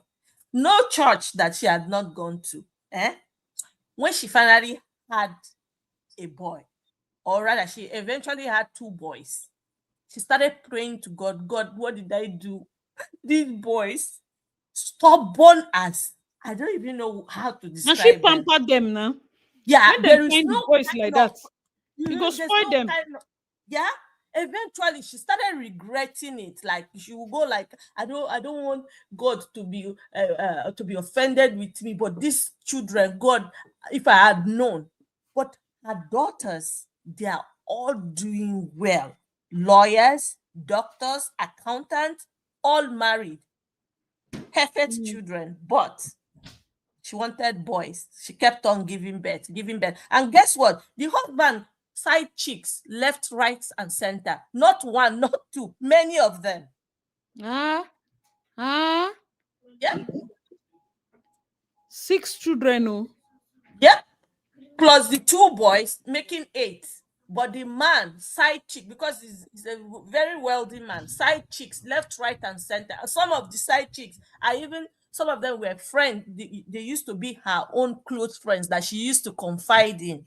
So, yeah, it doesn't matter if you like born 20. If a man wants to cheat, he will continue to cheat. If the marriage will stand, it will stand. If it will break, it will break. And Zaria, welcome. Oh, share your thoughts. Good evening, everybody. Good I think while we're talking about this, who should have more children and women having children for themselves, if you think about it very well, it is Eve, okay, that bore the curse of having pain, like you will suffer to give birth, okay. The very fact that it is women who are going through all this pain so someone can reach this world is a clear picture that a child is a woman's sole responsibility. No one can tell me anything else. I don't care if you're married to Jeff Bezos, if you are Dangote's wife, I don't care who you are. If you have a child, that child is your responsibility as a woman. So just calculate, how many responsibilities can you take? I think the last live we had, one of the speakers had said after seeing everything she saw at work as a doctor in terms of childbirth, she has vowed to herself that even when she gets married, she'll first just have to see. Let's just see how this man is going to act after I have my first one. Then I'll know if I'm going to have my second, third, fourth. And that's very, very true. As he was saying, your first pregnancy will teach you something. That's true. I think I've said it on several platforms. I will have one child and one child alone. Because so they can manage. That one pregnancy showed me shaggy. The child safe. Trading the child safe is showing me shaggy. Why am I adding another one? And another one, another one. By the time I have 4 children, there'll be no more Zaria. There'll just be a shell of Zaria. The shell, and tomorrow you're blaming the children for not studying medicine to come and feed you. Exactly. Do that, Meanwhile, you had a choice. So people should just cut their cloth according to their size and not come out. In my country, I'm from Zambia. 2-3 days ago, There was woman who was asking for help. It was on national TV. She was asking for help. She has 10 children. Jesus. She lives in a one-roomed house. I think that she would divide a common bedroom by 2. That's her one house. And she has 10 children, the 10 oldest children. being 19. And she's asking for help. Now, you see, there are circumstances that life will throw at you without you knowing, okay? We are not God. Things happen. They really happen and they humble you. But why don't you prepare yourself for the rain if you know it's going to rain? If it may rain. So how did she have 10 children knowing that perhaps her husband would die? How did she think she was going to fend for those children? So just wear yourself. Does Dangote have 10 children? Exactly. Exactly. Otedola, does he have 10 children? No. What are we doing now? And then you, common man, common Zaria should have 10. Then what? Bye. Move away from me. Because the only one of the billionaires here that has a lot of kids is 3 pregnancies. What's wrong with you? And that's Elumelu. He has twins, 2 girls. The second one was triplets, 3 girls. And the last one, 2 boys. That's how he got 7 children. 3 pregnancies. You see, he didn't even anticipate it. Billionaire Elumelu. Billionaire. Elumelu has side chicks. No, like he has 7 children. Oh, wow. Yeah, because the first pregnancy, the wife gave birth to twin girls. The second pregnancy, she had triplet girls. Then the third pregnancy was twin boys. Wow. So that's how he had 7 children. He had 5 girls for a while, and then he now had twin boys. Now and that is Elumelu standard. And then somebody at the back of Ekota has 10 children. I don't understand. Me, I don't understand. Because and then they'll come and ask me that's only planning my life around one child for help. How I suppose help you? I'm sorry. You cannot be self-sufficient with that number. It's the quickest way to poverty. Especially when you're not settled. How old are we now? Do you having 6? How old are we? To raise one kid alone, do you know how much old it are costs? we? Are you assuming that you are an Adeleke? I don't understand. I don't get it. It's not even fair. Is it even healthy for your womb? Is it healthy for the child? Are you not going to forget some of them, their names and what they need?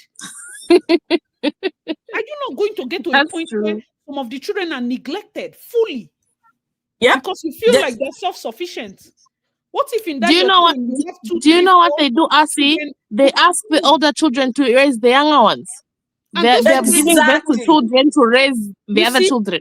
They lose their childhood because they are busy raising their younger ones. Their younger ones. And that is why you see a lot of people when they japa or when they travel out of the country, you see them because they have so many younger ones.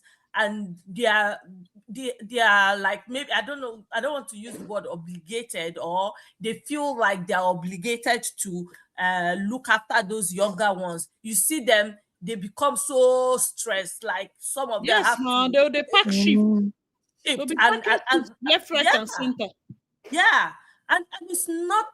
See, honestly speaking, we just have to be telling ourselves the truth about this thing. It's not sustainable. And for women or for parents who just go out there and just start giving birth to 20, 17 or whatever number of children, if you know you cannot train them, just ask yourself, how many can I train? And just give back to that number of children that you can train. Because honestly, our world of today is not the way it was when our forefathers or our parents were doing that, giving birth to so many kids.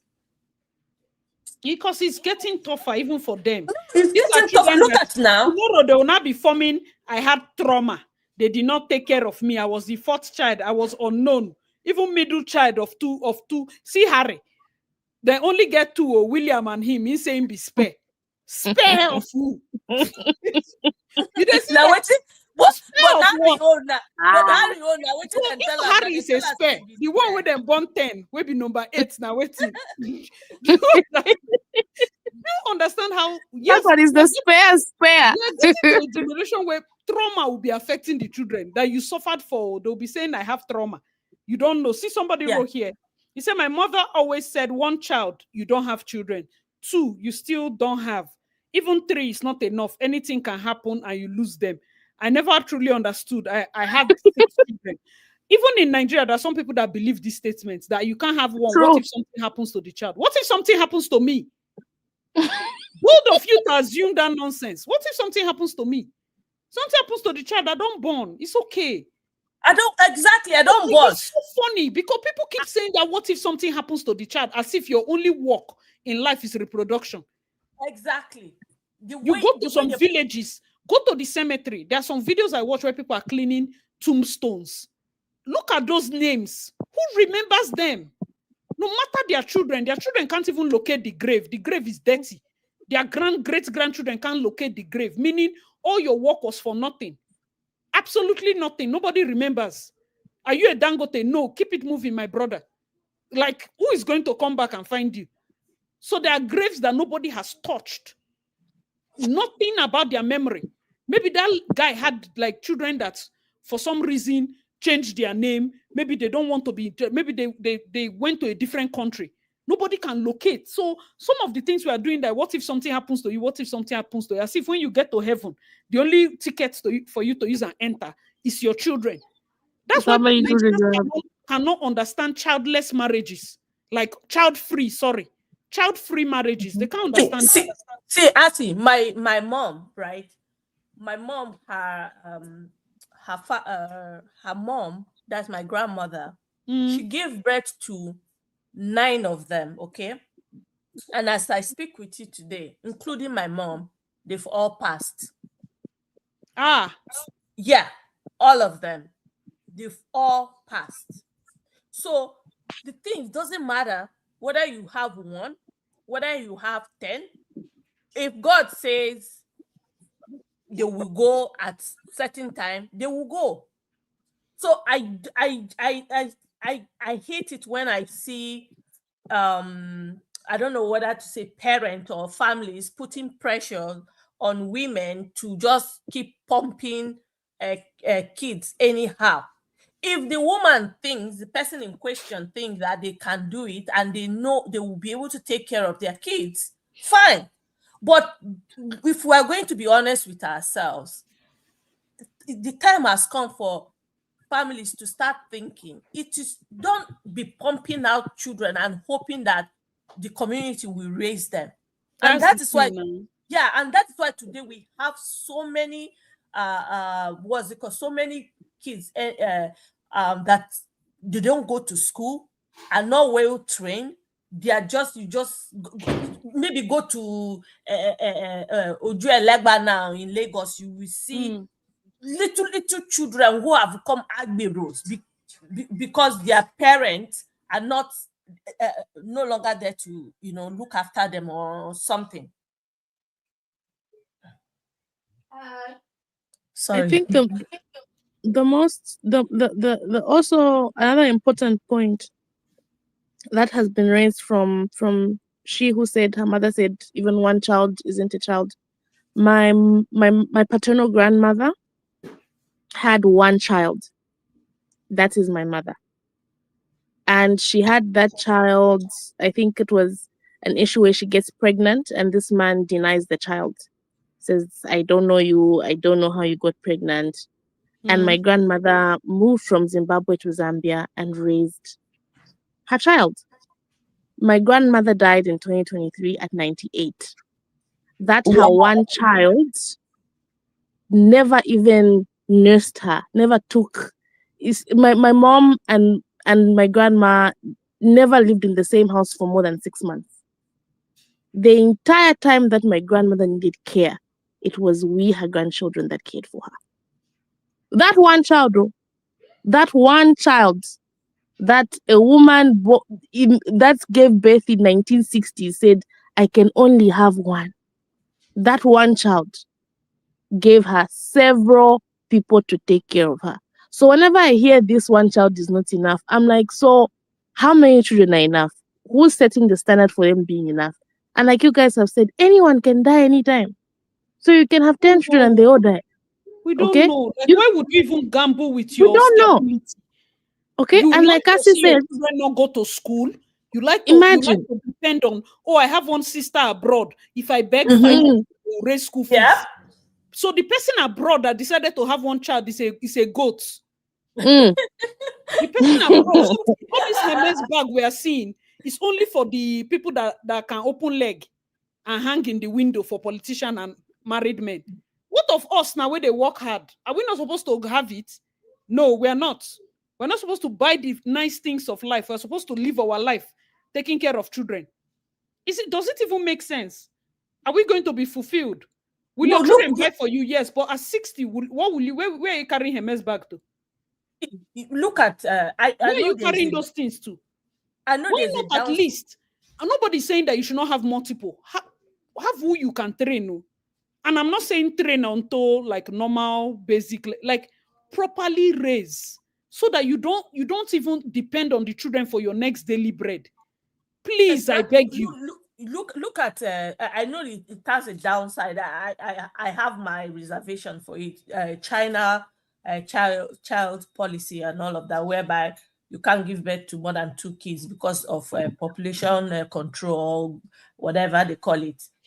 If you see those Asian Chinese parents, even if The link. they Yeah. even if they what even if they are farmers, okay, they will take care of their children very, very well. Even if they are hair salonists. Are you not seeing them when the children are taking like their common entrance or WAEC exam? Are you not Oh, seeing how the parents will be hanging by the fence? see, Waiting. in my daughter's school, half of her, maybe 70% of the kids in our school, they are from Asian, like maybe China, South Korean, or Japan or whatever. But let me tell you, some of them can't even speak English, but their kids, they take care of them like I don't even know how to express it. They look after their kids. Anything that will make their kids stand out, those parents pay a lot of attention to it. Now, if you look at it from the part of, okay, they are able to take care of their kids, no matter what they do, they can raise money, they take care of them. Then compare it to maybe someone who has popped out 6, 7 kids, and yet they cannot train one to good education. So what would you say to that? For me, I just think that as a society, we need to think. If you think you cannot raise children to the point whereby you will look after them well, send them to school. Please just decide to say, okay, I can take care of 2, 3, 4, then, but don't go above it and expect community to come and start looking after these children. It's not fair on the children. It's not. It's not. Amara, welcome. Oh. Hello, my dear. How are you? Very well. You're welcome. I do not. I do not understand why some of us always do not value our wombs. I don't think women realize that from conception to carrying that pregnancy to term, to having the child, the majority of the time, the responsibility will always lie with you. Because sometimes you make plans, you might be married, God forbid something happens and your partner passes away. You'll have to raise the child alone. That's the thing. You see, people don't, that's the unspoken part. Oh, do you understand? Because nobody wants to admit that there's a possibility. There's always that possibility. There's a possibility, oh. Because just like you've been born, yes, one China day you has must reversed exit. it. Not because they don't have workers again. They are not reversing it because they like children. They are reversing it because they need people to work. China has reversed because what China did is they realized that the rest of the world was lazy. And for them to build their economy and become global giants, they invested heavily on manufacturing. And China manufactures everything under the sun. So there was a time the population was high and each household was designated to just have one child. But now, globally, all the other countries are dependent on China to be able to sustain the needs that they have. So what will they do? They'll reverse that rule. Why? Because it serves them. It does serve the Chinese government. But let's give the obvious. I'll give an example with my former president. Actually, all our presidents, except the former president, has 3 kids, 2 boys and a girl. And the Kenyatta family, this is someone that the founding father of Kenya was a president. That is someone who is a billionaire in dollars. But when it came to procreation, they decided 3 kids were enough for them. You, as a struggling individual, you'll have kids like staircase. Your source of income in Kenya, I would say there's something we call mjengo. Mjengo is construction workers. And on a daily basis, the highest, if they're fortunate enough to find a developer that, somehow is, a little bit reasonable, would give them 700 shillings a day. That 700 shillings a day is the rent, is the food, and most of them would be forced to commute long distance to get to the construction site and back. Now, at 700 shillings a day, you have 7, 8 kids. You live in one iron sheet house. And I don't know about the rest of Africa, but in Kenya, there's always this misconception, or there's always this say that they say, children are wealth, have them as many as you're able to, because each child comes with their own plate. Now, unfortunately, that plate, for some reason, it never lands. The plate becomes a family member. I'd give my scenario as an example. My great-great-grandmother had 13 kids. Unfortunately, which is so sad, my great-great-grandfather had, I think, 5 wives. My great-great-grandma was the first wife. She had 13 kids. Do you know, Asi, this lady buried all her kids. By the time she was passing away, all her kids were late, and the ones that were able to now bury her were the great-grandchildren. Oh my God. Then from that, I am a child of a grandchild. Yeah. When my parents married, I don't know what happened between those two. It didn't work. So what happened? Separation got in, divorce went. By the time I was like age 4, I realized my family dynamic was different because I neither had my father nor my mother. None of them. By the time I came to reconnect with my mom, I was about 14 years, and she'd been married to my stepdad. I only got to live with them for 2 years and I lost them. So I only lived with them age 14 and age 15. I see my life from age 4 to age 12. It was every trauma under the sun that a child could experience, I experienced through the hands of my relatives.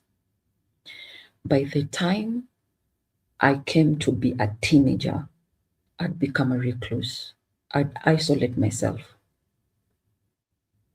At age 23, I'll be turning 40 next year.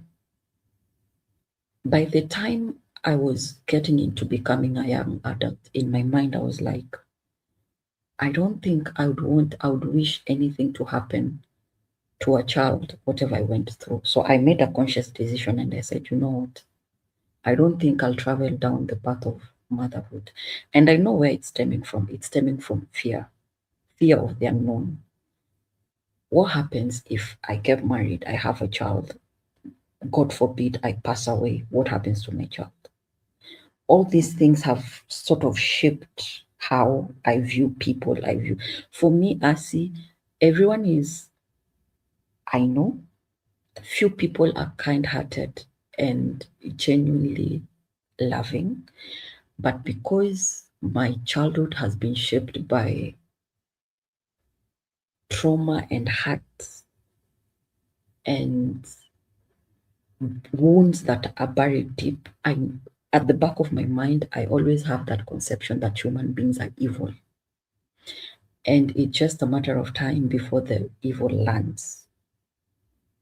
By the time I got into age 23, I do not know how my biological dad got to find that I exist. I think at the back of my mind, I realized that this man has always been there. And maybe he was keeping tabs on my life, because this man conveniently resurfaced when I was working for an airline company. And I'll give you the story of how this man resurfaced. A phone call comes in and he says, "Hi, Mara, this is your dad, Frederick." I disconnected that phone immediately, because to me, I could not fathom that after everything I went through, I knew for a fact that my mom was dead, but I could not come to the terms that a biological dad existed and I went through what I went through, and at no point did he ever come into my aid or my rescue. The cruelty I suffered were at the hands of his sister. The sisters, there were 4 siblings, 2 boys and 2 girls. I have, an iron box, the one we use to iron our clothes so that they are neat and everything. In my back, I have a very nice scar of an iron box, blessed by one of my aunts. Jeez. If you look at my feet, I have cigarette burns. If the cruelty was not mated by the aunt, it was mated by the husband. I remember one of my aunts, she's late. I would never be permitted to sit on the couch. I'd always sit on the floor. And if, as a family, people sat down to watch television, I remember on many occasions, the husband would say, "Get out. I don't even think your husband will ever be able to afford a television." These are the people that also gave back to me, saying that every child comes with what? Their blessing. Then I don't know what happened between them, and for some reason, no one really wanted me. But as an adult at 23, this man reconnects. I disconnected. I went to Safaricom, our telecommunications, and I changed my number. Because for me, it was like, it was not logical. It was a prank. The first reconnection, when he tried was 2009. Then 2011, sends me a message and tells me, this is Frederick Allen, your dad. I have an emergency surgery. If you do not cater to it, I'm going to die. So it is your responsibility as my daughter to do it. I did not respond to that text. There's a friend that used to work for Imperial Bank, and actually she used to be my account manager. She knew the kind of money I had in that account. And she used to go to church at Winners Chapel. And based on what I'd gone through, to be quite honest, I would never step inside a church. At that time, I was like, I don't think even God knows I exist. So why even bother? I would pray in my house, but wake up in the morning and go to church, it was like a no-no for me. I had a conversation with Jennifer, and Jennifer was like, you know, Dottie, she used to call me Dottie, you know, Dottie, at the end of the day, can I ask you a question? Would you ever be at peace if you know that probably you could have saved the man? Why don't you do it for your own consciousness? Not that he deserves it, because he doesn't. But I would like you to sleep at peace at night, knowing that the help was asked and you rendered the help, and you can, even if they die, it's not because you refused to help, but it's because maybe it was their time. And I told Jennifer, okay, I'll do that, but I'm not going to give the 300,000 shillings they're asking for. I'll give 150, and I tell them to do the rest. What I did, I did not know. I knew I was not strong enough to go and meet that man alone. So I carried two friends. They said Jennifer and another friend, Stephen. And we traveled from Malindi to Mombasa. It was the worst. I think maybe I should have just given the money for someone to deliver. When I met the man, one of the shocking things I learned was I'm a photocopy. I look identical like him. The first thing this man asked me was, where's the money? It was never, hi, how are you? It was what? Where is the money? It's a lie. I swear. Pardon? I swear. Did you come with the money? Where is the money? And Jennifer and Stephen looked at me like, you did not say it's in the car, enter the car and go home. No. He told me he's in a hurry. I gave in Mombasa, there's a shopping it's called Nyali Cinemax, Nyali Complex. There's restaurants there that people can actually sit down and have coffee and have conversations. This man said that he was in a hurry, could not even go inside to have coffee with me. Wow. I gave the money while still seated in my friend's car through the window. Can you imagine? When he got was he sick though? Now, when you go home and you realize that it was not 300,000 shillings, but I'd given 150. This man insulted me blue black over the telephone. It's a lie. And told me I'll never as my father. Who do I think I am that you would ask me for 300,000? And I thought that he was just. How much is 300,000 in dollars? 150 right now. 150,000 is about. Let me do the exchange rate for you. Are you seeing ingratitude? Yep. I gave him That would be $1,163. 1,000. Jesus. And this was back then, so the money would have Then, been more than And now. back more then, I than that. remember back then, a dollar used to go for 90. So if I was to do the exchange rate of 90, he got more. And he told me, by the way, I want you to know that you have 7 others. 1, 2, 3. You have 9 other siblings Jesus And what Christ of is the that Nazareth. information need going to to be do for him? trained. And he started telling me where each of his kids, where they were, matters education. After insulting me and telling me that, then I remember telling him, I do not have siblings. I do not have a dad. The only reason as to why I gave you the money was for you to have your surgery so that your kids would get to see you.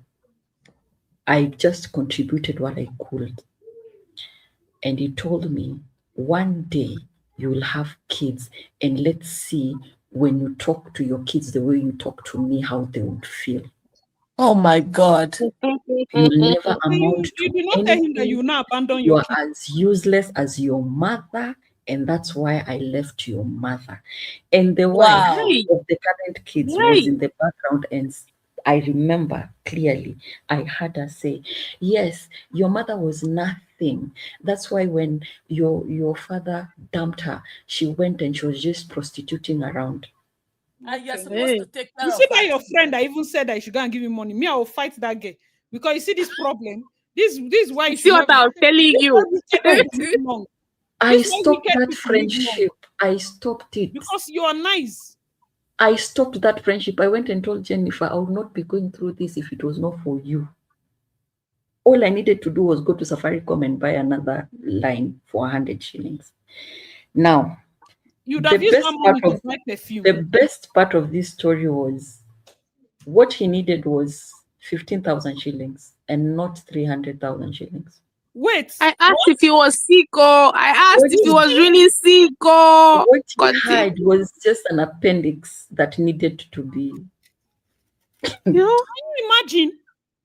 And at that time, appendix surgery was actually 7,500. The other 7,500 would have been for in case of any medication, but the surgery itself, what was required was 7,500 shillings. You sorted him for life then. This one is a thief now. Now, after that, I went back to my corner, sat down, and I was like, hey, okay, it has happened, it has happened. And sometimes these people, you want to give them the benefit of the doubt, and you're like, okay, let me get to know them on a personal level and get to see. When I realized the man was toxic, I completely blocked everyone from that family. Let's fast forward to 2025. Not actually 2025, 2020, 2018. They reached out because they have a son that is very bright. And they're like, oh, he wants to do computer science. I told them I can only afford Kenyatta University. If he goes there, I'd already done the calculation. The boy said he doesn't want to go to Kenyatta University. He wants to go to United States International University. That school is for the rich who are actually rejects from any other university, and that's where they land. Because it's an American education system, but they really don't factor much that about education here. It's more of, let me take my child there so that at least people will know she went to university. I told Keith, I'm not able to afford that university. He told me, all you have to worry about is me getting in. And once I'm in, you don't have to worry about anything else. Have your food. Yeah. I enrolled him into that university. I paid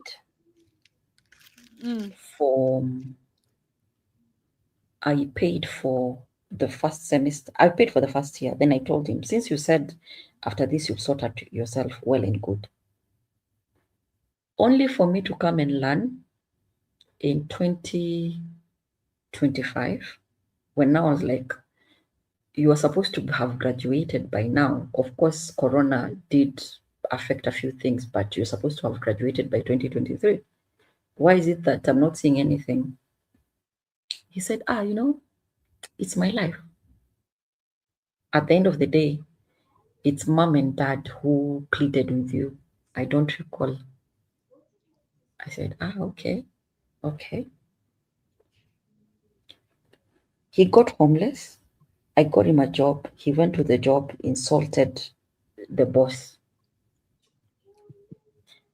You get good heart though. I sent a very long Pass message. my own. I am done. From today henceforth, I do Mhm. not want anything to do with your family. I was doing pretty much okay without knowing that my biological dad existed. But I've come to the realization that you people look at me as a money-making machine where all your needs come to my doorstep. But there's no value in this thing, because when I do not have anything or I'm not able to meet your needs, then I become a useless daughter. So why can't we just live as if I never existed? This man said, one day you'll wake up and hear that I'm dead. I hope you'll be happy then. Yes. As if this man has never paid a kobo on my education or anything to do with me. From Threatening birth, you with his death like he was a present father. nothing. And one of the things they do when they need something and I'm telling them I'm not able to do it at the moment, the question they always throw my way is, what do you do with your money? You don't have kids, you're not married. Where do you get your money? So your money is for them and their kids. They're timing it too. I asked, so do you people think I want to get to age 50, 60 and still struggling out here working? I am working hard right now because I want to retire early and enjoy my whatever I've labored for. Like, as a woman, what value do you have? You have no husband, you have no child. What do you do? What actually can you stand and say, I'm a woman? What shows that you're a woman? You and a man, there's no much of a difference. You don't mean it. And you still there, they talk to them. Where? And I asked them, do you think if I had my husband and I had kids, you people would even get the access to me that you're getting? Especially if they know what I've gone through as a child, my upbringing. Do you think they would even allow you people to be in my life? They'll protect me. The fact that I do not have, you should be thanking your stars that that's the case. Because no man who genuinely loves their wife would sit around and watch you people treat the way you treat me and let it slide. No, they will put their foot down and say, no, not under my watch. So, because I'm now useless because you do not get the freedom of getting in and having what you want to have, let's cut the cord, because this relationship is actually one-sided, it's not mutual. I was giving my story to say this. The African society has always equated to kids being you having kids as being wealthy, in terms of you have resources or you have people who might help you when you're older. But sadly, you can have 10 kids and all those 10 kids can pass away and probably be buried by your neighbors or total strangers. You can have 10 kids and there would be you cater to them and they decide, you know what, I don't want anything to do with my parent. And you can have one kid and that one kid can actually be the source of your happiness, because from that one kid, whether it's a girl or it's a boy, they would have their own kids, and after having their own kids, they would have you'd have your grandchildren, and your home still will be wonderful with just that one kid. And unlike me, you can also come from a family that is so toxic that at some point when you sit down and you connect the dots backwards, you're like, you know what? It's not worth it. I completely severed ties with my biological start family. I was like, you know what? If they need help and I'm in a situation to help, I will help. But I will not go out of my way to be uncomfortable, to make them comfortable. I blocked them. They cannot call me, they cannot text me. Whoever knows them and knows me, when they call me and they start talking about them, I'll ask, do you really want to travel down that line because you joined the block list? I feel like what you have done enough. If I'm going to be very honest, and this is not a slight to them, while we appreciate the fact that they made contact, we can also see that he did not contact you to build a relationship. He only contacted you to start a billing process. And that's not a good relationship, especially for somebody that's not been around. You are contacting somebody and you think that he's contacting you to, oh, my daughter, let's come and know each other before you start laying all your bills and all the things you need in life. So why are you contacting me? Because the children that you left my mother for to go and have, the special ones, how come they don't have money? How come they can't take care of you? Children are not to repair your mistakes. Today, I think it was today, was it yesterday? I saw, there's this lady that is in a reality show, Wendy Osefo. And it was just a small clip where she was fighting with the mom in regards for her trying to touch base with the father. And there's a statement the mom said, he was just a sperm donor. And Wendy was like, no, you cannot say that because you guys were married. And I was seeing people's reactions online. Everyone was giving their opinion. And I told them, Wendy is an adult. Yes, she's a doctor. Yes, she's a professor and everything. But when it comes to her wanting to reconnect with the dad, that's her inner child speaking.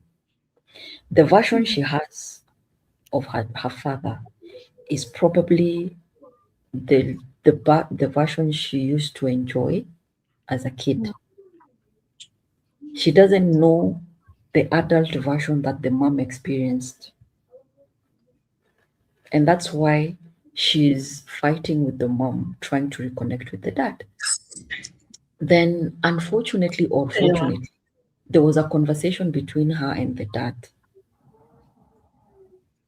Let me tell you, it triggered me so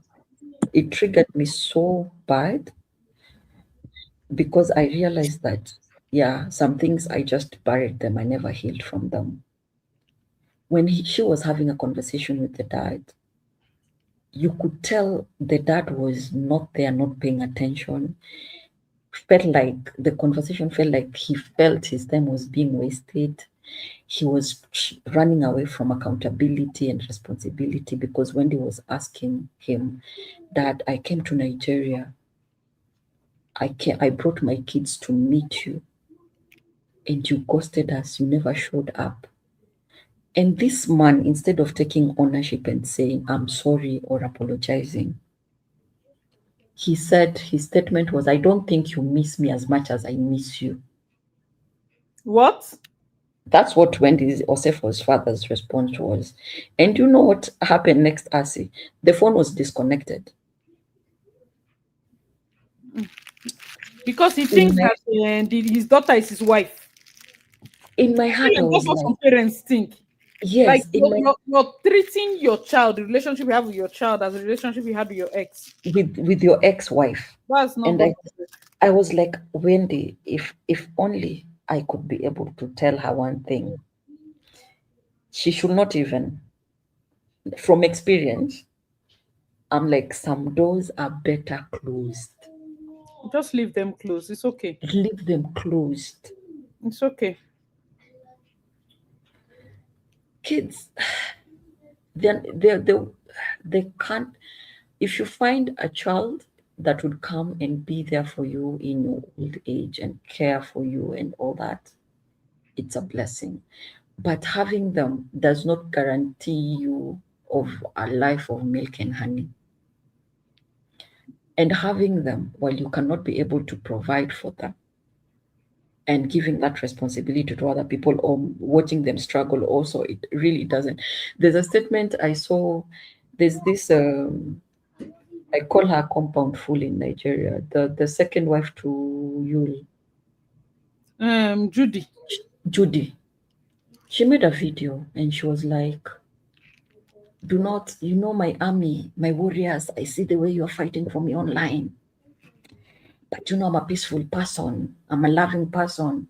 Please. That's Chris woman. I was like, this lady, shut up. Then there's this statement she made that, I love my kid and I love the other kid. And you never know, one of them might probably take us out of poverty. I was like, are you having 10 kids because you're banking on one of them to take you out of your poverty? What happens if none of them takes you out of poverty? You all are in poverty. What happens if, God forbid, she dies? Yes, I know. I don't know if it's the sister or the mom is spiritual or has a shrine, but at the end of the day, no one knows what God's plan is. What happens to Judy's kids if, God forbid, she was to kick the bucket? Because I don't think you will be able to do now. She doesn't think now. If not, why did she load 3? She doesn't think. It's Augusta or the Yul is not capable of taking care of those kids already. If anything, the separation between Yul and May showed us one thing. May was the backbone of the marriage and the backbone of finance and the brains behind everything that was flourishing in that marriage. And that's why even after the separation and all the hula baloo, the lifestyle of her kids never changed. If anything, it became better. Judy and Yul resulted in making Facebook content and whatever to earn a living. You're pushing 3 kids. You already have the other one with Mr. Obasi. And you're still, and the way I am looking at her, she might just still be in for pushing more kids. Because I think she's the type to believe if I'm pregnant, I'll get more attention from my husband. And it's but isn't she struggling now to look after all of those kids that she's pushing out, as if she's pushing out when even women that are married are here commenting, take care of your womb. Somebody that jumped through window is dishing them out back to back. Then you have to allow her to learn the hard way now. Perhaps the ones that decided to watch before getting pregnant, they are very stupid. That imagine they are not fertile. Yeah. Those women that were waiting, you're not fertile enough. That's why. Because what we possess somebody to have 3 children in 4 years, like what we possess you. Do you know what Pampers is? I think those are 3 children in 4 years, right? Yeah. Those are 3 kids in 4 years. Yeah. It's Pampers, like as soon as she gives birth, I guess they don't teach her whatever is like goes like boom, and then she's into it again. She doesn't have. You see, I feel sorry for those kids because see, not based on your story, right, Mara? Not everybody should be a parent. Some people should not be parents. Absolutely. If you look at today, there are people who maybe if they are parents, when they become parents, they'll be very, very good, but they don't have those kids. Meanwhile, there are people who are parents that should never, ever be parents because of they see, some of them see their kids as a means to, or maybe ATM machines and all of that. You know, similar to your story. There was this. And the shocker is, my dear, that the father is a bishop. My father is a bishop. he will Wow. stand on the pulpit on Sunday and preach. There's this story that I read. There's this, there's this story that I read on YouTube. Some middle of last year. It was a report by one of these newspaper. It happened in Nigeria. So there's this family of with I think 5 or 6 kids now, and all they couldn't look after or take care of their kids. One of the first son managed and traveled out of the country to South Africa, and for several years he was struggling. You know how it is if you're in Nigeria or if you're from other African country, you go to South Africa. I mean, you you struggle to to find your way and all of that. This guy struggled. Eventually, he made it. He started sending money back home to his mother for them to build a house, because where they were living in Nigeria is like a hut and all of that. So he was working hard to make sure that his parents, his family are doing okay. He kept on sending money for several years. He didn't come back to Nigeria with the hope that they were building a home whereby when he comes back, he and his family will, his mother kept on lying to him that they will take picture of maybe someone else's this thing, and kept on showing him, oh, this is the house, this is where we have gotten to, we need more money. This guy kept on, he wasn't working for himself, he was working for his family. He was sending money home for the home that he thought they were building, and he was also sending them money, each and every one of them, including his siblings. What he didn't know was that all the money he was sending, they were using it and wasting the money away. There was no home, they didn't build anything. So eventually he decided to surprise them. He came back home. This boy came back home. There was no home to go to, like there was no house, nothing. His mother started, the mother, the father, the siblings, they started giving him story. Eventually, the boy got the gist. He understood that something was amiss here.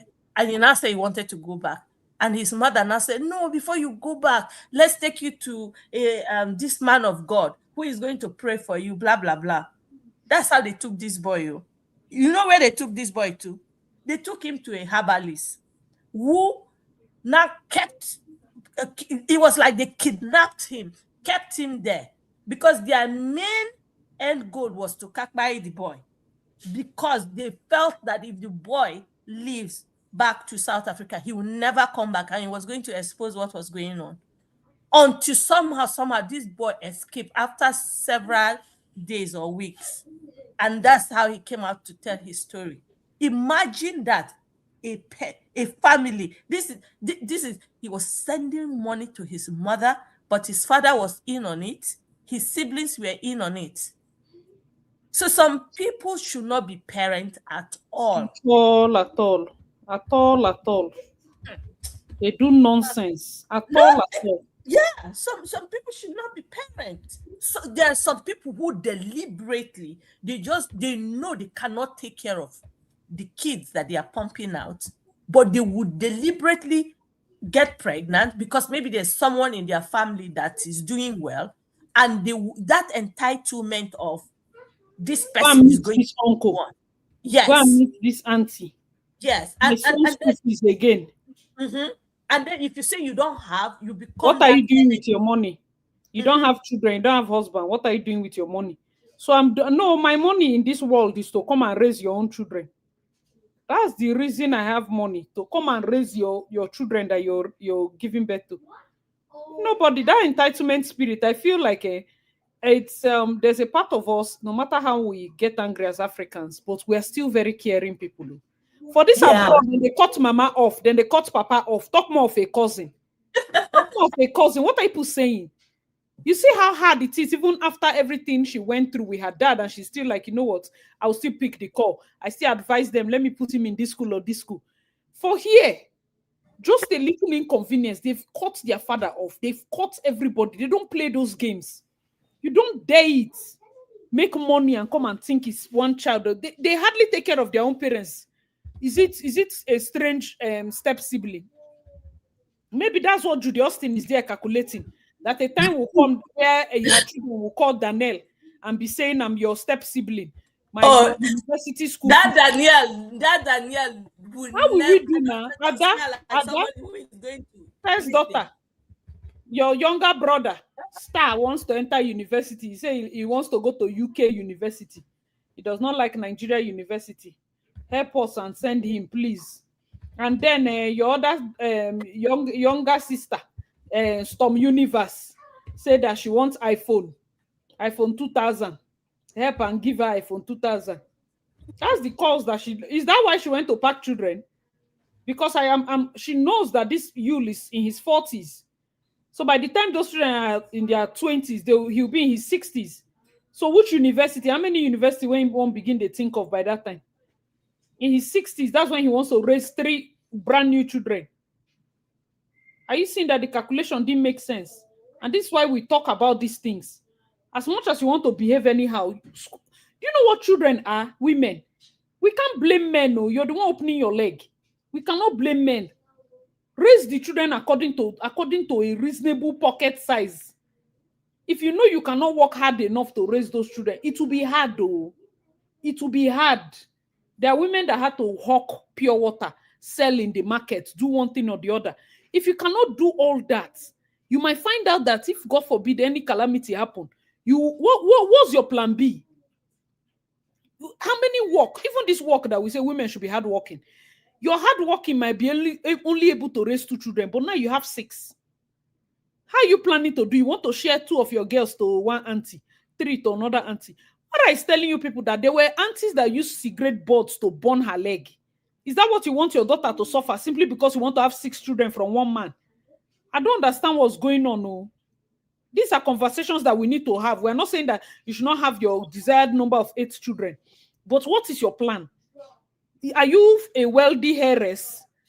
I don't understand. Because to have those number of children, you have to also be a stay-at-home mom. You have to be an intentional mom.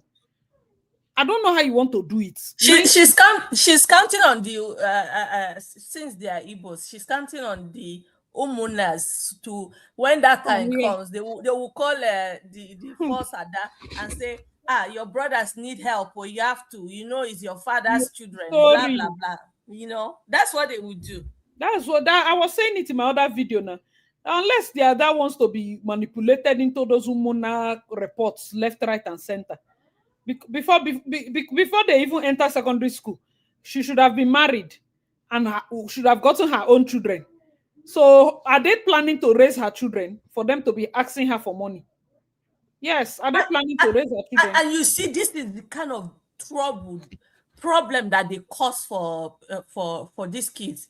Tomorrow, now these step kids will become very angry and annoyed with what do you call it, with the Ada. Oh, she doesn't want to help us. She has money. Before all those nonsense. That's exactly what I'm facing. And you don't know the problems. I don't. The thing is this. For me, it's even. it's the irony because I never grew up with them. I don't know them. Even the 15 years that I've been talking to this family, I have visited their homestead once. And the ones I visited from 2011, the first time I visited that homestead was in 2018. And I remember that 2018, the reception I received from my biological dad wife, no one had to tell me that I was not welcomed and I needed to fix or sort myself out. So what I did is, luckily, they don't live far away from the town, and it's a decent town.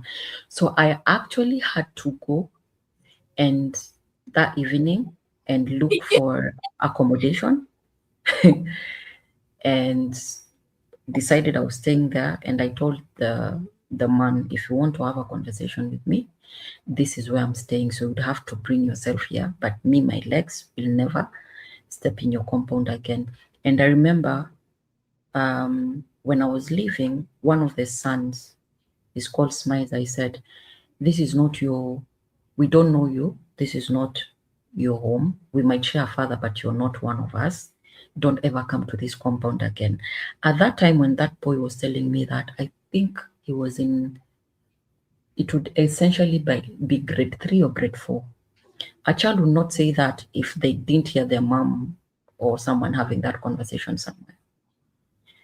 Then now in 2025, sometime in July, he reached out.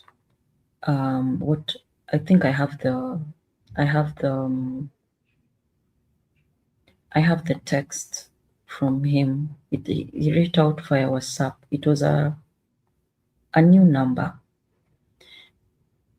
and you're like, hello, this is Smiza, your brother. Then I responded, I don't have a brother by that name, because I didn't even remember his existence. I'm sorry. I didn't remember. And I was like, I'm sorry, but I do not know. I don't have a brother by that name. What I know is I had 2 siblings and they passed away. And for me, the siblings that I count, or I count up to now, are the 2 sisters that my mom had with my stepfather.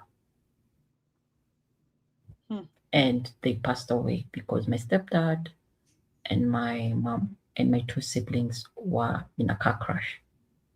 Oh. And that's how I lost them. So to me, even when someone talks about family, in my head, my parents, like in my head, my biological dad will never come into the picture at all. It never occurs to me that he's still alive.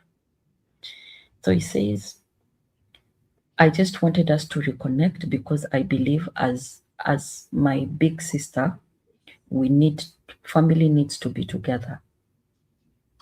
Then I responded again, like I said, I don't have a brother. I don't know any person called Smiza. Kindly, who are you? That's when he said, this is Smiza, Kit's brother, the one you train at the university. I would like us to be close. I would like us to build a bond. My response was, no, thank you. I'm good. Oh, it's not they remember the one you train. I thought you Yes. didn't do anything now. I said, no, thank you. I'm good. I'll pass. He needs money again. Money is the bond. Then this was the other sibling. This happened, when was this? This was on Thursday last week. One of the other ones, it was a new number that kept on calling. I did not pick up because I actually don't like picking up new numbers, because I think like, if it's important, you'll send me a text. Then he sent a text and said, hi, Mara, it's Alan. Please pick up your phone. I did not respond. How are you? Are you able to create time so that we can meet in town tomorrow? I'm in Nairobi. I did not respond. Or maybe you don't know me by the name of Alan. This is Norbert, your brother. I did not respond. I went to the block list and I blocked the number. This was Thursday last week.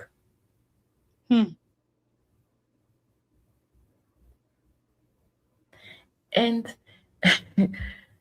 for me, the irony is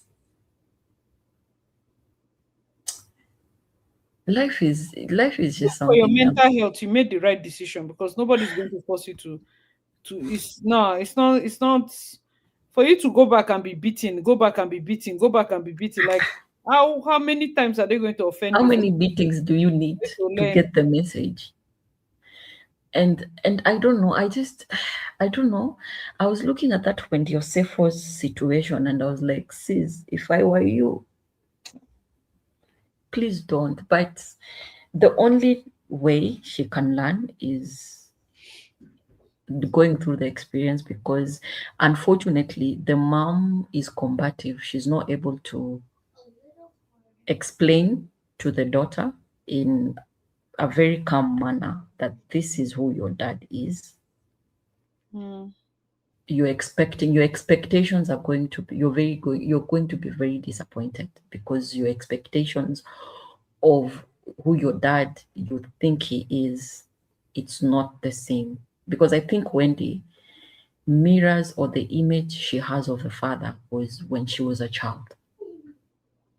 And the way the mom reacted the moment Wendy Osefo mentioned that she wants to reconnect with the father and wants to again give it a try and go to Nigeria, that lady flew out of her handle. To an extent, even she told the daughter, fuck off. There's a lot of hurt there, but Wendy will never know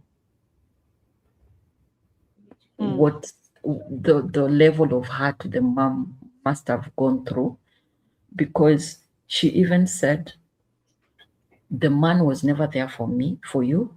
I trained you, I took you to school, I provided for you, I did everything for you. Why do you want to go and start looking for someone that was never of value to you and will never be of value to you? Then Wendy, on the other hand, is like, no, don't say that. Don't say that dad was a sperm donor because, you guys were married. That is disrespectful. That phone call that she had with the dad, it painted, I could almost hear word for word when my dad was like, where's the money? I'm in a hurry. And the conversation that happened later when he got so angry because he didn't get the 300,000 that he wanted, but rather he got the 150 that I was comfortable parting ways with.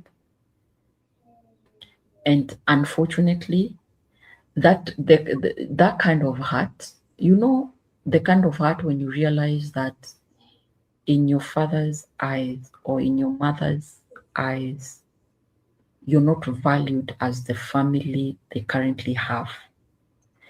That is a different kind of hurt. When you come to the realization that you don't matter to them, you're not of value to them, they value other people. To you, they just see you as a ticket or a means to something or somewhere. It hurts a lot, because also in that realization, you realize that in case anything was to happen to you, you're on your own. No one is you're on your own. And for me, the realization came that, by the way, me going out of my way to help this man's family, if anything was to happen to me, will they be there for me? So this is what I did. I called him one day and told him, Dad, I haven't eaten for 3 days. My business has really been struggling.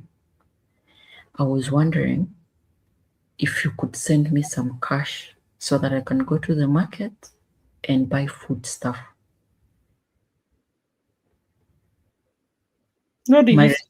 His response was, let me call you back. He blocked me because I could not. When he told me, let me call you back, give me 20 minutes, I sat and waited. He did not call me back. And when I called him back an hour later, because I realized, I was like, this man said he'll call me back in 20 minutes. He didn't call. So it's like, wow, I was blocked. The next time that man reached out to me was 2 weeks later. And this is what he said. Mara, your siblings have not eaten. Please send us money to go to the market and buy food. I'll cut the line. I disconnected the line, just like you said. I sent the money, I disconnected the line, and I blocked them. I was like, You even still sent the money. I Mara, sent the one, leave me but I alone. blocked them. I was like, you know what? That, because for me, I was like, okay, Mara, how would you be able to know that this family would actually be there for you should the need arise? You need to find out. And this, As he blocked you that first time, how did he now unblock you to send you that his children have not eaten? that's the thing. It's because now there was a need. There was a need. And this experiment, I did it. I blocked them on the 15th of December. This experiment, I'd done it around I think it was the last week of November. I was like, Dottie, you need to find out if this family, anyone would go out for you. So hence that phone call. And I think it was an hour later when I called, I could not get through because it kept on saying the mobile subscriber cannot be reached. Please try again later. In Safaricom, there's a way you can block someone's line such that they cannot be able to get through to you. Yeah. You still when you're able to do everything, but that particular person will perpetually get the mobile subscriber cannot be reached. Please leave a message. Always. So on that 15th is when he reached out and he said, oh, by the way, your siblings, food stuff has run out. You need to replenish the pantry. And by the way, this thing of you not keeping tabs on your dad, what was the message? I will read it to you. I am very good at keeping archives. I normally don't, because they come in handy when they try to gaslight me, because they do that a lot. This is what the message said.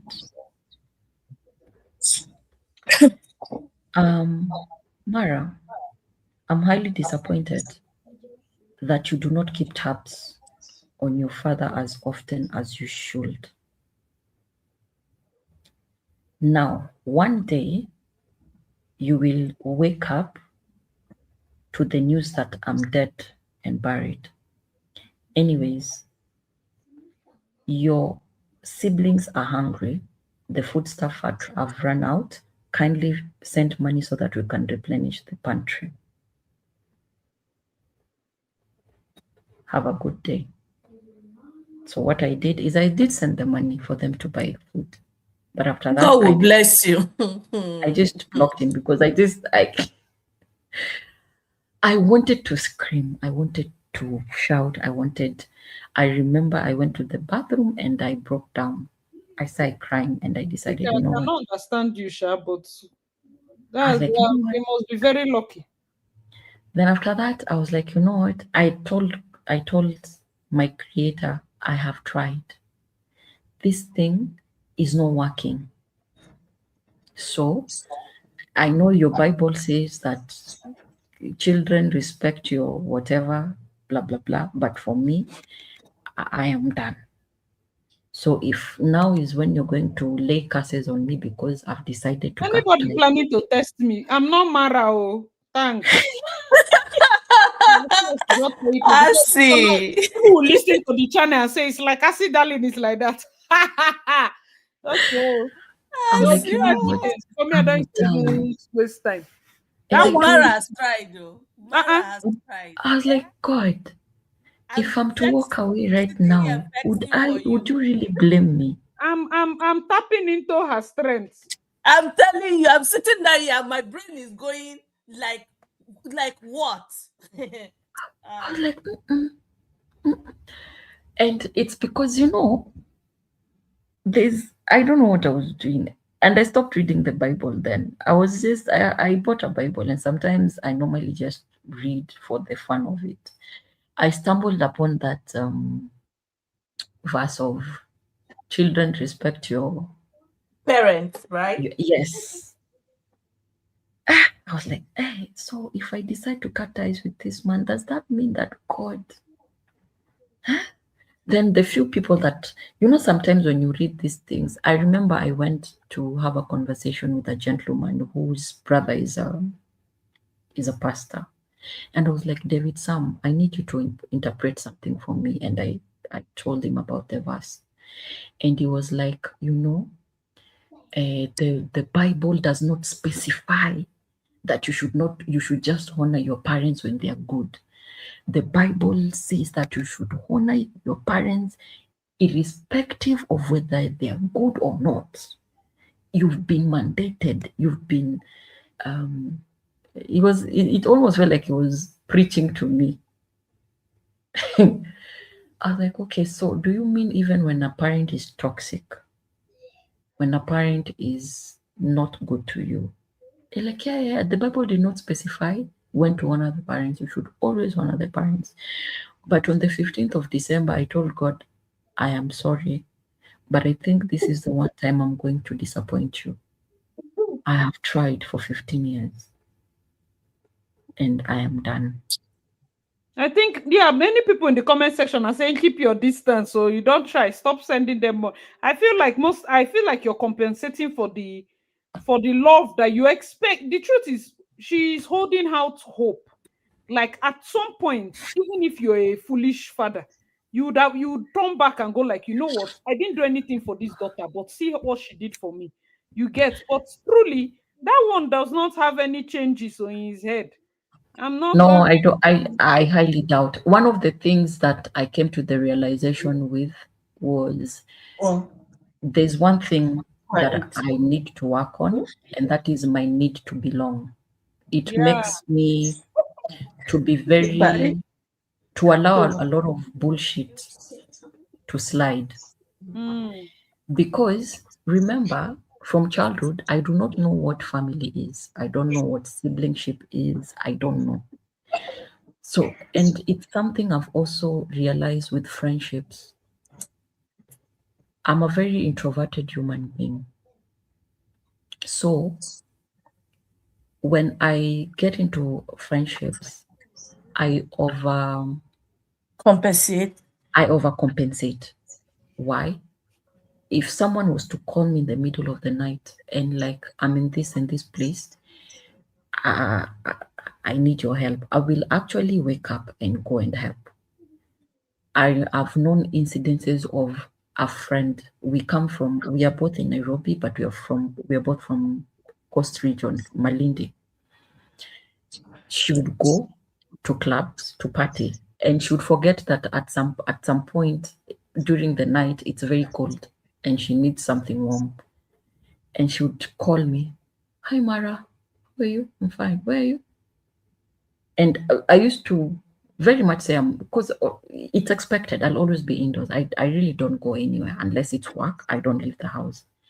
I'm like, I left the house around 10 and I don't know what happened there, but I'm outside. I was just wondering if you could, bring me something warm.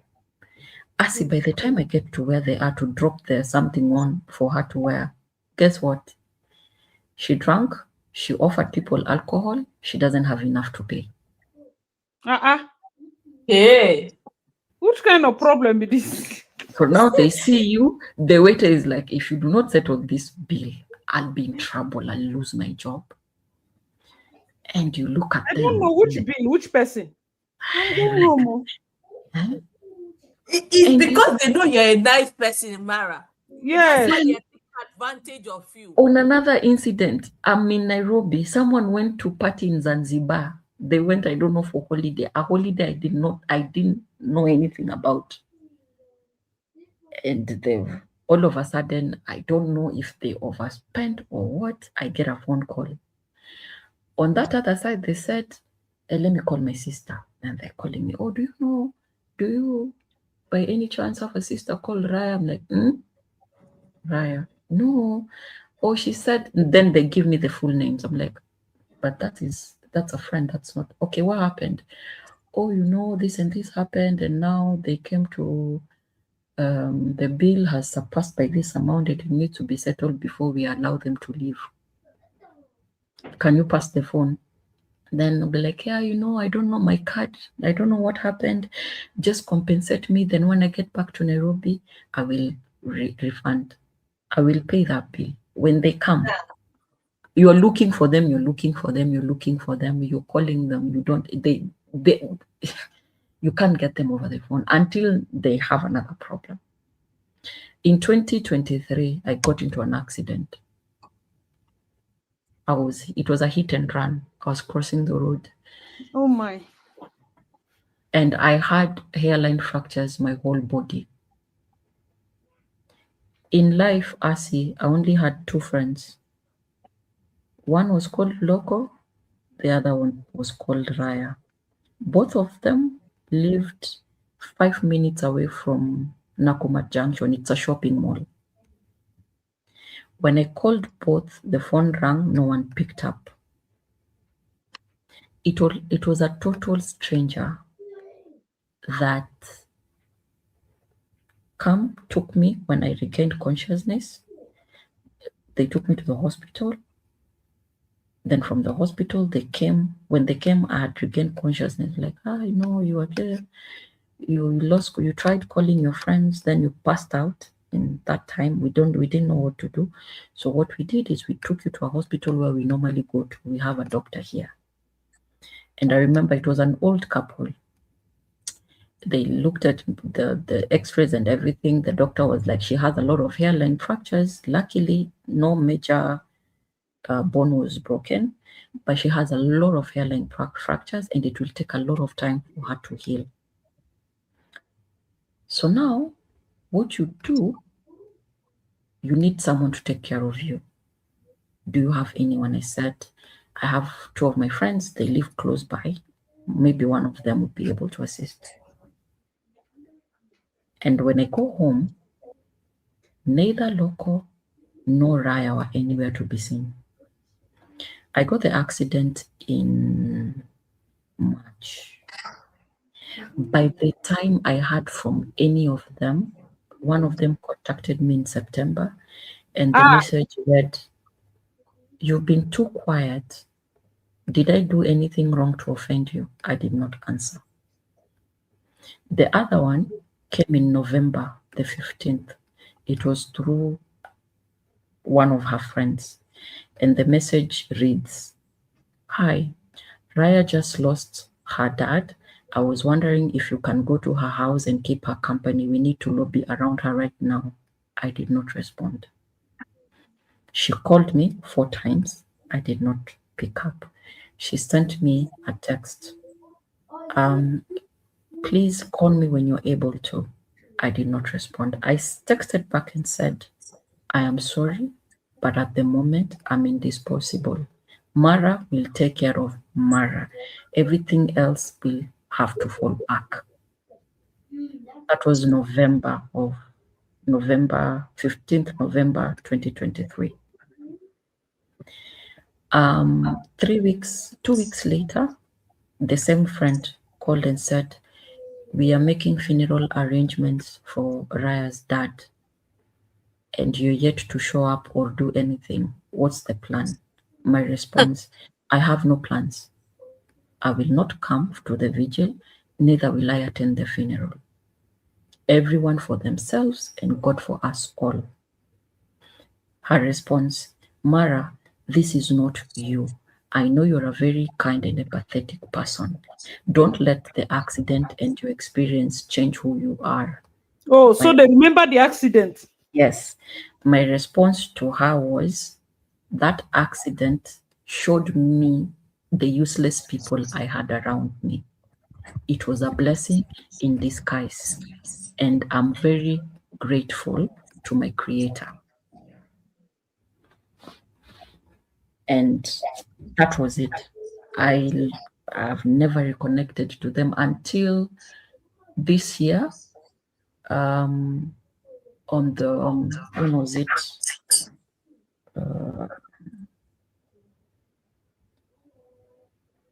It was on the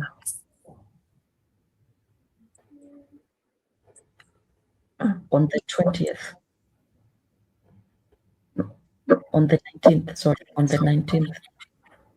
And the message read, my sister will finish her exam on Friday at 2 p.m. at Pangani Girls.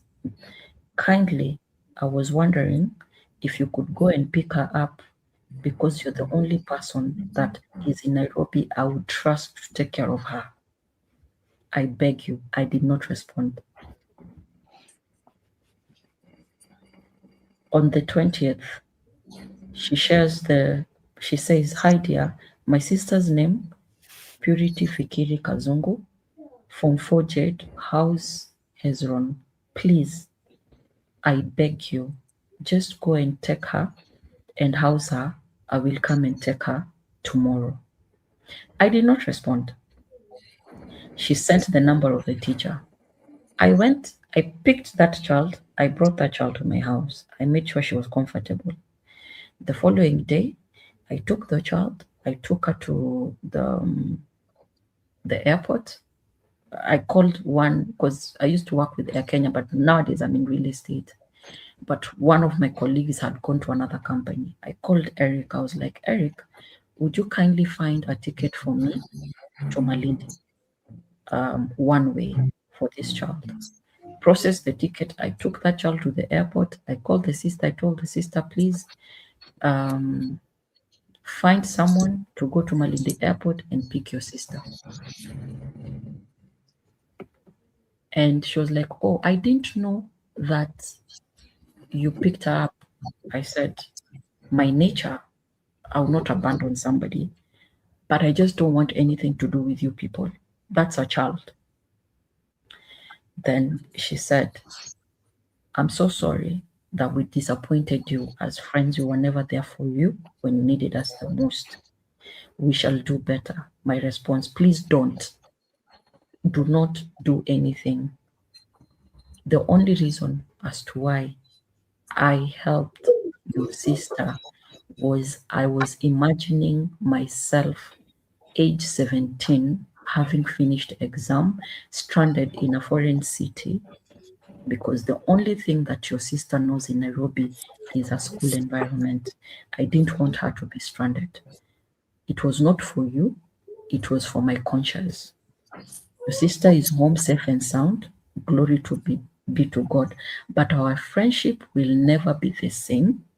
I do not want to be friends with you people. I would like to be left alone. If ever anyone needs my assistance and I'm in a position to assist, I will assist. But I do not have any expectations from any of the circles of friends I used to have. Peace. That's why they take advantage of you, because they know that you always be there. You see, That the thing they shock me. Oh, people they like this. Sometimes Wow. sometimes you need to tell yourself, I just want to be me. See, they will always, no matter what you do, okay, these people will always be ungrateful. They know that, oh, if we go to Mara, if we call Mara will do this, Mara will do that. And such people, they don't care. They will never be there for you. I think what you just need is just one faithful friend that you know, okay, this person, no matter what, I can go. If I call on this person, even if that person is sleeping, that person will be there for me. In your situation, I can understand, maybe because your dad is not there and all of that, and you lost your siblings. So usually in situations like this, you want to your friends will now become like Your family. Yeah, your That's family. the mistake I realized I've done for a long time, is I don't see friends as friends. I see them as the sister I never had or the brother I never had, Exactly. which is wrong. Stop.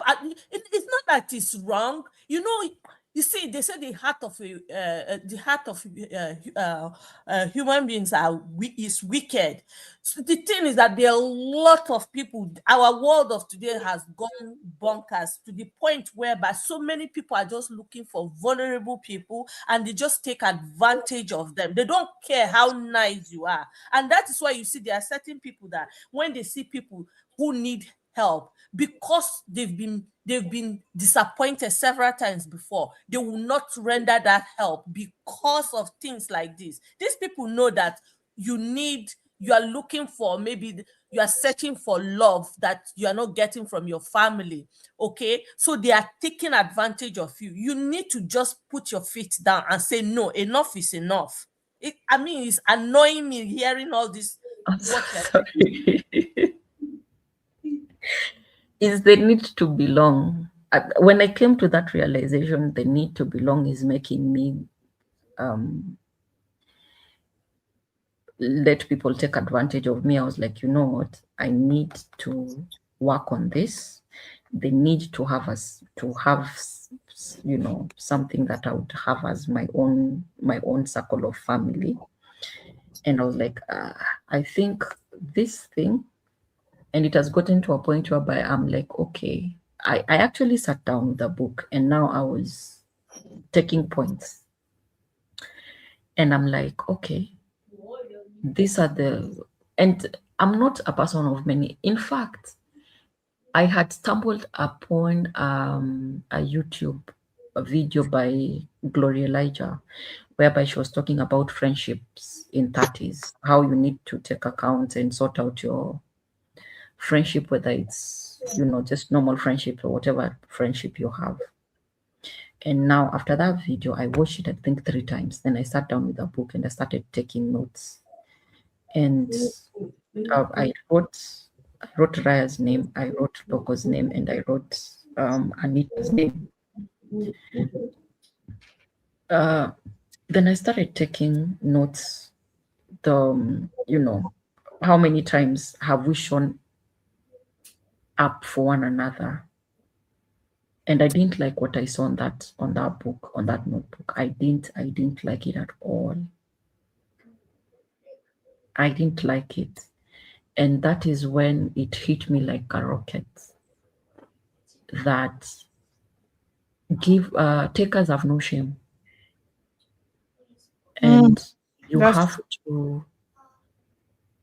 to be firm, and you have to say no. And I know I will battle with this for a while, but I know at some point I'll get the hang of it. There's that guilt you feel when you say no, especially when you can do it. But I need to learn that it's also okay to say no. No. I would love to, but unfortunately I can't. And it's okay. It's okay. Yeah. So when I was going through the notes and I was looking at them, I was like, things have to change. And I was like, okay, now that things have to change, what are we doing differently? And I was like, I will meet people where they meet me. For those that have been in my life for a very long time, and I've seen a clear pattern of they will never be there for me, I am completely writing them off, blocking them, and having no point of contact. If we bump on the road, it's high and by. I'll be very cordial and respectful, but these are people that have been in my life for a very long time and they've not added any value. So what I'll do is I will stop showing up for people and start showing up for myself. I need to protect me first before I protect another person. And the way for me to protect myself is ensure that no one takes advantage of me. No one has easy access to my energy, my resources, anything that has to do with me. And people have to earn it. One of the weaknesses I have is I'm one of those people who says that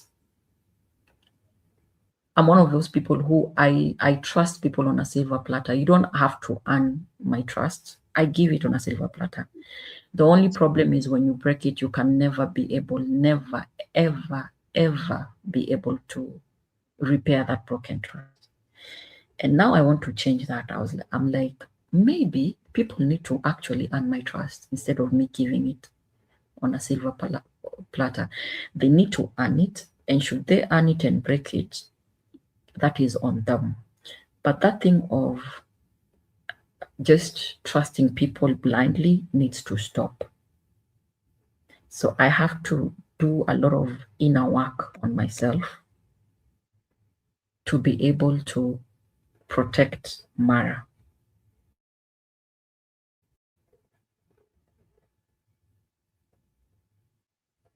I feel I seriously, if there's one thing I love about when we do our normal live streams and then get to this conversational part, that's why I just let you run, is the fact that you trusted us enough to tell us this part, because it's a lot of vulnerability, and honestly, Yeah. do not take it for granted.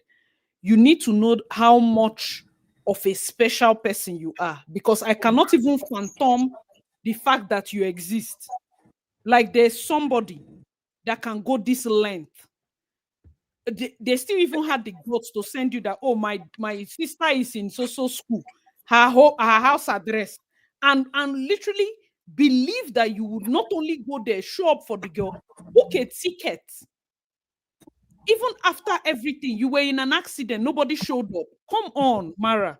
You know, for me, I used to just feel like when people say they don't have friends, like what's going on, what is it? I never understood that there could possibly be some people that just had bad friends simply because the friends had, like, what would I even call it? They just took advantage of your niceness. Because I can't understand, like, how would After taking account of everything, I came to one resolution. I don't want friends at all. I don't blame you. I was like, you're not wrong. I'm very serious, I don't because want you friends. just changed my concept of that. Anytime I hear people say I don't want friends, I'm like, how bad? I don't want friends. I have friends from my high school. I have friends from my primary school. I have friends. I mean, friends are nice. Friends are good. I feel like it's also the fact that I never expect anything from them. So what if I have put myself in a point where I can maybe call? If I call somebody and say, I need or I expect this, would they be there? I've never gotten to that point where, and this is really scary. Like for real, you can be a friendly person, you can be everybody's friend and have no friend. That's the downside of being social. You can be everybody's friend because they are used to you showing up. There are many of my friendships, quote unquote, that died because I stopped reaching out. We were cool, but we're cool because I kept reaching out. Babe, how far now? How you day? Okay, now take care. Hope everything is fine. Oh, how far? You said you were going for surgery. Hope it went well. Oh, how far this? So when I stopped reaching out, the friendship has died. I see that you're cool. You see that I'm cool. Let's just leave it like that. Because at some point, it gets tiring. You're a human being. It gets tiring. You can't keep taking It gets emotionally exhausting. It's draining now. It's draining. What kind of lifestyle is this one? It will almost be like, God, which type of world is this one? I even asked God, Kwani, did you create me to be the pillar of strength for everyone around me, but you didn't even give me one person to be my pillar of strength? You know, there was a question. A friend of mine, the mom, when we were much younger, asked one day, because she's like a very nice person. So every day she's telling her mom, oh, I want to do this. This person needs help. That person needs help. So the mom now asks her one day, and asked her, out of all your friends, who amongst them would you call at night if you need help, that will run and come to your aid? And she couldn't name one person. And the mom said, you see, you don't have friends. Before the accident, I could have sworn that, especially those two friends of mine. I remember when Raya was married, one time she called me at 2 a.m. She had been battered by the husband and had been thrown out of, not even the house, like in the compound, out of the gate. The distance I had to leave my house, because it's about 30 to 40 minutes drive one way. So to and fro would be about between an hour 15, an hour and 30 minutes. I went to her house, picked her, saw the state she was in. Good thing is that it's one of those very safe neighborhoods. Went, picked her, took her to the hospital for her to get treated.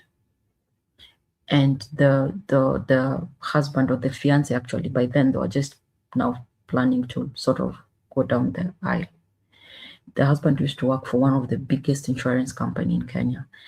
I went to his office and I told him, the next time you lay your fingers on your wife, this office you're seated in would be your last day. No matter how mad you are, you don't beat up your fiancé as if you want to kill them. At the end of the day, that's a woman. You don't fight with a woman like that. It's like you're trying to get rid of demons. That was Raya. I remember for the other friend, she had what is that? It's there's that pregnancy that grows in the fallopian tube.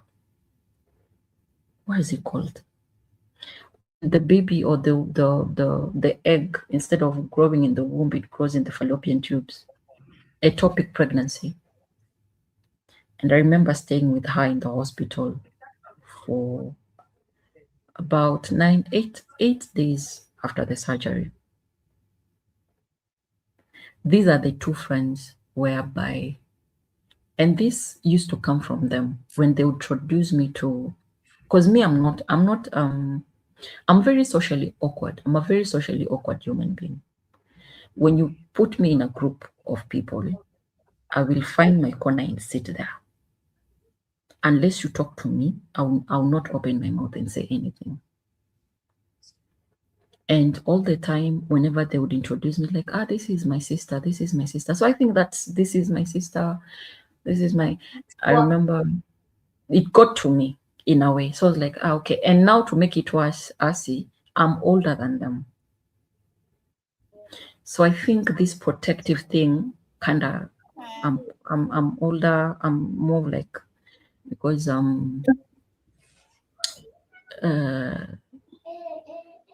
I think I'm older with Raya by 2 years and with Loco by 3 years. So I've always felt this thing of the need to protect. I think, I might be wrong, but I think because of them always addressing me as, hey sis, how are you, blah, blah, blah, it got to me to an extent whereby I let a lot of things. I was blinded. It's like I was wearing blinders. I was not seeing that this friendship was not really mutual. So, one, we've been friends since I was age 15. Raya, we've been friends for a very long time. Age 15, and I'll be turning 40, 1st of February next year. The other one, Loco, we've been friends since 2017. And one of the other things I've always had a problem also with is attachment. I get attached very easily, and the detachment part is now where the problem is. Detaching is difficult for me. And sometimes prayers, before the accident, there was an opportunity that came. There's a friend of mine also, now my best friend. She lives in the US. She had lived in China for a very long time. Then she went to the US. She called me. She told me, Mara, I want you to come and join me. I want you to come and stay.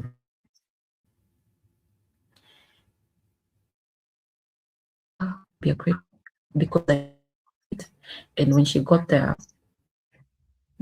she got work in the real estate field as a property manager, and it was a big company. She was like, do you know anyone from your country who can come? And I'm really impressed with your work. So the first thing she thought was, please want you to come and join me. Do you know what your darling Mara did, Miss Asi?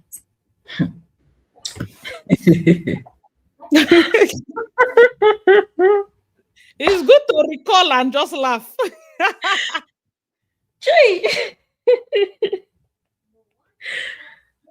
Guess who are the people I contacted for that opportunity? Who? I told my friend Audrey, a very wonderful lady. I know this opportunity is for me, but there's this person that I really, really want. Like we are 3 of us, but I would want them to come. Then me, I'll now join them when everyone is there. Like who? Those 2 friends are like. Then she was like, I would prefer you, but have a conversation with them. Then you come and tell me. So I went and had a conversation with Raya first. There's this opportunity. They are going to work on the paperwork and everything. Do you want to go? And she was like, nah, I don't want to go to a country whereby I'll not be able to live life the way I want. I like drinking, I like partying. I don't want to go and start wondering if I drink, if I drive, I'll be caught with a DUI. So no, I'll pass. The next person I approached was Loco. Loco's like, that is a wonderful opportunity. And it will be very good for me because now Local comes from, she has a sibling and a mom, and the dad is late. The dad passed away in 2022. So like, yeah, that will be a wonderful opportunity. Then I went back and talked to Audrey. I was like, Audrey, I have Loco, and I think let us bring her first. Then after her, I'll come. Audrey says, okay, but I'm really, anyways, because we're friends, you know her better. I will work into that. Talk to the boss. They sent the papers and everything. Everything was being now geared towards her traveling to the US so that she can join. She can join the lady. They work together. When the process started, a month later, the process started in Feb, because when she called me with that news, it was on the 1st of Feb. I think she wanted to give me a birthday gift. I got into my accident on the 3rd of March, 2023. And after I'd gotten home and settled, I called her. I sent her WhatsApp to notify her that this and this had happened. Her first question was, those friends of yours that you recommended to come, has any one of them come to check on you? I said, unfortunately, no. I said, okay. So she would call me every day to check up on me. Have you eaten? I had to find someone who would come to the house to cook for me and do the cleaning for my house. And because I was living, the apartment was a duplex, I had to leave that apartment and find a different apartment that it was just 1 level, because climbing the stairs was very difficult for me. 2 months later, she asked, your friends? I said nothing. The 3rd month, she said, I'm canceling everything. The day you want to come to the States, let me know. But those ones, no, those are not friends. And up to now, she doesn't even want to hear their names. 2023, before the accident, on the 3rd of March, I had prayed this prayer to God. I told God, you know my heart, you created me, you know my weaknesses. And my weakness has always been a sense to belong, to have my own sense of belonging, my own support group, like family, genuine friends around me. If there's anyone in my life that is not genuine, remove them. If there's any colleagues that I work with that are not genuine, remove that obstacle.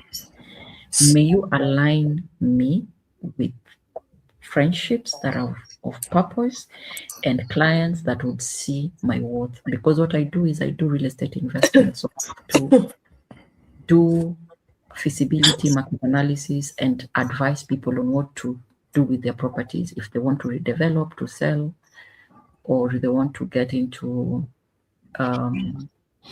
what we call them, malls, to construct strip malls, all that I have to. So I was like, and I had done a lot of work that I don't get paid for. So I was like, you know what? I am tired of working and not getting paid. These clients, they will come to me once they get a blueprint of what to do in their property and everything. They do not respect the contractual agreement we have between us. Send me clients that will see my worth and bring me friendships that are genuine and mutual. And if there's anyone within me that is not a genuine person, remove them. That prayer I prayed when I was now going to celebrate my birthday. After that prayer, a month later is when I got into that accident. Is when I realized that I do not have friends. And even after the accident, I was in denial. I was in denial the month of March, April, May, June, July, August. 6 months later, as is when I realized, Mara, you're on your own. So by the time I accepted I was on my own, is when my friend got in touch with me in September 28th. And that was, I don't know what I did to you that you stopped talking to me. That was now from local. When she sent me that message, I did not respond. I kept quiet. Then November is when now Anita gets in touch that Raya's dad is late and I need to step up. And I was like, nah. That part of friendship, I was able to eradicate it. In 2023, the part of family is when I was just able to do it 7 days ago on the 15th of December. And the moment I sat down with my notes and I was literally writing in my diary and everything, and I was going through everything of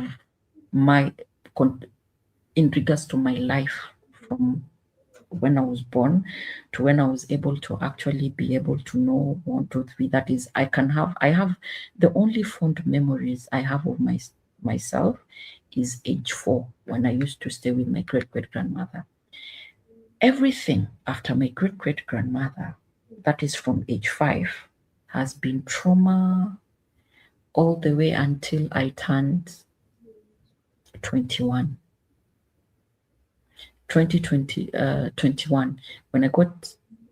When I became age 22 is when I started working for Air Kenya, when I was able to fend for myself, when I was able to be responsible for myself. That's when my peace of mind came. Then 2023 is when my dad comes back into my life. When I'm 23, that is 2011. It's been a roller coaster of emotions between me and my dad's family until the 15th of December, when I said, you know what, God, I am done with everyone and everything. I'm getting into 2026 with no family and no friends.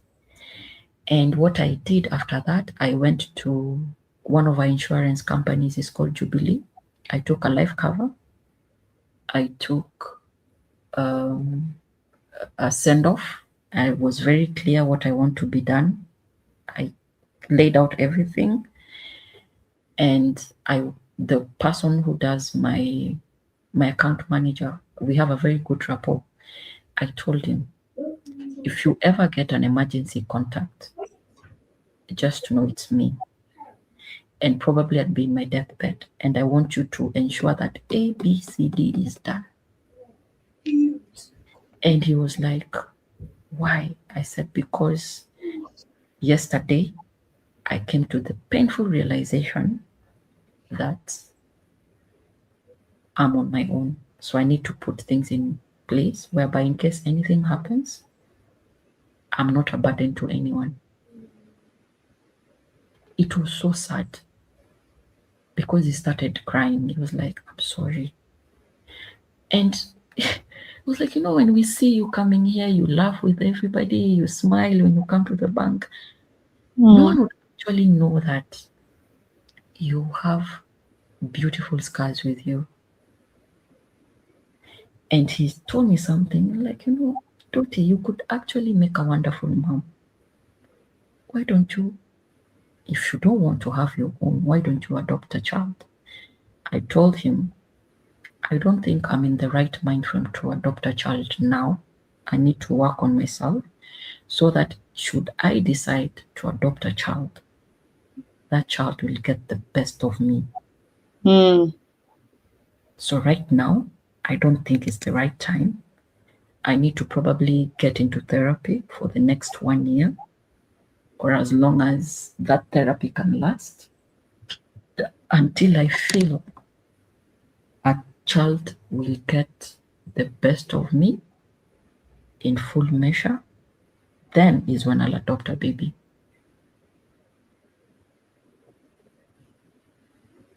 That's the thing, man. I feel like the awareness is 100% the healing.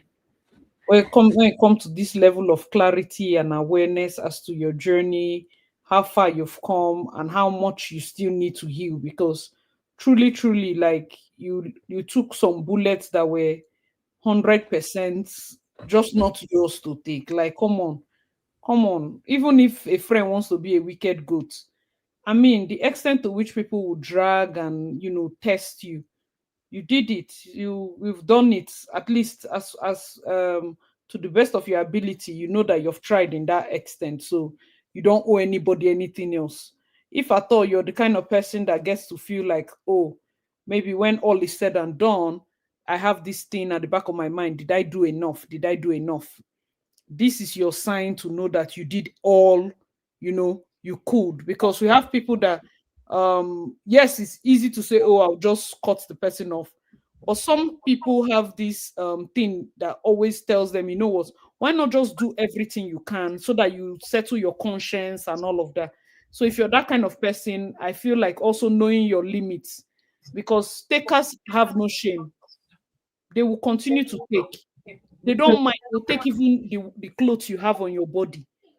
There is never a point where, especially if you're a giver, you have to get to a point where you ask yourself, if I stop to give, will anybody ask if I've eaten? If I stop to give, will anybody care if I have anything on me? Yes, God blesses people that give, but also having these questions, man, is very important for us to know so that we can, align ourselves. So that you align your the responsibilities you have, everything that you have. We're rounding up, I know. Someone said good night from, oh, it's 2 a.m. already. See, if it's 2 a.m. in Ghana, that means it's like mid 3 a.m. in Nigeria. We still have over 300 people here. Thank you guys. It's 5:11 in Kenya. Oh, it's 5:11. That means it's 3 a.m. in Nigeria. So no, but I actually like, after most times after the sessions, it's just easier because it's a live stream. People can share. There are lots of people that are learning. There are people that probably have been cut off from their dad for so long, and they're like, if Mara can even take this one, at least maybe I can try and do half. Don't try. Make the call, those that have never tried will be like, Jesus, if Mara can go through all this, maybe I should just avoid it. It's a lesson either ways, because for some people, they can see it from both angles. Like, I want to hear for myself. That's why somebody like Wendy Osifo, you would think that at her level, with her influence and the money she has gathered, she will be able to outgrow the need for a father's love, but that's not how it works. So don't feel ashamed or sad about it, because with all she achieved, she still needed her father to need her, and he's cutting the phone on her will break her more than any other business deal or anything, because she still needs it. You know, that there's that yearning from a daughter, like, why don't you love me? What did I do? What's different about me? And then you see people that dote about their dads or dote about this or that. And this is just reality beyond the perfect world everybody has on Instagram. This is the reality of what people face. Yeah, a lot of people are facing it. They're facing it. It's a serious thing. It's a serious thing. And for you to be able to share, at least it has helped a lot of people to be able to cope with the fact that, man, it's not you, oh, guys. It's not you. You know, people will take, friends will use you. And you have to be able to know when you're being used. Somebody cannot show up to a concert without jacket and call you and say, can you bring jacket for me? Come on. You can't. I'll send an Uber. Come outside and meet the guy and pick the jacket. I'll send an Uber with the jacket. There are certain ways where you know that this person is possibly going to trap me with an expense or a bill. Is she paying back? No. What would you say? I have a friend that is going to settle this bill. I'll just tell her I need a jacket. And you reach there, she has ordered drinks for people. Not only, if I have no problem settling you, but if you get to the point where you're now ordering drinks for people on my tab because you feel like I'm generous, that's grounds to cut you off. And this is nothing. How much is SIM card? What exactly am I posting online that I can't go offline for a couple of days? You know, that's for your own mental health, because you would have saved a lot of therapy money by cutting them very fast. They're mad. And I'm wondering how they feel having flopped their closest friend, somebody that could go all the way for you. You flop down. Tomorrow you're like, oh my God, I'm so unlucky with friends. But God had given you friends that were able to go all the way, come and clear your bills, settle your debts and everything. She just had one accident, you couldn't show up. Come on, girls, come on. But if you say, man, now you be in the house pounding yam, pounding potato, breaking egg, rubbing his feet, rubbing his back, bending over backward, onto good wife. They do it now. The girls that can't go all the way for their friends who kill for a boyfriend. Oh, my boyfriend had accident. I need to be there to feed him rice and beans. You see, because of ulterior motive, the ulterior motive of believing that you become a wife. There's been many people operate with ulterior motives. Everything about you has to somehow favor you. And that's not a good way to live, guys. That's not a good way. No, Mara, you really taught us a lot. Thank you so much. Guys, let's round up. Let's share our final thoughts, our final goodbyes, so that people can go and rest. It's 6 o'clock here. I started by 1. So that's like 5. It's 9:15 here in Quebec. 6 whole hours, man. But I truly enjoy speaking with you guys. Like, it's like we have one day in a week where we just come and pour our hearts and then go and face reality. So this is like the bench, and I'm honored. Seriously, I'm honored that sometimes it's just good to just actually this live has, I don't know if you know this, but it's the first time I've actually talked out loud, like, you know, like my heart has come out of my mouth. Yeah, that's why I say I don't take it for granted, man, because I'm like, the sharing, it's deep and it's like there's no cutoff. This is a book, Mara. I told you I was in a therapy session. I told you about writing a book. This is book material. I didn't even know that these chapters existed when I said you should write a book. This is like book material, because your platform is actually a therapy. I don't think people know, because it's a therapy. Because when we have these long live sessions after the main topic, yeah, there's always something. There's always something that we always take home. We just let people pour their hearts, like, discuss what is really the issue, what are we facing. Like, people are like, oh, my own story, this is what I'm going through, and my own story, this is how far I've come, you know, this is what I'm missing out on, this is what I think I can do better on. And this is not like a no judgment zone where people can actually share that deep part.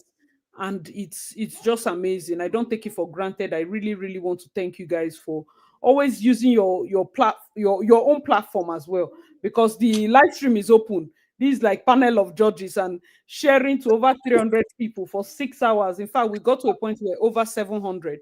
My daughter was asking, said, Mama, are you in a meeting? I said, Because it's a meeting. You're hosting a meeting with over. Imagine if everybody here was kind of in a hall. 300 and something people is a lot of people to sit down here to. So that's just amazing. That's very, very amazing. Thank you so much. I admire your hair. Oh, thank you. My hairs are from Nigeria. Oh, I see those comments a lot. It's from Nigeria. I get from different hair vendors. I don't really have any routine apart from the fact that I think during my birthday, somebody, hair regenesis in Calgary here, she helped me to style it. So since my birthday in March, I've not done anything to them. I just brush it and use my hand to finger coil it and keep it inside the waterproof bag. That's all I do. Like that very light net that comes with the hair, put it inside and then put the waterproof inside and put it in my corner. That's why I wish I had one fantastic and dull hair that I used to keep it on. No, the only thing I make sure I brush it before I wear it, like brush it after, before and after, before and after, and coil it with my fingers. That's all. Just so that it will last, because these things they cost, they add up. Oh, you understand? They add up. You think it's not money. By the time you buy 1, 2, 3, 4, it adds up. So yeah, try to take care of the ones we have, because I mean, well, that's all we have to use and manage. I can't buy anyone from this Canada. I don't have strength to talk. These they are 200-gram hair. I don't have strength to fight. So that's how I've been managing. I see the comments. So sorry. Like I see it on many videos, and I'm almost like I should start including it. It's not like I don't even want to suggest the vendor per se. It's just I don't want a situation whereby I bought these hairs like maybe 2 years ago, and then maybe right now, if she's a rude person, don't go there now and shout on me. Oh, it's not me. Oh, maybe I bought it when she was still humble. I don't know. Some vendors back then, people didn't like their experience with 1 acre. But when I used to buy 1 acre's hair, all my 1 acre's hair were nice, which was weird because people ask me and I say it's 1 acre, and then they go and they get very shitty results from her. So for some reason, I don't know, the results may differ, but yeah, I buy it from Nigeria. When I go this whole year, I didn't go to Nigeria. So as I'm like this, and Pepe body is doing me, but God has been keeping me. God has been keeping me. Thank you all so much. Yes, I'm glad you're finding yourself. Yes, so she is like Mara is such an inspiration. Like all her stories. She's that wealth of wisdom kind of person where you just see Mara has entered the chat room, mama, like these are a panel of judges. Mara coming. Mara, Auntie Mo. There are people now. See, Joe, if Joe did this thing, I don't tell Joe to go out. Joe will sit down here and be judging all the case from beginning to end, because there's no point. You get some people can come share their thoughts and go. Ayana tell Joe, Mara, Auntie Mo. There are some of our people that are the panel of judges. Then go there here because their experience and their angles that they share are so thoughtful. I thank all of you. Jen was here earlier. Ayanate was here, like I said. Kewe was here. Like, come on, many of you. Kachi missed today's own, but Kachi is also another person that, and these are people that don't mind. They come on live and they share their stories. And come on, thank you guys so much. Thank you guys so much. It's just my part. I just bring out the platform. Maureen is here. Maureen is here. Thank you so much. Thank you for your platform. Thank you. Yes. Thank you for letting us use your platform. Yeah, it's always available. It's all of us our own. So thank you. I really appreciate. Merry Christmas. Merry Christmas. All the best. Like this is the last live before Christmas holidays.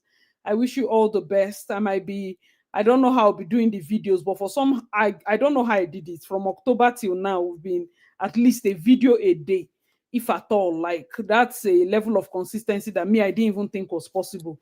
So thank you all so much for always being there, supporting, reaching out, commenting on other people's comments, and sharing your views, making this platform largely positive. I feel like that's the big thing. It's a largely positive channel where the thoughts, even when we disagree, it's a positive, and everybody knows how to discuss and disagree with sense. That's why I always say, like, your ability to not be a bandwagon person is one of the things that will help you. In case a Chris Okafor wants to use your head, you should not be a bandwagon mentality person. It's true. You have to check your spirit. Oh, everybody is going to the left. No. I've been on a YouTube channel that everybody doesn't go to the left to, but somehow we'll go reach the destination. We'll go from different angles, but we'll get there. We have been able to see that, okay, for me, I will never forgive that kind of father. But you see that we have been able to quiet ourselves and listen to Mara and her angles and go like, Jesus, this is a fantastic virtue. Are you seeing nice people that exist? Because everybody cannot be a fighter. That's the beauty of this life. So now I know that if I have trouble with somebody, if I want to send advocate, let me send Mara first, because if I open my mouth, the friendship is police station straight. As, so that as, we know as, which if, friends as I would be- prefer to go there first, because me, I know from you don't like nonsense. I don't have time. I don't have time. You mean I give you 150,000? You say you are cursing me because you expected 300,000. I will tell you to Collect the money back. I'm coming, bring it. If I don't collect that money back, if I don't find way to collect that money back, I will lose all your tires. You pack your car, we'll go and take all your 4 tires and sell it. I don't have time for nonsense. And then they are calling me that there's no food in the pantry. And I said, okay, did you block them? She said no, that she gave them the money and blocked them later. I'm like, Mara, which kind of life? It's like, but I like the fact, this is like, I'm going to be very honest. I appreciate the fact that I could not even gauge the point where she was tired. Because when I would think that this one was it, no, finally, Mara is going to block him. She said, but I now gave him the admission. I said, you said what? I said, okay, now is the time. She said, but I now gave him a job. I said, what? Like, when did you now finally realize? And it's very, very refreshing. I'm telling you, I always look forward to having people with different temperaments and let me see the world from your eyes. And okay, wow, this is really nice. I like that. You know, when you see things very bright and very nice, it's a different tone. Because people like us will be Peter, where they cut people ear. It's not good for us, only us to be in the disciples. So that's why the disciples were 12. Some John the Beloved, some Judas, some Timothy, you know, men. different people. Because imagine 12 of Peter. They don't, none of the police go get ear. They will remove all. And that is that will the gospel be spread out that way? That's why we need each other. You understand? There are some of us, like now, if you enter, there's a kind of trouble you enter, you know it's acid that will come there, because straight war. We just go straight to the war. But there are some kind of places you enter, you know, we need a soft-spoken person that will now go. Don't bring me. It's not me. Bring Mara. It's like, why will you think of soft-spoken somebody and you think of me first? No, bring another person. Because I don't like nonsense. I don't want to go there now and hear what will annoy me. So bring calm Mara. Let us soft spoken. If the person is not stubborn, and I say, okay, I see, come inside. Fantastic. Nah, I like this type. I will jump inside. That's the beauty. I like it that we have our different, our different sides, our different goals, our lives. And I really want to pray that God really, really heals you from inside. As much as I encourage and I like therapy as it were, I feel like the bulk of the work comes from sharing, journaling, writing, if you can. If you can start writing and documenting. As I have not told you, I made a mistake.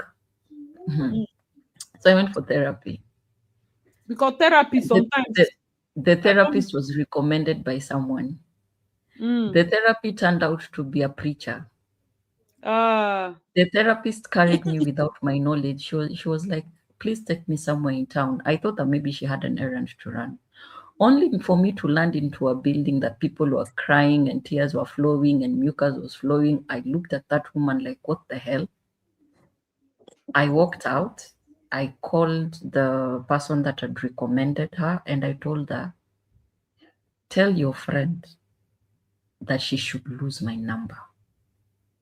The next, because my question was, did she feel like maybe, what was the angle of her taking me to church instead of doing the work? Doing the work. Then the friend told me, the lady that had recommended her, she's called Ruthie, she works for Action Aid. She was like, oh, she said that while you were having a conversation there, she's one of those preachers who God shows her things. and she could see that you're deep down, that you're hurting, and it stems from family, and the only thing that can work for you is for you to be prayed for. Like that. And she didn't take the liberty to ask me if I was okay with going to church. She should have asked me if I was okay with it. Like, no, she's sorry, she didn't mean to. No, So she means that I need more prayers than therapy. Is that what she's saying? that's wrong. Then she said yes. Then I said, okay. Then she'll never see me again. That's why I'm always skeptical about therapy in this South Africa. I'm always skeptical. Even this abroad, Kwanu, their therapy is you that will cure yourself, because now then go they ask you question back. So what do you think is the best decision? Nah, auntie, shut up your mouth. Why would I be here if you're asking me that stupid question? I don't have sense. That's why I don't go for therapy. Let me not shout, and then now therapist will not go and call police for my head. So please, let me either journal, look for things to do, look for like ways to channel it. For me, I always say discuss. When you talk about it, even the funny thing is that the people I share with, I don't share with them because they have solution. I share with them just to empty myself. Do you understand? If at all, and I don't talk too much, not because I don't want to share, but because I don't really keep things in my mind. That's also the thing, because if a therapist wants to probe me, like, what is wrong with you? I don't know what to say. Do you get, when I tell people that I want to go and do spectrum analysis, because the truth is, I've forgotten what is annoying me, but I know that I'm annoyed about something. Give me time, anti-therapist. I will remember. When I remember, before I reach here, I'll still forget it, because it's not enough to put in my mind, but it's enough to change my mood, which I might carry on. So before you cut off a friend, you see this way you talked about the dates and how you carried each friend date by date by date. I can't remember that type of thing, but I can remember that I will cut a friend off. I can remember that your cup is full, but I might not remember how many things you did before that cup got full. Maybe just a little here and there. You get, because the moment people do things, it just shaves off the relationship gradually, to the point where you're not even offended, but the relationship has ended. You are not upset, oh, you have mourned the relationship when you were still friends. You mourned everything. You know that this person, zero. When you went through the accident, you're like, I don't have any friend. Let me just leave. But they still had your number at that point. So the day you block them, there's no sadness. There's no discussion. There's no call them back. It's already done. You get. So with the therapy, just be a bit more careful. But journal, I prefer, like, write it down, write your thoughts, try to see if you can put it in a book or write it into a blog post or something. Because each one you remember, we are getting older, Even your story alone, it's not one book, it's two books. Because your experience with your father alone is a book. Your experience with bad friends alone is another book. You get that kind of thing. These are different books, because people have bad experience with friends. People have relationships that are like estranged with their parents, you get, and they can relate with both angles. So you can write it, we use fictional names and change everything up, but just write it in such a way that a lot of people can read and relate and just learn, get to 18 or 2. The book might not have an end yet. You understand? Because your dad is still alive. We are still looking at things. Maybe he will come around. But Never. Keep it open-ended. Okay, the end of the book is, and he finally died one day. You know, that kind of thing. But just, the book cannot have an end yet. Till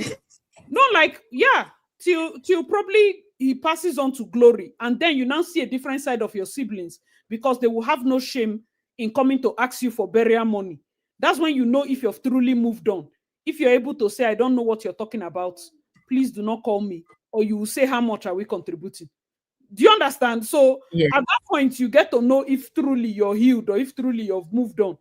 Because the Mara me I know that is talking right now can go and be the chief mourner. Now she go carry everything for head, canopy, and coffee money, everything. The moment you finish, they'll still gossip with you, that gossip about you, that the coffin is not white, you bought black. You did not buy indigo, you bought maroon. You can never fully buy their love and acceptance. So if at all you have anything you want to give in the future, peradventure ever that day comes where you are called upon that this, as your father have said, now he told you that one day you hear he has died. So you have to prepare for the call. So what will I do when I finally hear it? Are you going to go through with whatever you think you will do when you finally hear it? Write it and just keep it. So the book ends by the time the whole experience with them posts, that whole matter ends. The next book about friends can still be open-ended, but it can't end until you have good friends and you have better friends and you've healed from that past friendships and you've moved on. You've seen like God has blessed you with newer, better friends with like minds. You're just traveling the world, enjoying yourself. You're more relaxed. You understand? Your story is not never going to end on a sub note. Do you understand? It's never Yes. going to end on a sad, depressing, and sad note. Friends don't like me. Oh, my younger step brothers are also coming to just collect, everybody coming to collect. No, you will meet people that will not even think twice. They will give and give. And I feel like that's where it's projected to. So don't give up. Keep writing, keep sharing, lighten your burden. I mean, watch comedy. All these people are past. They are past tense. Don't stress about them at all. They are past tense. We'll be fine. At the end of the day, God will help us all, I beg.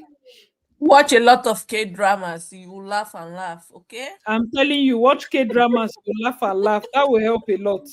That will help a lot. Thank you guys so much. We've come to the Thank end of you. today's live. Thank you. Thank you for sharing. Someone say hello house. Oh, I wish I know what's going on. The comments.